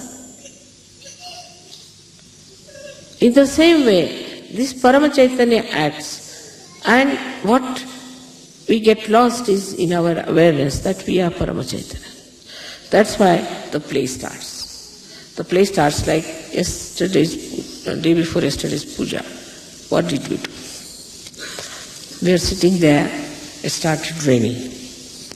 So, to prove that I can control rain. So it rained, some people were covering up something, this thing. I gave a bandha. After some time, the rain moved out from the puja to the backside. It was not raining where you were sitting. And after that, it became a sun, and it was so clouded. Sun came, it became sunny. So that's how you have to become aware of the powers of Chaitanya. Now when you give bandhan, what you do is to put the Chaitanya into action. Act here. Though you are supposing in the ocean, but the ocean acts on you all the time. You cannot act on the ocean, you cannot ask water to do this and do that. But as realized soul, you are empowered. Now you can ask water, all right, you dissolve this, you do that. But for that it is important to be the masters. And to become the masters, you see, like a matter becomes a human being. And from human being, you have to become the masters of the matter. And you handle the matter. So we come back to the same. Like agriculture, we can handle just vibrating it. We can handle water, we can handle sun, we can handle moon. Because there's a rapport. Now we are aware a rapport has been established. So all this play is extremely beautiful to me. I see it. But now you all have to know that you all have become realizers. And you have those powers. So all other nonsensical things that you learn, all nonsensical things you indulge into, you better give up. There's no sense in it. Whatever is sensible you should do, because there's Sri Ganesha within you who is absolutely sensible. He's nothing but sense. He's the giver of sense. So he's the killer of the demons, as they say. He's the one who removes all the ordeals. By how? By improving our awareness. So ordeals do not remain, because you give up and then it works out. Now, I asked somebody, Phil, I asked him to write down about the miracles. And he says now it has become like a voluminous book. It will be. Because before realization, whatever looked like miracle is no more a miracle. Miracle has lost its meaning. Because now you are empowered and you can do it. It works in everything, in your talent, in your understanding, in your education, in every way. Like there are some boys who said, Mother, you see, we couldn't solve one problem, so we gave a bandhan. Immediately the whole thing came unto us and we wrote it down and we just stood first. It has happened with many. So in every action, in everything, whatever you do, you should know it is the Parama Chaitanya that acts. Only thing you have to be aware of yourself, and aware of it, it acts. And you just jump into that awareness and it works. And that you have seen. But still, so many people do not know. So many people still, though they know through their brains, do not know in their hearts. And so many people, even if they know in their hearts, they do not act in their attention. So only these three things you have to improve. One is your head, another is your heart, and third is your liver. If you can improve these three organs, this Parama Chaitanya will act. But then all this attention about money, so many people, money, this, that, there's nothing to it. Parama Chaitanya will create everything for you, whatever you want. It may not create money because it doesn't have a mint, but it will create possibilities.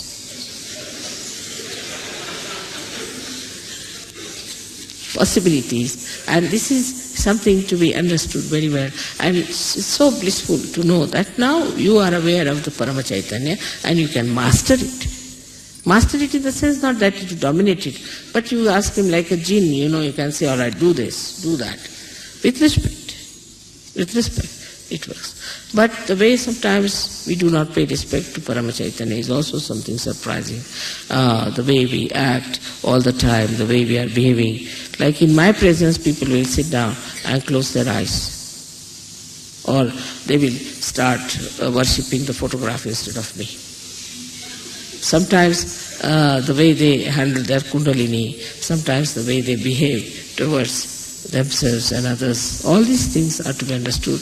Now that we have entered into the kingdom of God means Parama Chaitanya. And that we are very important citizens of that. If one can understand this, then I think sahajayoga can be very successful. Everything will work out. Miraculously, everything will work out. And all those who are not aware about the possibilities to what they can reach, they are thrown out, in the sense in the fold, in the ignorance, so-called, into the darkness. Again, they can come back to light when they have sense. So be forgiving about them. It can happen to you also if you understand that way. I hope today's lecture you have been able to assimilate within yourself. That's very important, to assimilate, to know that you are in the Parama Chaitanya. And that's how you'll become very sweet, you'll become very considerate and very loving, affectionate and wise. That's very important. May God bless you.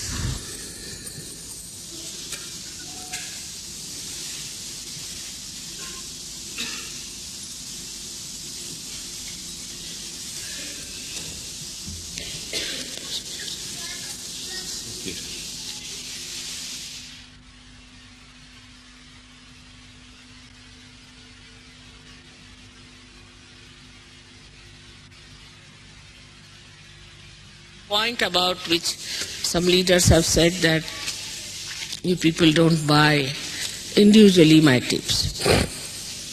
And then you come to the ashrams and want to listen to my tapes again and again, and you spoil the tapes. This is wrong. You are all Sahajogis. You must respect. And all of you must try to get the tapes properly in proper manner and should use your own tapes carefully and with respect. Because some people are taking away also the tapes from the ashrams and using them. No, it's very precious. All of you should treat it as a very precious thing, and all of you should take tapes which are being created by the ashram and use them. But in the ashram you can use it once in a while. But for your house, for your car, or I have seen that in other horrible false gurus people, they just take the tapes, never play any music, nothing, they're just playing the tapes. So in the same way you can have that, because it's not easy to understand my lecture in my first shot. You have to individually sit down and listen to it and decode it and see for yourself what it is. Because I myself, when I listen to my lectures, I get lost.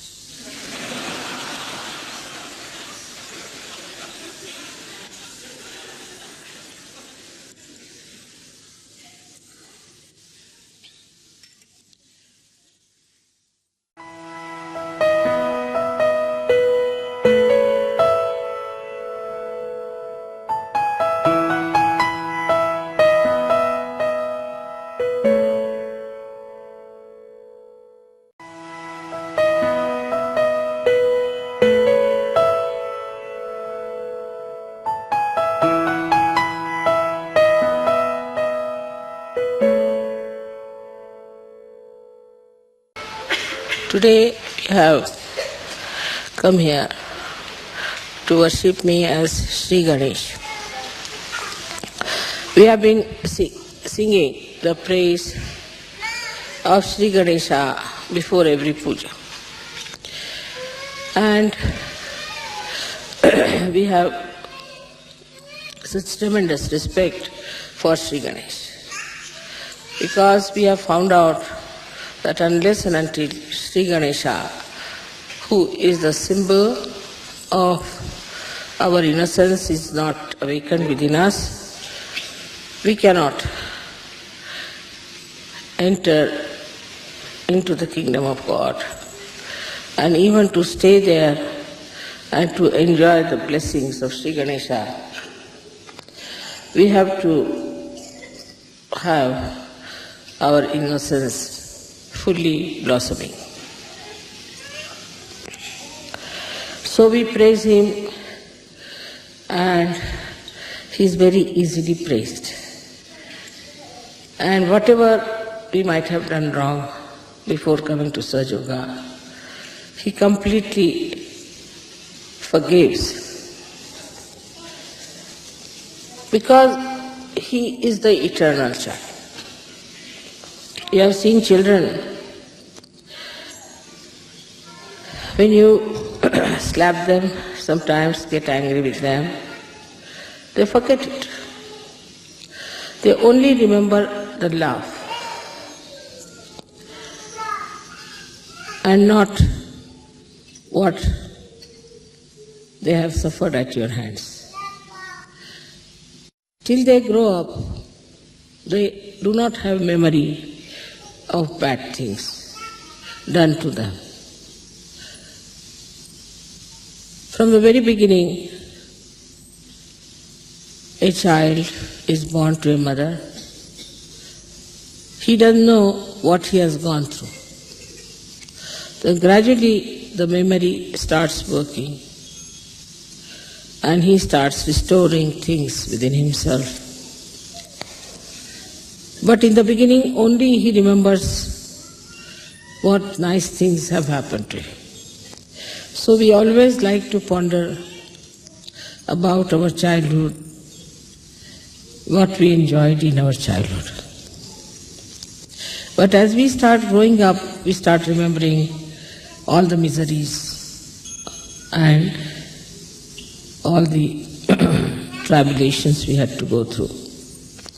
All the ordeals through which we have passed, we try to magnify it.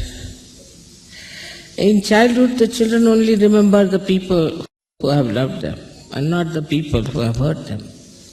They don't want to remember, perhaps. It looks like that. But when they grow up,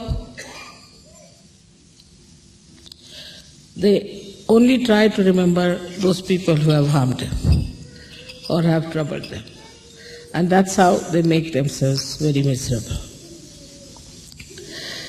But the principle of Ganesha is extremely subtle. It's the subtlest of subtle. And it exists in everything.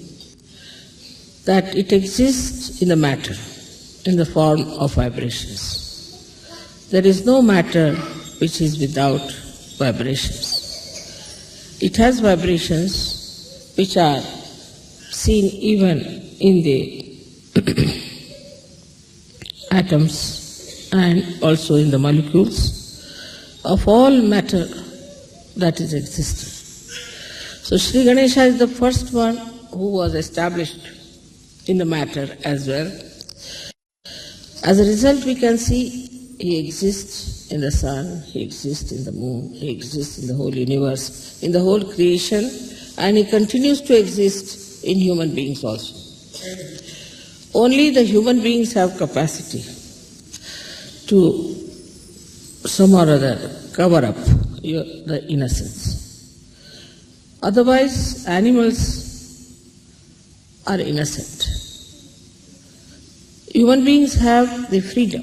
If they want, they can cover up their innocence. They can shut down the doors of Sri Ganesha and say that he does not exist. They can cloud it. And that is why we find among human beings that they are doing so many horrible things, avoiding the existence of Sri Ganesha. But he acts. He acts in a way that he shows natural results of our wrongdoings. Like if you do things which are not pleasing to Sri Ganesh, he goes up to a point, forgives you up to a point, and then he starts emerging out as diseases, as physical diseases, and in women it becomes a mental disease. Also, it can create problems in the nature. The natural catastrophes are also only the curse of Sri Ganesha. When people start doing wrong things, behaving in a wrong manner, collectively, then the natural catastrophes come to teach them a lesson. So, in his essence, though he exists in everything, also in that he has capacity to assert his will to bring forth the destruction of the whole world. We have Sri Ganesha's idea as a minute thing. We think he can go on a little mouse, so he must be very minute. He is as minute as he is great. He surpasses all the deities because of his wisdom. He is the giver of wisdom. He gives us wisdom. He makes us learn. He is our guru in that respect, Mahaguru, because he teaches us how we should behave. If you try to surpass him and try to misbehave, even the mother won't support, because she knows that those who surpass Sri Ganesha are also the people who will never respect the mother. So he is the epitome of respect for mother. Epitome. He does not know any other gods. He does not know Sadashiva. He doesn't know anybody else. but he only respects the mother. So he is the one who is the power of devotion and complete surrender to mother, and that's why he is the most powerful deity among all the deities. And nobody can surpass him in his power. We have to understand that as children are growing, Sri Ganesha starts growing in them also, but as they are human beings, they can somehow or other try to overpower Sri Ganesha. So it's the duty of parents who are Sahajogis to see that they look after their children in a way, in a detached way, to see that Sri Ganesha in them is settled. The first sign of Sri Ganesha in a child is wisdom. If the child is not wise, if he is troublesome, if he does not know how to behave, then that shows that the Sri Ganesha is being attacked by him. And these days, in the modern times, as it is, children are very much under attack. Innocence is under attack. And it is very difficult for people to make a fine line as to how far to go with children and how far not to go.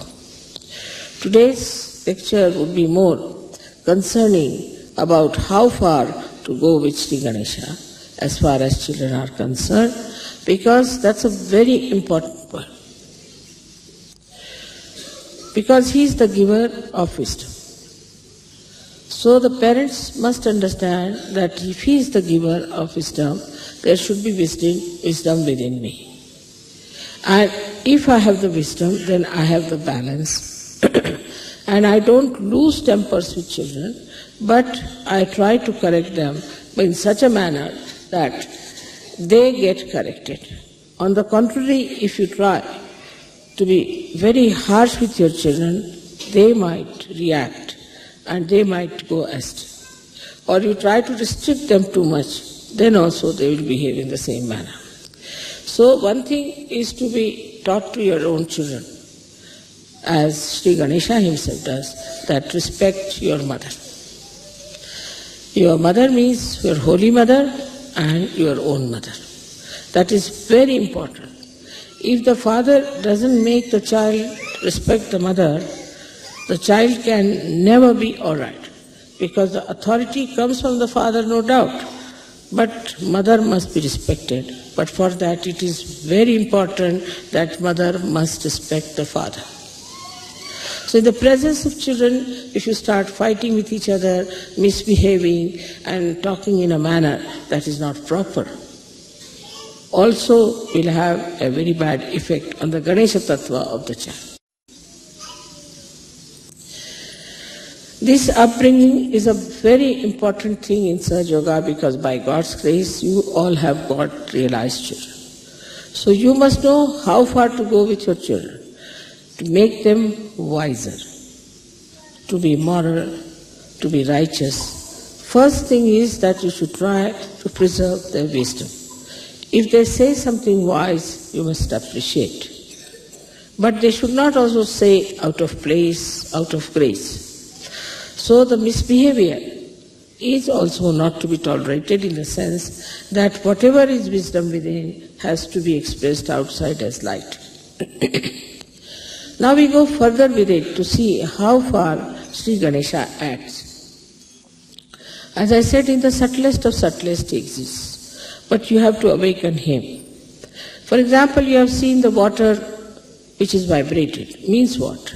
Vibrated means the Ganesha Tattva is being enlightened in that water. So when that water goes into your stomach or into your eyes or wherever you want to put it, it acts. Acts in a way that it excites Isha Ganesha Tattva into anything that you put it. Now you have seen we have got miracles of agriculture to begin with. Miracles of agriculture is such that people are amazed. But it's very simple. Once you start exciting the Ganesh principle into the seed, it becomes 10 times, sometimes 100 times. Even the Mother Earth, which we think to be something dead, can be vibrated.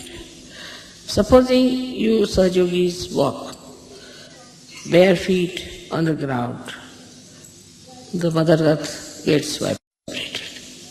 Such Mother Earth will act on the trees, on the grass, on the flowers, on everything. As it is, the Sahajogis have been telling me that in their ashrams all the flowers that grow are out of size and very fragrant. Like daisies never had fragrance in London or in England, never. Now the daisy size was so small, it has become so big, and you see them everywhere, so fragrant. And it is a miracle the first time when I told somebody that the daisies have fragrance, they couldn't believe it. And when they saw the fragrance, they were surprised. In the same way, Ganesha Tattva understands things, organizes, works out. If it is awakened, if it is not, it is sleeping, then it does not. So it acts, it works out. Like a little seed when it sprouts, at the tip of the seed there is a little cell which has got the Ganesh Tattva which is being awakened. So it knows how to go down, how to go around a stone, and how to embed itself, and how to reach the source of water. But it has only the sense how far to go to exist, how far to go to nourish yourself on a very material plane, how to allow the tree to grow. But this Ganesh Tattva starts becoming very, very subtle and subtlest at the point of Agya Chakra. At the time of Agya Chakra, it understands that it has now the spiritual dimension. The same Ganesha Tattva which acted in a small little tip of a root now acts for the spiritual thing. That's why people close their eyes when they meditate, because they don't want to see anything else, but they want Sri Ganesha just to act for the meditative process of their Kundalini. This process of meditation, when we close our eyes, acts. But if you see, if somebody is sleeping and he is dreaming, you will see there will be, the eyes will be all the time moving, there will be moving eyes. This Ganesh Tattva is now acted by your attention. If you have an attention which is all the time going from this place to that place, to that place, to that place, then it is affected. Especially in the case when we start looking at men, looking at women all the time, then also our Ganesha Tattva gets very much destroyed.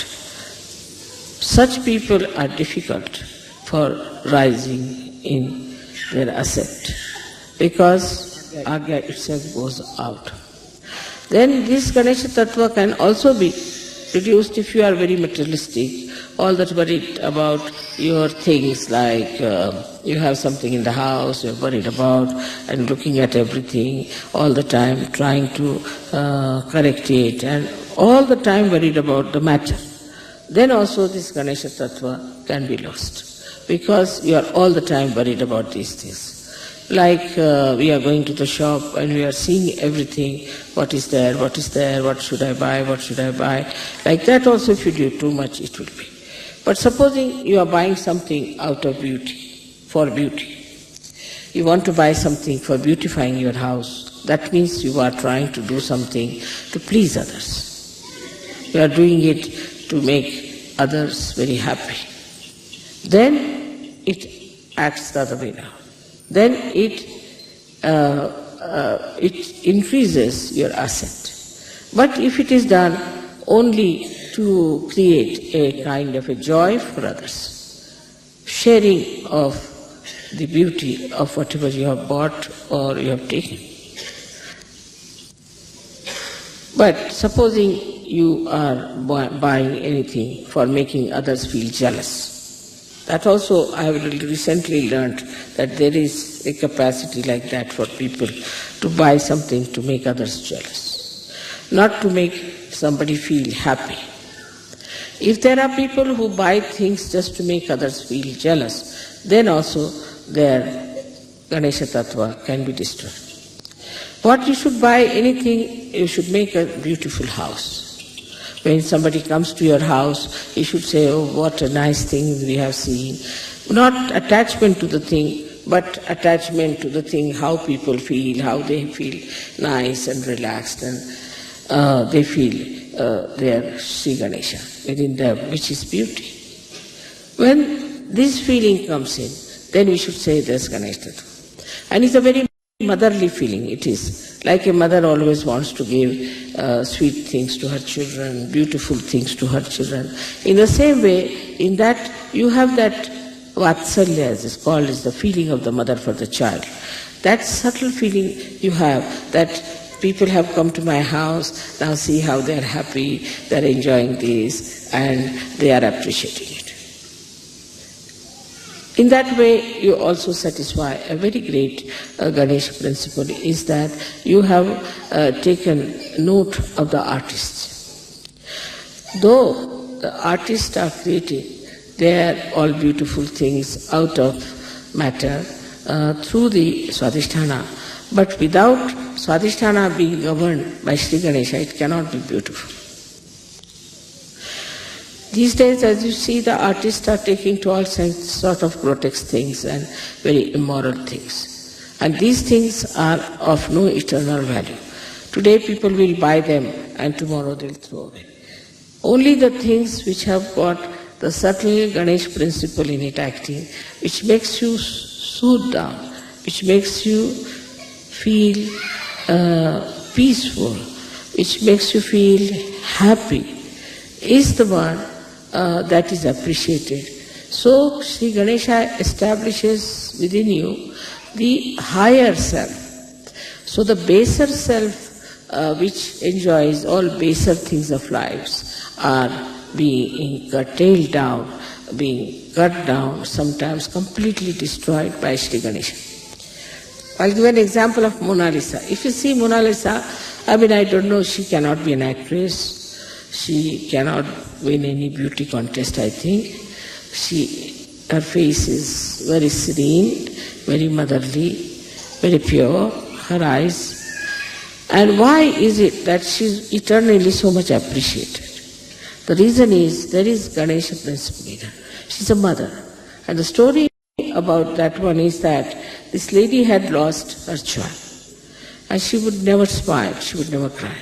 And one little child was brought to her. And when she saw the child, then the smile that came on her face of that love for the child is being depicted by this great artist. And that's why people are appreciating it. And you have seen in the West, though the people don't show much interest in the mother-child relationships, anywhere you go is the mother and child theme is the best. They'll show you a photograph, this is mother and child, this is Christ's mother and child. When the Christ was brought down, the mother is there. They have to have mother and the child principle acting, otherwise that picture is not regarded as something great. Or you have to have actually Christ, who is the Ganesh principle himself, to be shown. I haven't seen any picture as such of those days where these principles are not there. Even Picasso has used it. Even people who have been quite modern had to use this principle to popularize. But some people have used to popularize not the Ganesh principle, just anti-Ganesh principles. All such things have vanished into thin air, and I see now gradually it's all going down and down and down and down. Despite the fact people have lost their morals, but still they would like to have Rembrandt, they like to have Leonardo da Vinci, they would like to have such artists who have done mother and child. It's very surprising. Even I went to Austria this time, I said, what statue is yours? I said, we have got beautiful Madonna and the Child.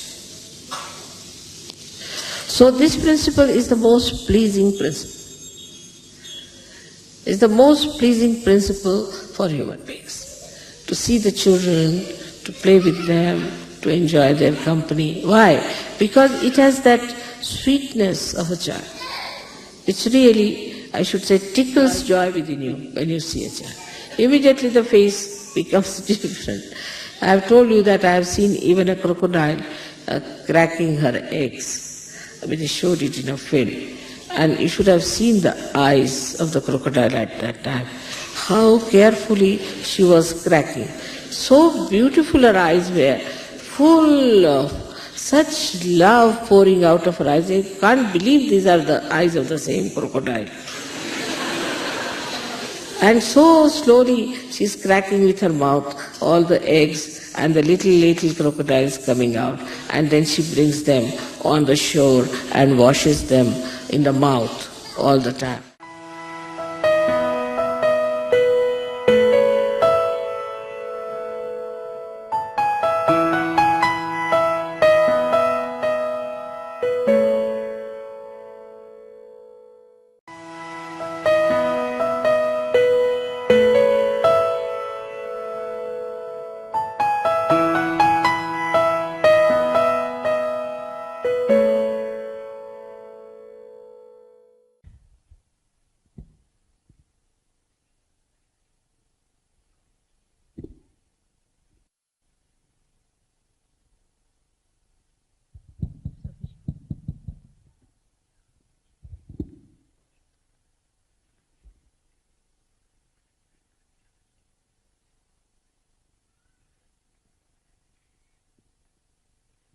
I am spellbound to see all this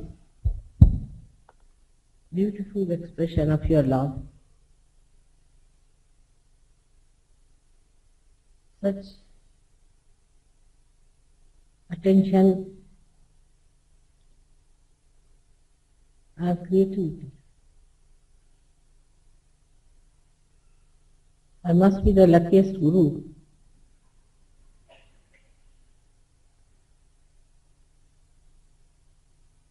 To get the outside nature reproduced here so beautifully.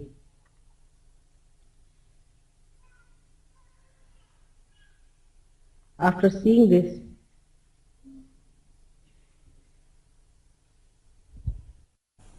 no guru can escape complete melting of his heart.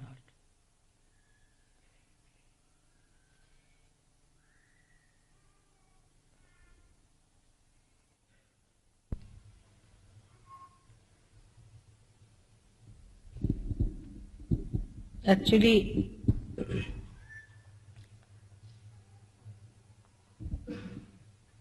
my disciples are very clever people.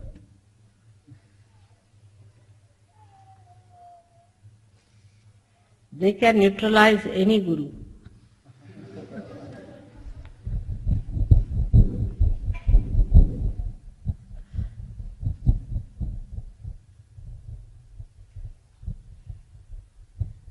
So that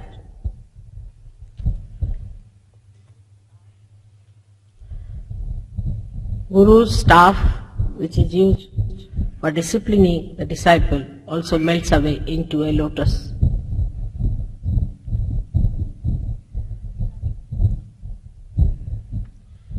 Every time it's such a beautiful surprise to see how Sahajogis are getting one with the Divine. The expression of their joy,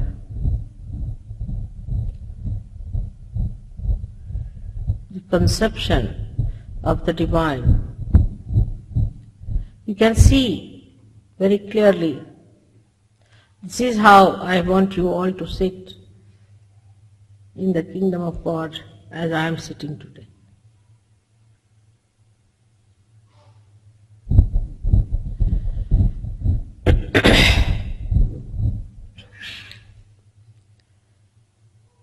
We have to realize that we are now the part and parcel of that cosmic consciousness itself. the Brahma. The one that creates, which coordinates,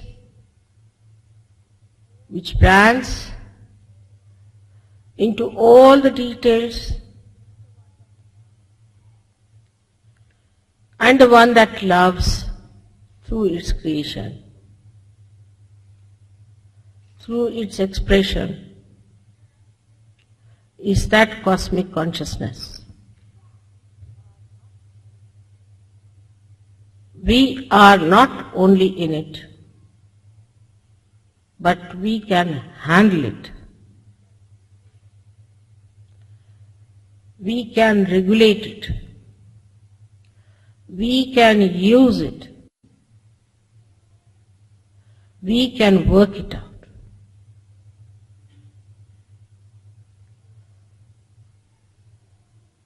This is the state when we are in. We are the Guru.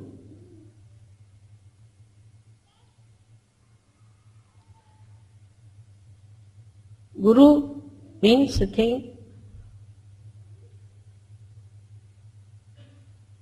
which is higher than the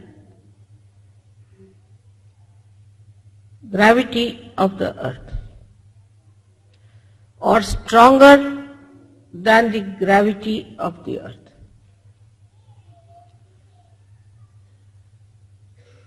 What is the gravity of the earth?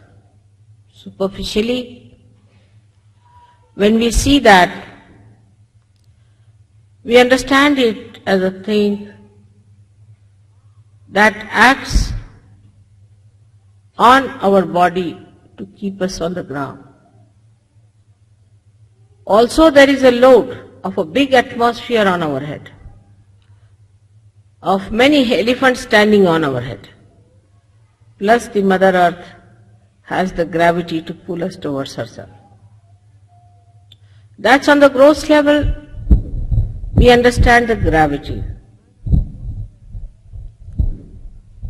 And on the gross level also we sometimes understand the Guru principle.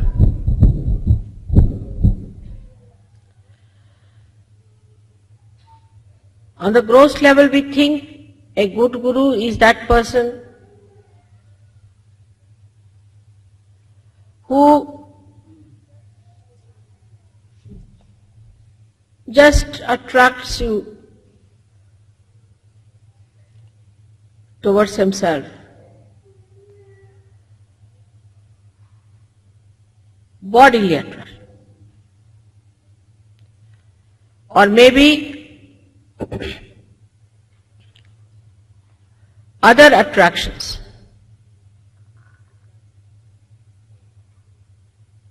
Which are gurus.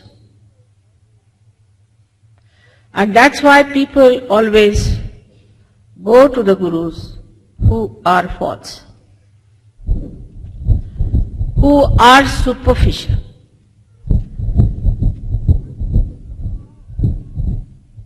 But the one who is above the gravity of the Mother Earth,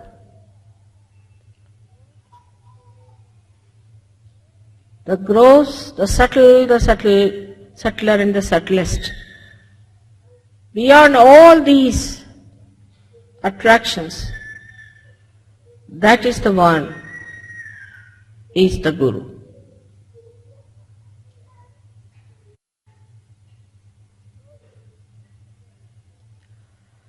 So, in the very gross way we see that normally people are attracted towards other through the body element.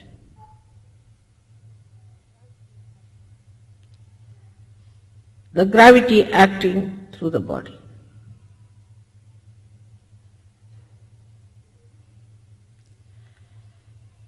A guru who looks like a cinema actor was very much appreciated.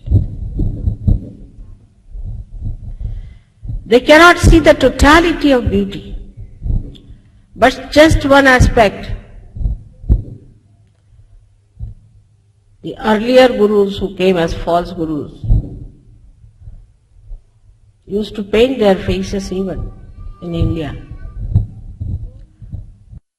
Or they would go to special decorators who would make their hair look like Shankara's jatas, and eyes were painted with big black coal up to this, and the whole body was covered with funny type of a powder. Or they would wear a kashaya, a cloth that was given a color of saffron without using the saffron. In 2 rupees you can get that. And people would be attracted towards such a person. They would carry an elephant. To sit on an elephant, even to add to the propensity of the superficial gravity, and walk on the streets. And people would bow to them and give them whatever they wanted.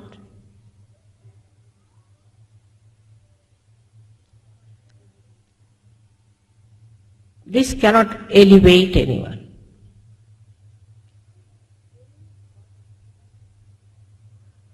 Any body attraction can enslave you, cannot give you freedom.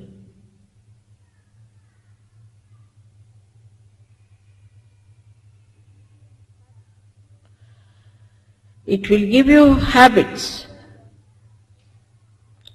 for your body enslavements, and also it will enslave you to your guru. If he knows how to keep attractive in various ways.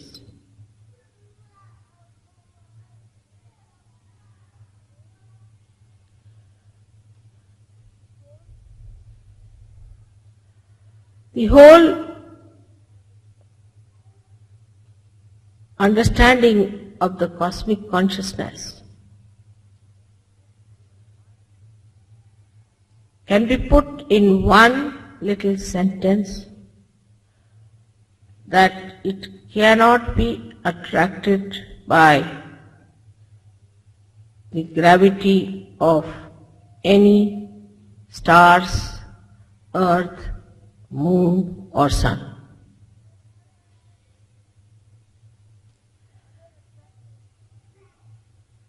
The other attractions one has from the Mother Earth are all for food, greed, lust, materialism at its worst. It comes from matter. All that comes from matter. Once you start getting used to it, you become a slave and not a guru. So the first attempt should be for anybody to be a good guru is to get over material attraction. In a subtler way, we can see it happens like this. A lady or a gentleman buys an ashram in Sahajayoga, and the Sahajogis start living in that ashram.